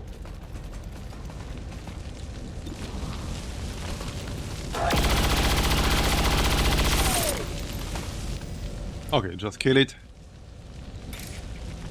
Suffer my rage! Done. Okay, and we can move on. Yeah, still 10 enemies left. To the fear. Could be something nasty still. Alright, reload. Rock and roll! Seems doable. But I'm loving the late game so far. These missions are exciting.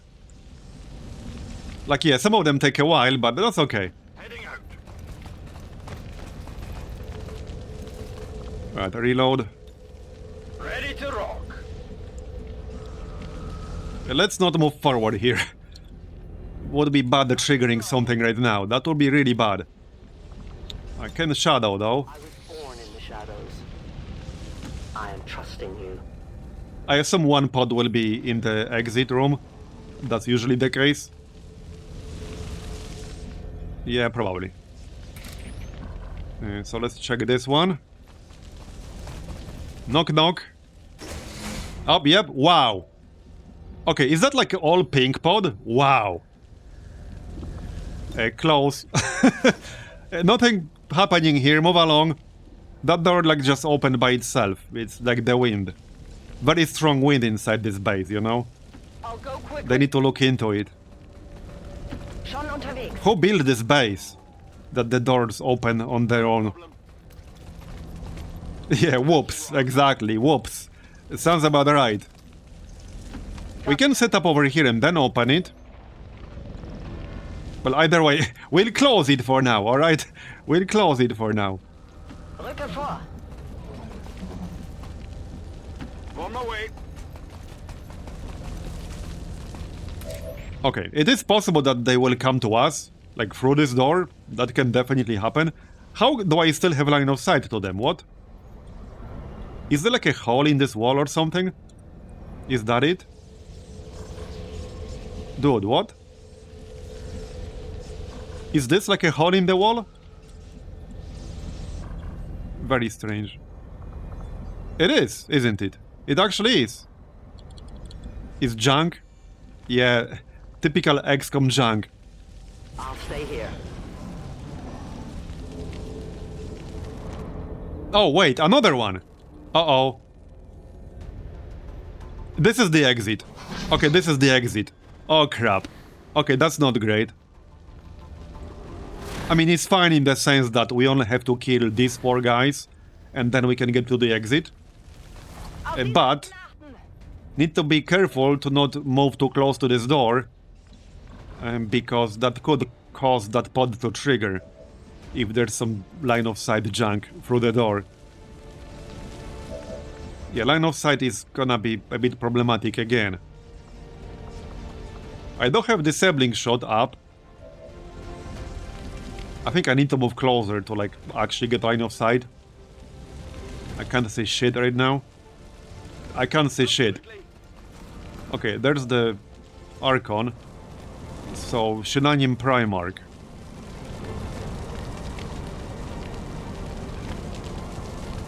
Wait, what does this mean? Grant a bleeding out or unconscious soldier.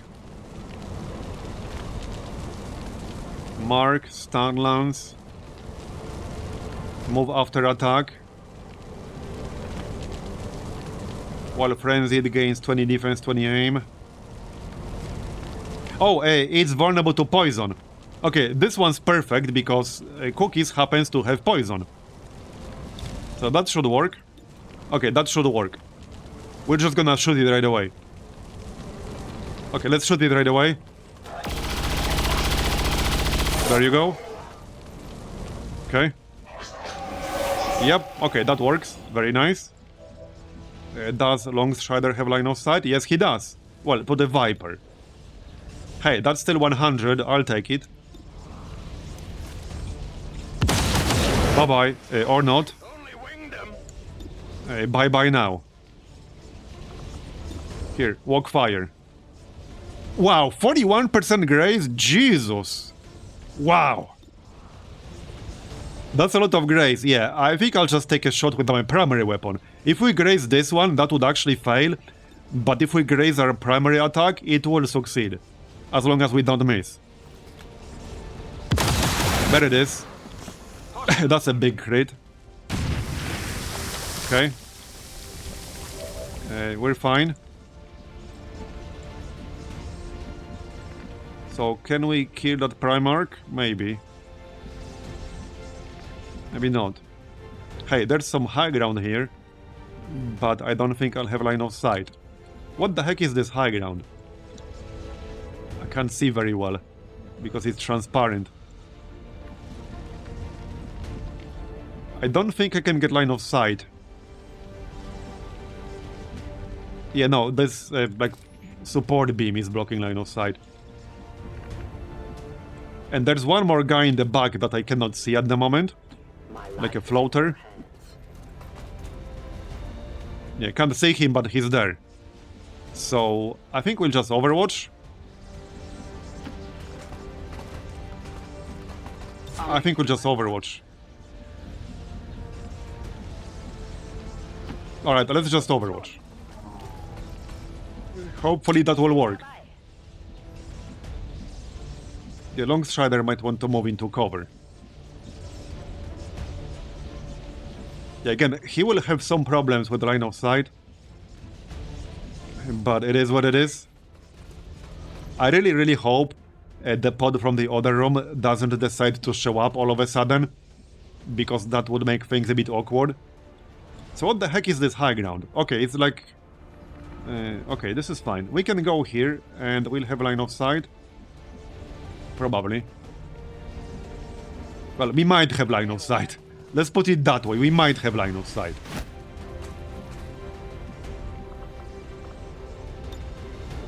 Roger, holding. I will wait. Alright, let's go. He could still hit someone.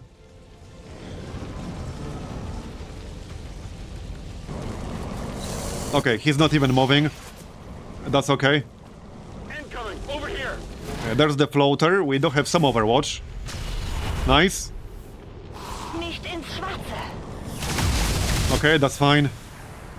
We got it. One more. And he's dead. That worked out well. There's still a floater here. How many floaters do they have? Yes.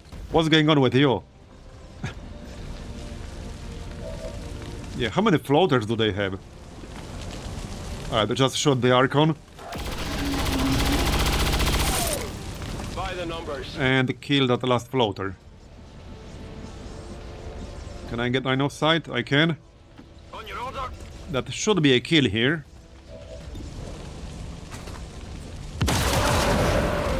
Okay, and we can move on. Yeah, let's get the heck out of this room before that other pod decides to show up. Maybe avoid moving through acid. Thanks. Uh-oh. Wait, what? What? Why can I not tab?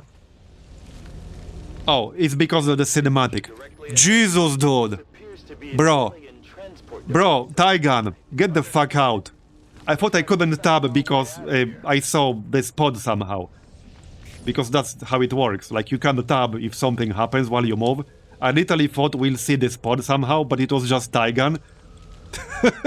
Taigan giving me a friggin' heart attack, Jesus. Get the heck out of here. Yeah, hey Commander, what's up? Yeah. Alright, Marbozir is actually immune, so he can run through here. I can do It's that. fine.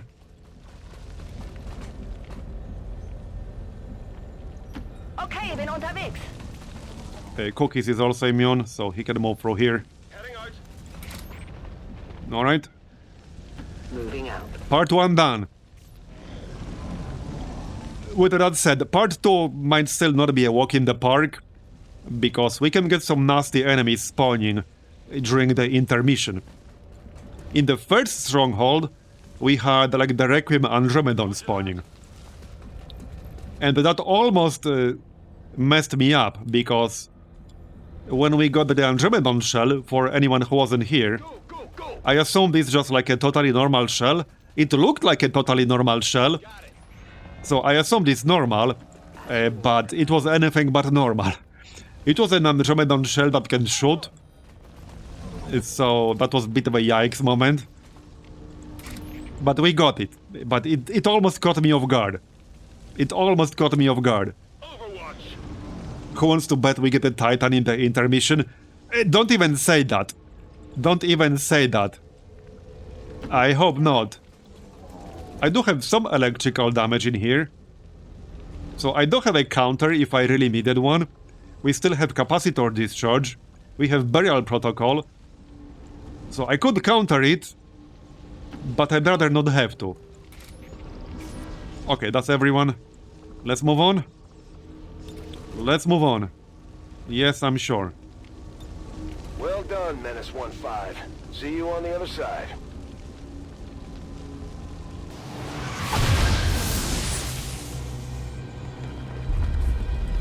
I also want to see what the Hunter weapon is going to do, because we are using a Tesla loot mod The belly of the beast with now, some additions proceed carefully. to balance it out a little bit. But Tesla loot mod itself changes the Hunter weapons, I mean the chosen weapons, No wonder they keep coming back makes them just to quite powerful. throw at 'em. I was a little bit worried about the power level, but so far, like with how crazy the late game is going, I think they are fine. In fact, in a sense, you probably should have this as your objective with this mod list, getting at least like one chosen weapon before you start hitting like force level 16 or higher, because you're gonna need it. Just saying, you're gonna need it. Okay, so here's the thing about these missions. There's obviously going to be a pod, and sometimes it activates like as soon as you move forward. So let's just move with Velocity. Okay, yep, see? Cyber disk! Okay then. And that's actually the third cyber disk we run into. I have never seen one yet. Yeah, so let's move to the right side. I want to move Dom into cover. Like this. We don't want to trigger that yet. Okay, steady weapon. Yeah, it's a cyber disk. Everyone's favorite XCOM 1 enemy. On my way. Who has PTSD from the Gangplank cyber disk of Doom? especially with Long War 1. So for those of you who haven't played XCOM 1, there's a scripted mission in XCOM 1 called Gangplank, which had a scripted cyber disk, which always spawned already activated when you like passed a specific tile on the map. It was a static map, and it always spawned during the alien turn with actions already activated. So it started moving, it already had 2 actions, and it used those actions immediately as soon as it spawned. So the only possible way to counter it was overwatching. However, Long War, what Long War 1 did at one point, was change the static spawns in the scripted missions to random spawns. Because the scripted story missions had completely static spawns in the exact same tiles every single time. So originally in the Gangplank mission, the cyber disk would always spawn in the same exact location, like on the other side of some cover. So at least you had cover against it. You still had to like overwatch, but at least you had cover against it. What XCOM 1 did at one point was change the spawns to make them random. So what could happen if you were playing XCOM, if you were playing Long War 1, what could happen is that the cyber disk of Doom, as I call it spawned behind you, and it already had 2 actions, and it would use those actions immediately. So the only way you could really counter it was with an Overwatch party, and hope you killed it before it killed someone in your party. Like, that's what you had to do. You had to hope that you killed it with Overwatch before it crit somebody in the face and killed them. So I'm sure like a lot of people have flashbacks to the Gangplank cyber disk of Doom, as I call it. It was one of the enemies of all time. Alright, so if I move any further here, we will trigger them. So let's not do that. We'll just set up over here, so that we'll have at least some kind of cover. And it looks like Longstrider can sidestep. We don't see that entire pod right now. Yeah. Let's just go back here. Okay, and we'll overwatch in case they move themselves. Steady weapon for you. I will sense any disturbance. Mir entgeht nichts. Got it covered. Alright. So I assume they are still in the same exact spot. I want to move Longstrider into cover. Well, there's still this spot, that should be fine. Okay, it's fine. Let's just prepare for this properly. Wait, what's his other ammo again? What was his other ammo? What the heck? Now I'm not sure. That's weird. I'll stay here. Anyway, let's steady weapon. Scanne Gebiet. Scanning. I don't think they will move. No, they won't. Wait, what's his other ammo? Now I'm confused. He doesn't have other ammo, he just has riot rounds. Why is this option here? Okay, this option should not be here. He only has riot rounds, he doesn't have anything else. It's attached to the weapon. Okay, well, anyway, let's trigger them, shall we? Best way to do it? Might be best to just shoot him with Bellicity. It's not like she's going to need concealment against the hunter, you know? So I'm just gonna shoot the sergeant in the ass. Might as well reload first. Alright, let's just shoot him. There we go, we actually killed him, so we'll keep concealment. And this shouldn't trigger the cyber disk. Yeah, because we killed his body, the cyber disk can't see anyone, so this will not trigger the pod. Even though it says active 1 now, but it shouldn't. Overwatch. Okay, it shouldn't. I will overwatch. Moving to Overwatch. But it shouldn't trigger it. Okay, yeah, it didn't. Alright. So let's move closer, but not too close. Maybe over here. I want to F1 it first, to avoid like any surprises. Okay, that is a fair bit of health and armor. What can you do?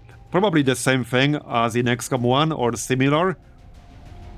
So Yeah, reduces the chance of suffering a crit by 60%, cannot be stunned. It's in closed state at the moment. So we'll be able to crit it once it's in an open state. At least that's how it worked in XCOM 1. Bloom brightly, blah blah. Inflict severe damage and severe requiem corrosion to the units in proximity to the cyber disk. Okay. It can target any location with a line of sight with the bombardment. Okay. Well, can we snipe it? We can. So I could rapture it right away. That might be best. This should still force a crit. So, okay, hold on. This should still force a crit. Because this is just like 60% reduced chance to crit. It's not a straight up crit immunity. If that's even possible. And the rapture does force a crit. So, okay, out of curiosity, does anyone know, can anyone tell me if there's a mechanic that would override a rapture crit? Like, is it possible? Are there enemies that are straight up immune to crits and even rapture would not crit them, even though rapture literally forces a crit? Or does rapture crit always work on like every single enemy in the game? I can't think of anything it wouldn't work on. Megacuts and altars, alright. So that wouldn't actually work on them. Okay. But it will work here, so I think we're just gonna open with Rapture. Yeah, it makes sense, let's go. Or you can miss. I mean, to be fair, that was pretty low chance to hit. That's on me. I don't know why I assumed that's just gonna hit automatically. Ironically, that did not trigger it. So, hey, we're just gonna Overwatch. We can try again later. Yeah, just ignore us. Nothing happening here. I don't need to reload now. I actually don't need to reload. Yeah, we'll get steady weapon. This is kind of funny. That's a pretty cheesy way to engage it. But hey, I'm not gonna take any risks this far in, alright? It's too important to get this mission done. There, okay, now we can shoot it. Hey, I could just wait 2 turns for Rapture to refresh, or we could Deadeye. How much defense does this thing have? It has 50 defense. Okay, hold up. Hold up. I don't have an actual holo targeter. Yeah, okay, hitting this thing might be a bit problematic. Even cookies might not get 100%. Because that's a lot of defense. Will it lose the defense in an open state? Okay, it will go down. So probably makes sense. It might make more sense to just move in and trigger it then. That might actually make more sense. Because then the Dome will be able to shoot it with something like Precision Shot. Or try Deadeye. Yeah, let's move Cookies to the high ground here and we'll just trigger it. By the way, Cookies is really close to his promotion. He's going to be the first Brigadier for sure. Okay, so now Cookies can shoot it. Wow, even Cookies only has 67% chance. That's crazy. Okay, that's crazy. Wow. Oh, now it has even higher defense. Okay, now he's cheating. Okay, now he's just cheating. Now he's just cheating. Well, shit. Okay, now he's definitely cheating. Well, I mean, I could do this. I still have a rocket on Dome. Oh wait, I can cheat. Okay, I can cheat a little bit with Homing Mine. Because Homing Mine forces a hit. So I could use a Homing Mine. Obviously, I only have one. Which means I won't be able to use it against the Hunter. But I could use Homing Mine and then shoot it. And that should force a hit.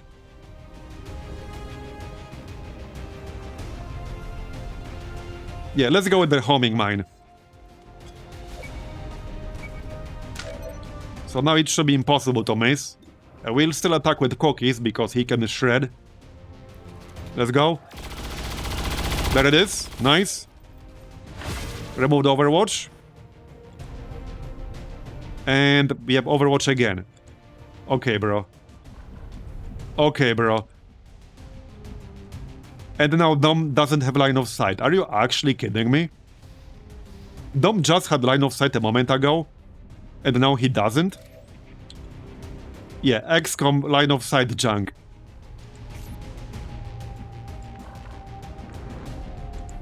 Well, shit, I thought we just cheesed it. Apparently we did not. I really thought we just cheesed it. I can interference to remove Overwatch. Great camera work. Yeah, it cheesed me back, exactly.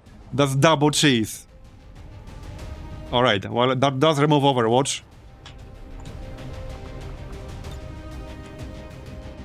I can't hack it, unfortunately, which makes me a little sad.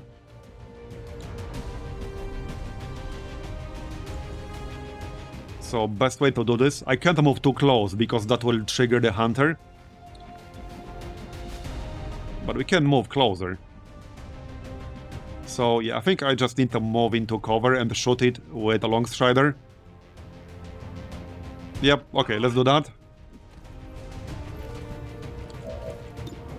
Yeah, 43%. Somebody just needs to shoot it. I think Walkfire might be best, because it's 73% chance to hit at least. Kind of sucks that Dom doesn't have line of sight now. I could probably grapple and have line of sight. So if we grapple here, that shouldn't activate the hunter still. Like, it's safe-ish to move up to like here or so. So we're gonna grapple. I'm about 99.7% sure like this is safe. Okay, there we go. Now we can shoot it. 88%. 76 with Deadeye. We don't need Deadeye. A normal shot is fine. Or at least it should be fine. Okay, there we go. Open up, you asshole. He doesn't want to open up. I don't think he's going to open up like during our turn. Just his turn. We just need 5 more damage though. We literally need 5 more damage. There's no graze risk. So this will actually literally kill it. There we go, we actually killed it before it got a turn. But that's a nasty enemy. That is a pretty nasty enemy. That is pretty nasty. I can't hack it because long war people ruin everything.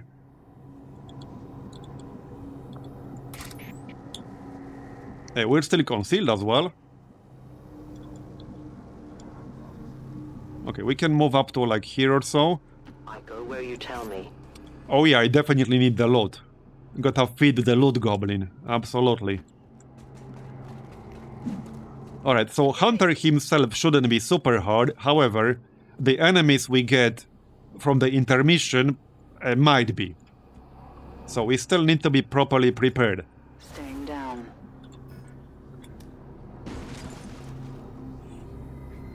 Okay. So let's grab the loot. I do want the loot. I will reposition. Yeah, there shouldn't be any more enemies in this room. I guess we can check the other side just to make sure. I'm not using any mods that would significantly alter the Chosen Stronghold mission. There are some. I wasn't brave enough to use them yet. Oh yeah. Especially since I know that once you activate those, you cannot remove them during the campaign, or it can potentially break this mission. So I wasn't brave enough to use them yet. A full override stealth soldier to abuse cyber-disc bombs? Yeah, makes sense. I'll keep a watchful eye. Speed to fire shots. Okay, I'm gonna check the other side just in case. It shouldn't be showing 7 remaining, as far as I'm aware. As ordered. Should be clear. Should be clear. Yeah, there's no reason for any more enemies to be here. Okay, no, it's fine, it's fine. I don't know why it says remaining 7. It's probably referring to part 1. Yeah, no, it's referring to part 1. Yeah, because we left some enemies in part 1. We haven't killed everything in part 1, so that's just what it's referring to. There's nothing else in this room, it's fine. Alright, go here with cookies. We want to spread out a little bit. But we do want high ground. So you go here, we can reload. Just normal reload. Steady weapon. I am watching. Alright. Ramona. Wird erledigt. We got the load already. It's fine. Come get some. Scanning. Okay, so... Not a problem. Okay, this is still fine. Yeah, I wasn't 100% sure. Okay, yeah, I wasn't 100% sure. Maintaining position. I'd rather be here. And Ramona can be here in the corner. Alright, we can move in on the next turn. On Overwatch. Longstrider could be left. He could be next to Dom. They will boost each other's chance to hit. So let's actually do that. This is fine. On Overwatch. Alright, looks good. Looks good. No one will slip. We're ready to kick his ass. No one will cross. Let's go. So, who's gonna move in? Probably Marbozir, maybe? Or Belicity. Belicity has really good mobility. So he's vulnerable to Templars. Cookies can only shoot once. Actually, if I really want to min-max this, I should just let 3 turns pass to build up the damage bonus on Cookies. That's a little bit cheesy. But he does get +1 damage bonus up to +3 for each turn he doesn't move. So, I mean, if we are really min-maxing this, I should just get that bonus. Waiting patiently. Because in case of this mission, there's literally no reason why you shouldn't get that. I might be forced to move anyway. That's totally possible. Scanning. Now we can move in. Okay, now we can move in. So, yeah, I think we'll move in with Belicity then. It's probably fine to go with Marbozir. It shouldn't be that big of a deal. Alright, let's just go. Let's go! So technically the best way to do it is to leave him at like very little health. And let him take a turn. And then kill him with the first action at the start of our next turn, because then we'll have more time to shoot the sarcophagus. That's technically the best way to do it. Alright. We've faced these things before and we can do it again. No matter what happens today, only one... That's kind of a shitty spot. Okay, that is a really shitty spot for him. Wow. I can still shoot him, but that's a pretty shitty spot. See, so I could kill him, like, right now, on this turn. I can do it. It's technically a bit less optimal, but I don't think I want to leave him alive for a turn. We're just gonna kick his ass. Yeah, we're just gonna kick his ass. Armor still holding. That weapon didn't do my kid any good. He's going down. It'll be different for you. Yeah, he didn't exactly have a chance, did he? Killer's luck. Belicity can kill him. Moving out. I'm more worried about the intermission enemies. Yeah, this is a very easy, like, weakness to exploit. My ammo has run dry. Doctor, the device. And to be fair, the Hunter is the easiest one, like, by far. Transferring tremendous amounts of There are some mods that make them significantly tougher, restoring them. but I didn't really do anything with the Chosen on this mod list. I probably will before the next campaign. My concern, which I'll have to test first, is that if you make them significantly stronger, like for the late game, which is fine, you might make them a little bit too hard at the start of the campaign, because especially the first few missions right at the start, that first retaliation with the Chosen can be really hard already. So I don't want to make it even harder than it already is. That's my main concern. But I do want to buff them up in like the mid-game and the late game. Okay, this will definitely require more than one cycle on the sarcophagus. Because, yeah, it has 100 HP. I'll definitely need more than one.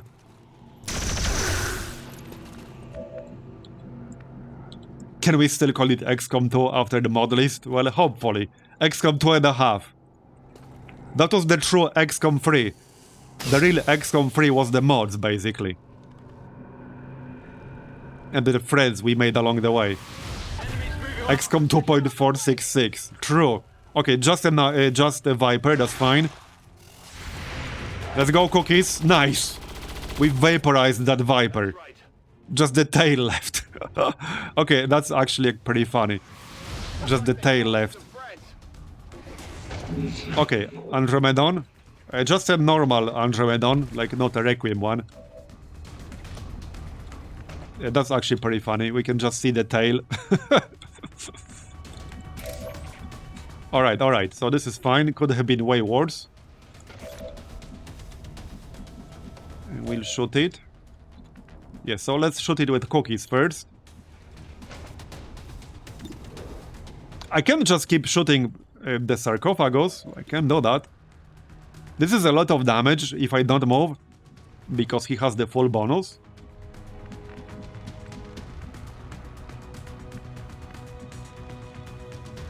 Okay, if I go all in on the sarcophagus, I think I could do enough damage. It's not necessarily a good idea ignoring the Andromedon. Can I CC the Andromedon really quick? Sort of. Maybe. Kind of. Yes, I can. Okay, I could CC it. I could literally go here and then hit it with a disabling shot. I don't know if I'll have 100%. I should have 100%. That might be best. So I'm just gonna hit it with disabling shot. And I think we'll focus on the sarcophagus.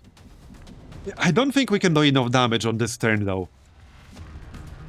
No, I can't do 66. Maybe if Cookies could take 2 turns. But he can't. No, I can't do 66.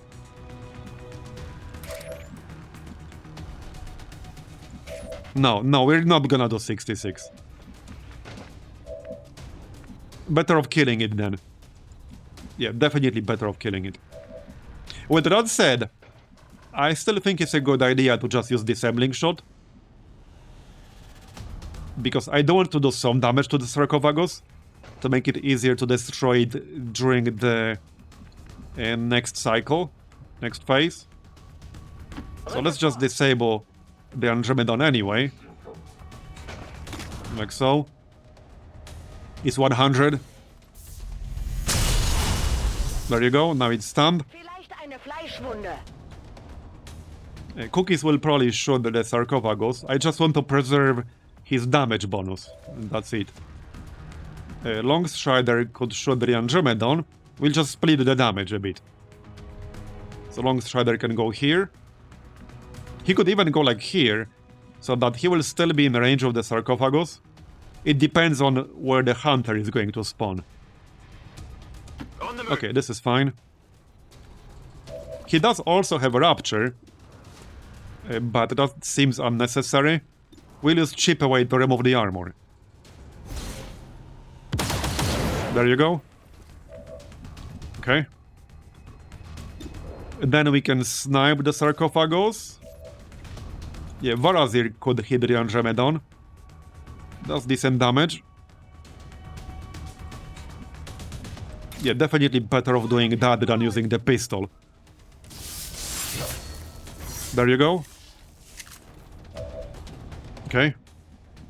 It was an issue that came up with odds mod list as well. Anything outside of Long War of the Chosen using Long War perks would immediately crash to desktop. if you use the non-long road, the chosen version of the perk. Yeah, makes sense. The only like real ability that I had problems with a crash to desktop is basically channel, but that's a known issue. And the unfortunate thing is, that's the Templar ability, where every enemy you kill has a 20% chance to drop psionic loot, so that you can pick it up and get focus for the Templar. So that was causing crashes to desktop. And no, the Whiplash was basically related to the psionic loot. Pretty much every single crash to desktop we had from that was directly related to psionic loot. So it's partially fixed in the Beta Highlander, which we're using now, but there are still some cases where it still causes crash to desktop.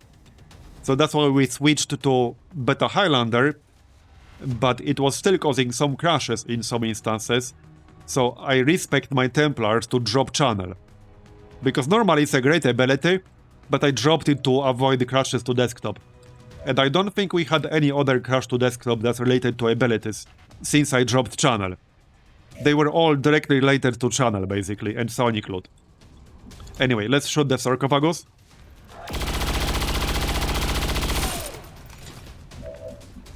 But considering how many abilities there are with like all the amalgamation classes we're using, that's a pretty impressive result. That only one ability caused crashes. Like, I'm actually pretty happy with that. Alright, I need a reload here. I need to reload. And then we can just shoot the sarcophagus. Yeah, we don't actually want to kill this thing, because then it will spawn the shell, which will not be stunned. So we do not actually want to kill it. Yeah. One more shot. Now it should be pretty easy to take out the sarcophagus next phase. Here's the hunter. Oh, I never tire. Okay, pretty awkward spot, but not too bad. Do this all day, all decade, all the Full override. Which class has full override? Yeah, if full override causes problems, I could actually like disable it through a config. Techspert. Okay, yeah. Yeah, then I'll probably want to disable it if it causes problems. I assume that should be pretty easy to just disable it through a config. Because if that can cause crashes... Oh, it was only with Requiem units, okay. Alright, alright. So, Hunter. I can flank him with... Well, I can just shoot him with cookies. Yeah, heck yeah. Just shoot him. Works for me. Okay. It's going to take more than a few Longstrider will have to move. Commander. So, hold on. I could definitely kill him right now, but the Andromedon will no longer be stunned. However, we could probably cheese it a little bit. If I kill the Andromedon with Marbozir, and then it spawns a shell, and we can use a parry, and I'll also have Untouchable. As long as it targets Marbozir, Marbozir can basically tank it, because he'll be immune. So I think we'll just do that. Marbozir will just basically lock down the Andromedon. And we'll focus on the Hunter and on the sarcophagus. That's gonna be best. I can definitely kill the Hunter.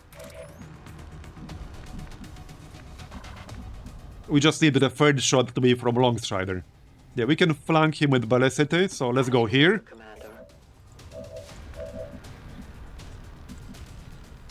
Dom does not have line of sight, but that's okay. So let's shoot him now. Still a good chance to crit. Okay, good. Yeah, he's going down. We lose concealment, but that's okay, that's irrelevant. And then we can move along Strider and get some really good damage. Yeah, this is gonna be massive damage. Long Strider has more power than he's supposed to have, because he has Butcher, which I can't get rid of. Well, I could probably get rid of it somehow. But this will not be possible with our changed training setup. This is just the result of how we started this campaign. So this will no longer be possible with how I changed things. But it's still here. So it makes him do 30% more damage against organic targets. So he can do massive amounts of damage with a weapon like this, which gets a big crit bonus. But that will no longer be possible with how I changed training. Anyway, we'll shoot the hunter.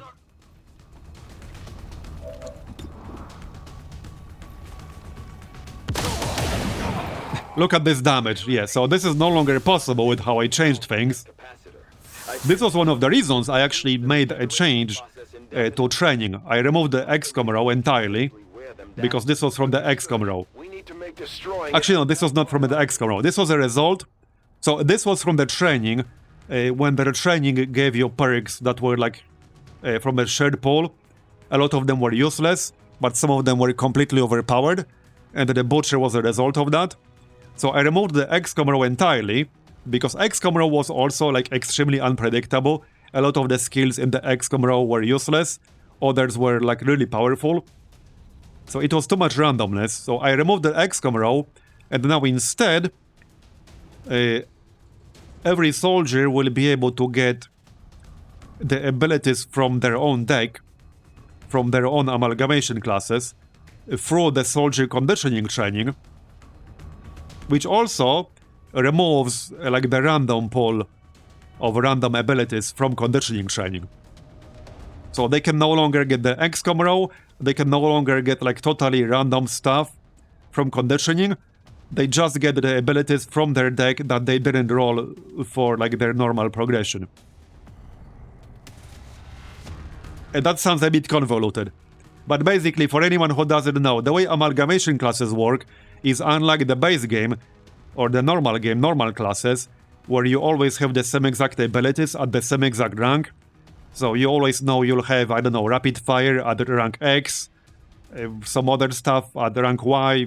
You get the idea. With amalgamation, you have a pool of abilities that can roll in certain ranks.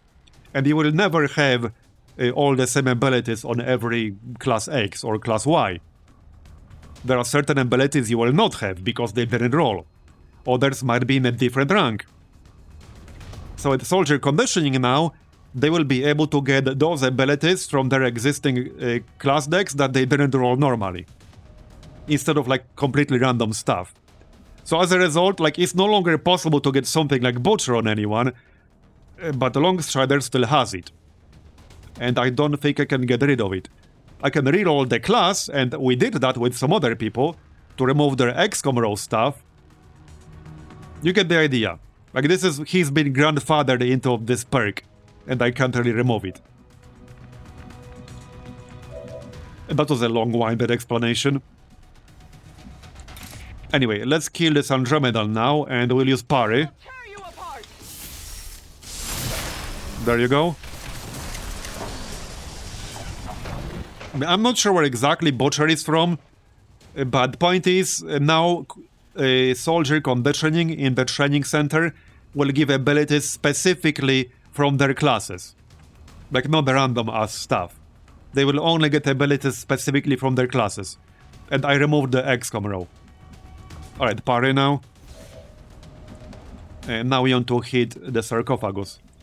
We have enough time to do 30 damage, that's not gonna be a problem. Longstrider can move, so let's move him like up here. This is in range, right? I mean, yeah, it is. Heading out. Dom can shoot it. Either way, I like the new setup way more. So the thing I like about this new setup is that the way I set it up right now, and I might still tweak these numbers, there's no more RNG in the conditioning training. Because the default setup in the soldier conditioning mode, for anyone who used it with the defaults, with the default setup, depending on your exact combat intelligence, you have a chance to roll an extra ability, but it's not guaranteed, it's just a chance. But I changed it to make it guaranteed, depending on what your combat intelligence is. So right now, the way I have it set up is that at standard and above average, they will always get one ability. At gifted and genius, they will always get 2 abilities. And at savant, they will always get 3. However, the training itself takes about 50% longer than the previous setup I used. So now it can take as long as 20 days, depending on the combat intelligence and stuff. So it will take usually like between 13 and 20, which is quite a long time, but it's quite a significant power boost. So one of the reasons I like this setup now is because it introduces an interesting tactical decision where you might want to train somebody early on at like Sergeant. Sergeant is the earliest you can do this at. So at Sergeant, you would be able to like roll their 2 perks, for example, their 2 abilities from their deck. You have no control over what they're going to get, but you might get some abilities that would affect your decision of how to build that person, how to plan their build. Or you can wait longer, roll them later, and maybe try to bump that person's combat intelligence to get an extra ability, because you can increase their combat intelligence through covert operations. However, like, because they are random, you might get something that doesn't fit their build later on. Because if you wait until they are, like, I don't know, captain, right? If you wait until they're captain, you already spent their ability points, you already planned their build. So then if you send them to the training facility, you will get, like, something that doesn't fit their build, but is still powerful, and would work with a different build. So then you might want to even consider respecking them. Whoever uses the respec option, like, nobody ever does it. Almost nobody. But with this setup, there's potential reason to use it. But I mostly like it, I mostly change it because it's way less random. Now you are guaranteed to get some useful abilities. They might not be exactly what you want, but they are guaranteed to be useful and usable. As opposed to like completely random ass stuff. You might get completely bricked perks previously, or a really overpowered one. This smooths out like the power progression curve. Makes it more predictable. And with the mod list setup that I'm using, XCOM definitely needs that power boost still. Like, they will not be overpowered with these extra perks, because this mod list goes hard on high force levels. So you actually really need this. So now we could actually hack the shell. We have a 70% chance to take over. And I can still boost my hacking bonus. Plus 22. 77%. We can try. I will give it a bonus if it fails. I can still handle it if it fails. Let's try to get ourselves a mimic beacon. Ah, there we go. It worked. Nice. Very nice. Geschafft. They should keep them, yes. I'm pretty sure they do keep them. Because you can only do conditioning training one single time. Okay, see, this is what I mentioned about the extra enemies you get during the intermission. You can get some pretty tough enemies in this. Like, we got the Requiem Andromedon the first time around, and now we got a Praetorian Sectopod. So for anyone who wasn't here when we were fighting the Praetorian Sectopod, the Praetorian Sectopod's weapon is basically an inverse shotgun. It's literally an inverse shotgun.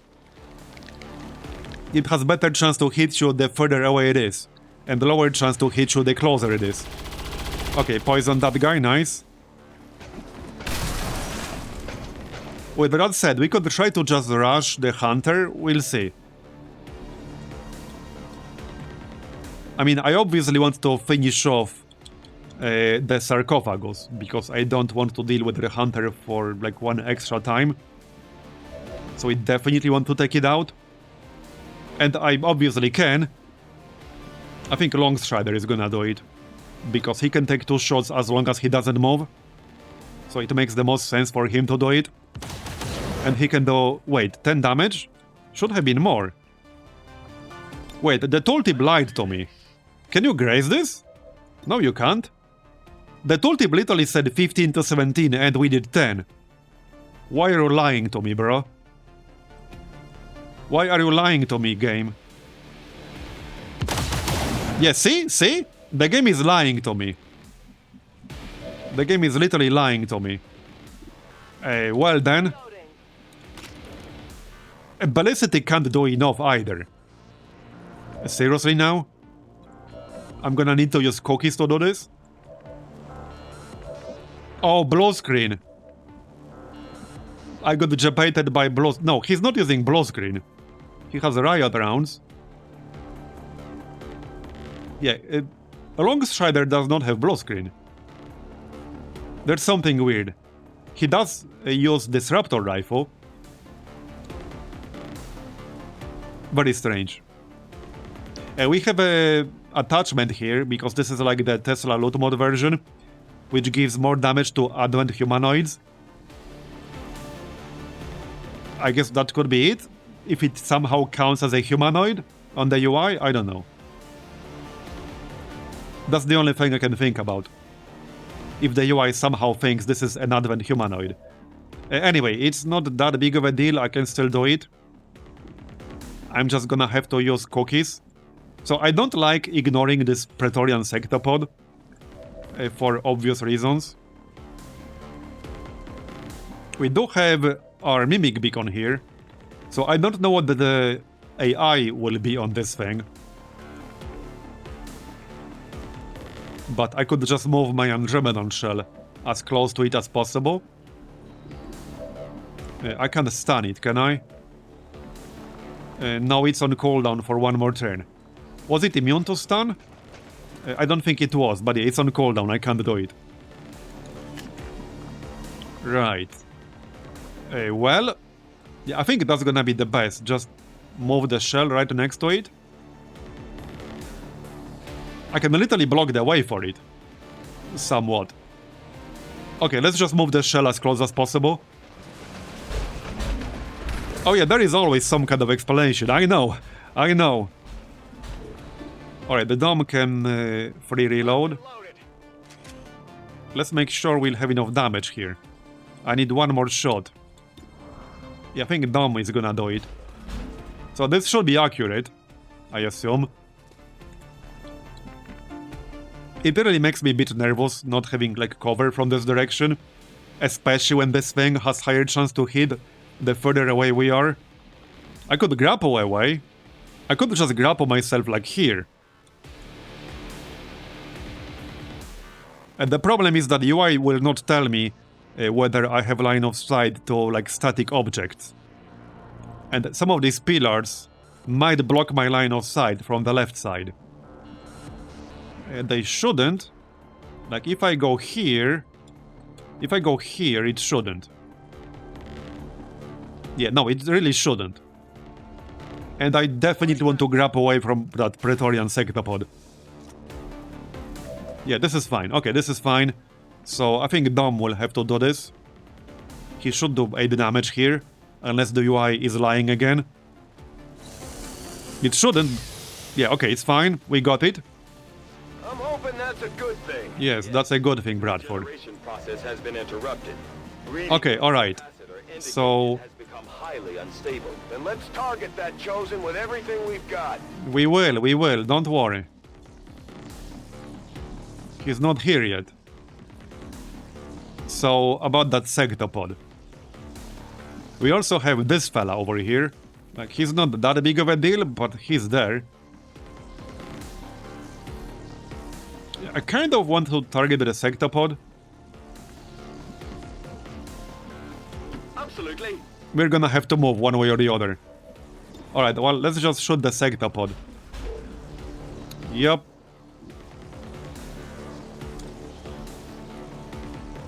A fire radiation grenade, mark target. Covering fire. Maybe I should kill this guy. You know what? Let's actually kill this guy, because I can guarantee a kill. I don't want him to do anything weird. Now he should die from the poison. He's at 1 health, he's poisoned. And this is almost everything I can do now. Yeah, so we can just charge the sectopod. This should be fine. Like, it does make me a bit nervous charging this thing, but his weapon is literally an inverse shotgun. Like, he should literally have very little chance to hit me like this. Not to mention I can use parry, so it's fine. Okay, it should be fine, it's fine. Use boulder. Oh yeah, I actually should have used boulder. It's okay, we can still use it on the next turn. As for Ramona... well, might be good to move into cover. I could still skull mine this dude for intel. I mean, maybe I should. Okay, maybe I should. I can literally get intel out of him.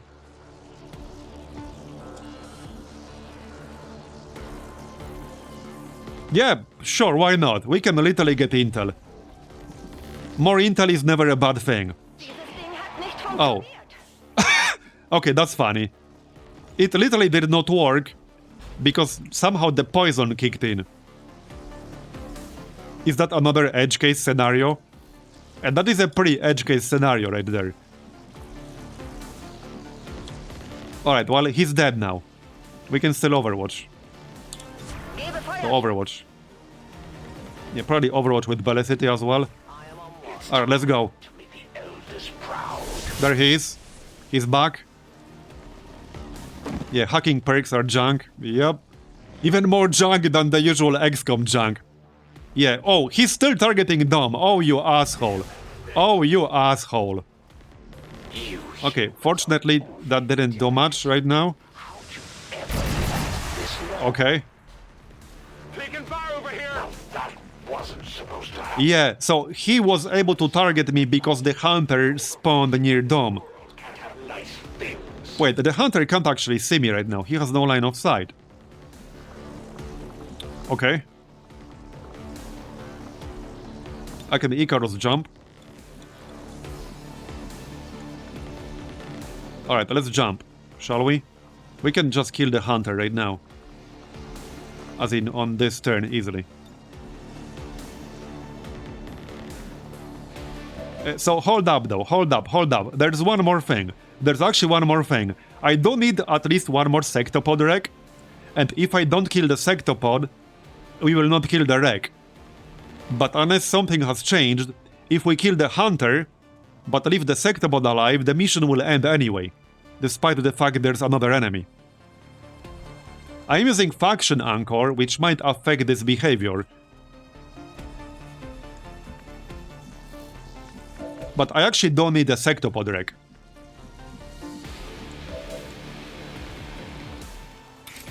Oh yeah, we can punch it. Sure, let's do that. There you go. Faction anchor won't affect this. Yeah, so I need to kill the sectopod if I want to get the sectopod wreck. We will not get the wreck if it's not dead. As far as I'm aware. And I would really like that. I would really like the wreck. Okay.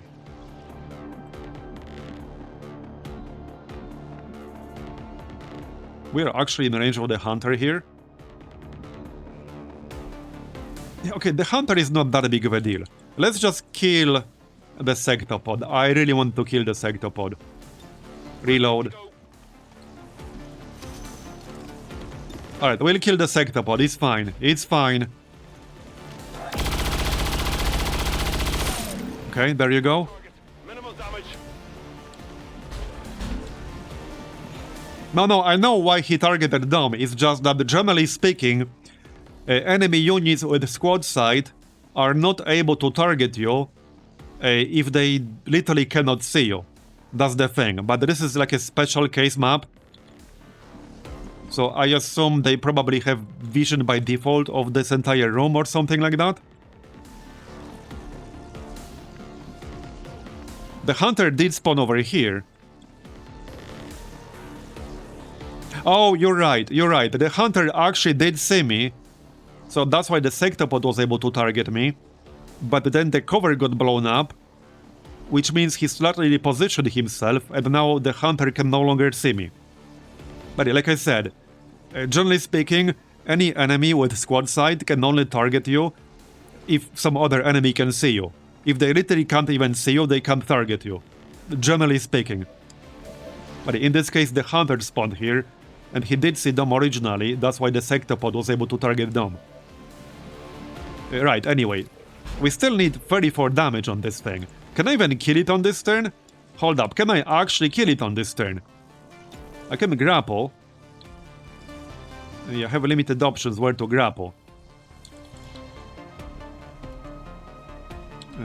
Will I have line of sight here?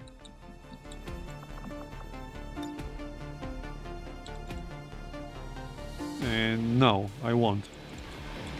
I guess I'm just gonna move and take one shot. Well, I don't want my two damage dealers to be standing right next to each other. I can just shoot the hunter, which will do a shit ton of damage.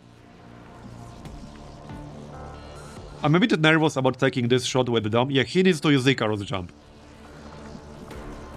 We'll move somewhere useful-ish. Like somewhere over here, probably. The hunter will be able to flank someone, like almost no matter where I go. What if we go here? Here. I might have line of sight here. I can't actually verify this, because I would need someone with squad sight. I don't want to mess it up on the last possible turn. That would be kind of bad. Yeah, like I could go somewhere over here, but the hunter will be able to flank me.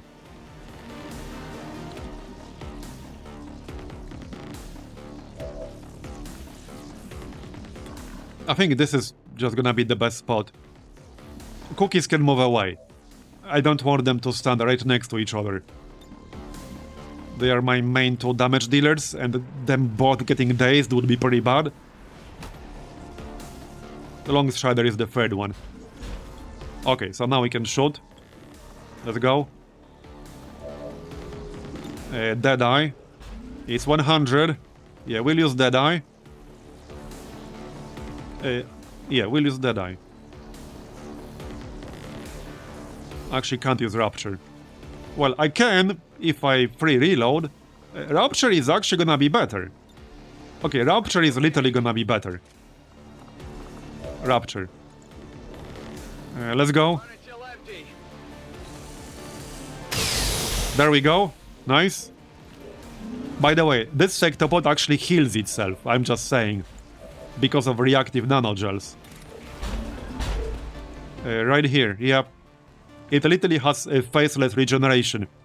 It also takes reduced damage by 20% after the first instance of damage taken on that turn. So, it's a tough cookie. Yeah, so now Longstrider has to take a shot. Can I actually kill it on this turn? I think I'll be a little bit short on damage. I'm gonna be a bit short on damage, actually. Yeah. Yeah, no. I don't think I can. It will be very close. It will be very, very close. Maybe you'll have better luck with that thing. Wait, maybe I can. Okay, hold up, hold up, hold up. I think I can. No, not Balicity. So Marbozir will do... Okay, I actually can. Okay, I can. I literally can. We can literally kill it with Command Protocol. I just need line of sight, which is fine, we can get it. Right here, yep, okay, we can kill it. Nice. Now it will blow up when it gets destroyed. So we might want to move away. Hey, I could actually use Disabling Shot, but we specifically need to kill it, okay? Because we want the wreck. Yeah, so this is 10 to 11. We'll attack it with Marbozir, like so, then we can move him away. He's going down. And then we use Command Protocol. So now he's going down. Alright, so move away. Like here-ish, that's fine. And command protocol. There we go, we killed it. Nice. And then we'll kill the hunter on the next turn. Yeah, that was still reduced damage, by the way, so the preview showed more damage than it was in reality. I can still shoot the hunter. That sectopod wreck will really come in handy. We already got the autopsy, but we needed to make some items. Can I actually hit him from the flank? Not really. Let's go to high ground, because I might have to undaze some people. We'll just shoot him like this. Alright. He's going down. Oh, he will summon some loot? I generally don't like asking for help. Okay, he did summon loot. How nice of him. Let's try something else. Alright. She never fails me. Yeah, missed 100%. Because that wasn't actually 100, by the way. The blissful silence. Alright, do we want the loot? The elders are. How greedy do we want to get here? I thank you. I mean, both these enemies have loot, but they are in kind of an awkward spot. Very, very awkward spot, in fact. Extremely awkward spot. Well then. Well, Marbozir is out of range of the hunter anyway. Though, to be fair, he can do other things. I think we'll kill like one... we'll kill the elite lancer and just kill the hunter. Can I actually kill him right now? Maybe. Okay, let's shoot him with cookies first. There you go. A true loop goblin would farm the odds. True. Does that actually work? I know there are some mods that limit like the number of charges they have to summon more units.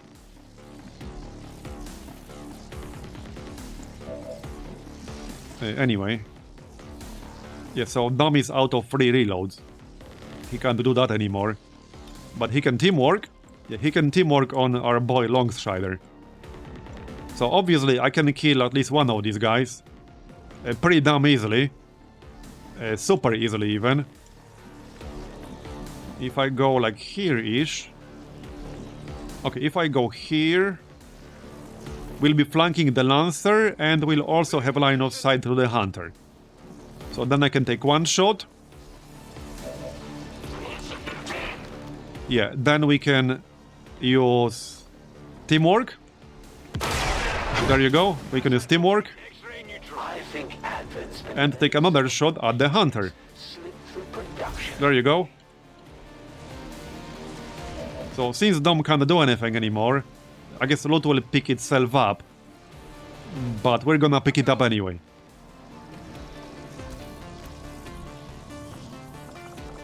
Okay, that's... hey, we got a legendary logbox, heck yeah!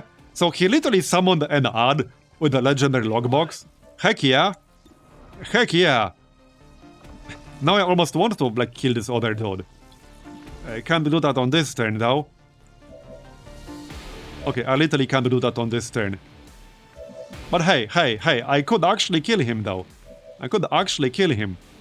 So here's what I... nah, is that too greedy?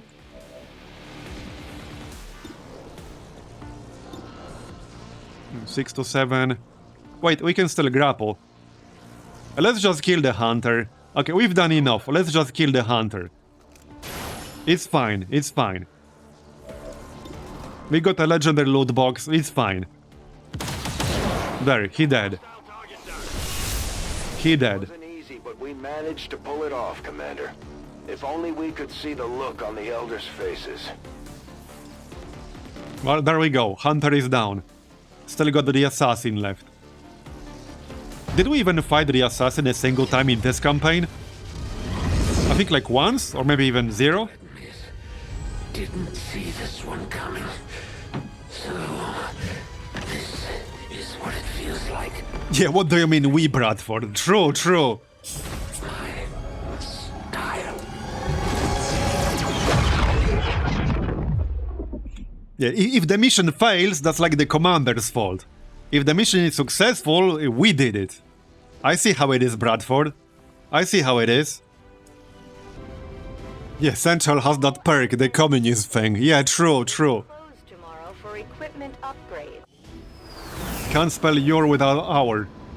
Your victory over Alright, did we get any promotions? No, we did not. But we are giga close to Brigadier on cookies. Like giga ultra close. There are the weapons. We'll check out what they have. We got one superior autoloader. We got our sectopod wreck, but also Andromedan wreck. Superior hell trigger, 2 speed loaders. Causes the target to panic. Oh, in AoE. Oh, that's nice.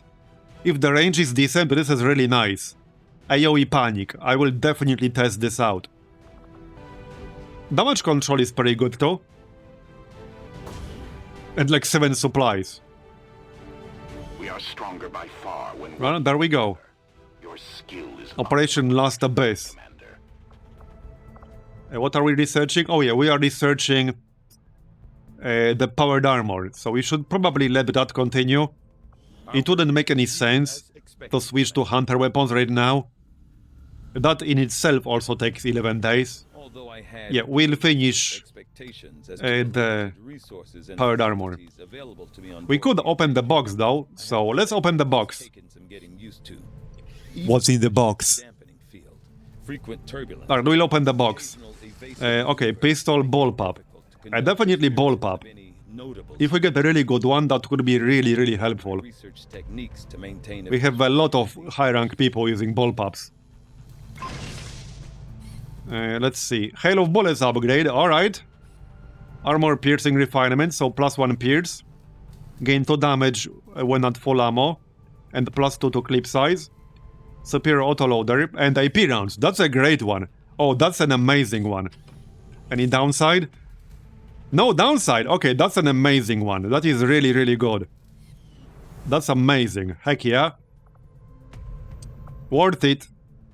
And we'll need that. We'll definitely need that against what's coming. What's this? Oh yeah, facility lead. I might or might not be doing that.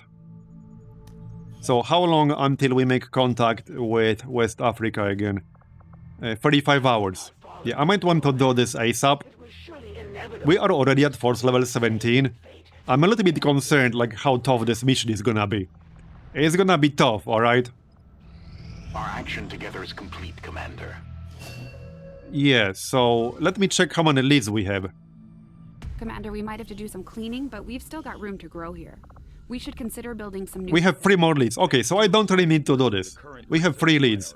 We should also start building the resistance comms, so let's do that, because I actually need that. We need to make contact with Australia and such. We can assign 1 person to the defense matrix, because there's no reason not to do that. And there will be 1 guy unassigned. I guess over here, that's fine. Okay, minus 50% project time. Alright. So, finished skull mining. Yeah, so we're not doing this. I have 3 leads, I have no need for this lead. And we did get 1 lead from a hack recently. So, that's fine. I don't need a scientist either. So let's just scan. Soul Mania. 3 psionic attacks on any enemies that enter or attack within 2 tiles. Guaranteed to hit, but will not target robots or units with Shadow Step. Okay, so it's like Bladestorm basically. Not bad. Not bad. Keep going, yeah. Keep going. Who is currently training? Bond training. Oh yeah, it's like the marathonist guy. No, actually that was not the marathonist. He's training anyway. So let's finish making contact with West Africa. There we go, got it back. Because we lost it after that retaliation yesterday. That was crazy. And we got our +1 shred back. I'm gonna need it. Yes, so let me look at this enemy list. It probably changed. Andromedon, Mutant Decimator, Andromedon, some Chrysalids. So wait, is this a proper list or is this messed up again? Okay, well that's a lot of enemies. I mean, it's probably fine because it's 31. Yeah, I want to exclude them from like normal pods. Yeah, Hive again. We can reroll it. Okay, let me make a save here real quick. Whoops. Yeah, game is auto-saving. I'm gonna make a save here real quick and reroll it. See if we get... See what kinds of lists we get when we reroll. Is it different now? Should be different. I think it's different. There are still Chrysalid enemies on the list. I see some Praetorians. Yeah, it's different. Mutant Prime. It is different. I mean, that's a pretty nasty list regardless. Let's check the other mission in Australia, this one. Okay, this one is definitely like the right list, because I see a lot of Requiem units. Also 38 enemies. Not sure if that's a proper number, but this was supposed to be basically the toughest mission. I did see one Chrysalid still. Let's try again. So we'll change back to 16 for a moment. Let's check what spawns at 16. 39.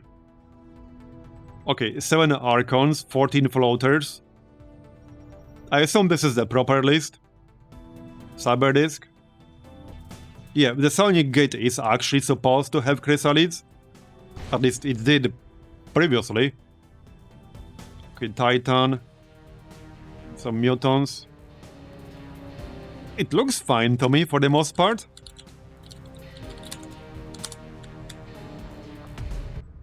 Well, actually, not all. If you just use the Hive mod, not all Chrysalids will always be on the Hive faction.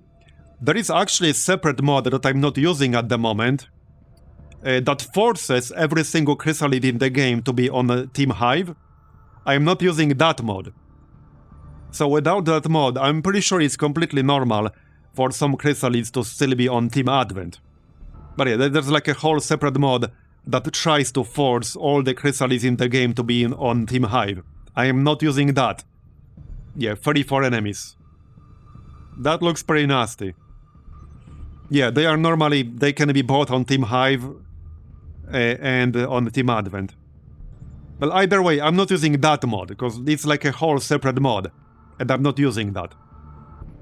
Okay, well, this looks normal to me. If you can call that normal, I guess. And this one? Yeah, 12 Floaters. I assume this is normal, what it's supposed to be. Exalted Shinanim.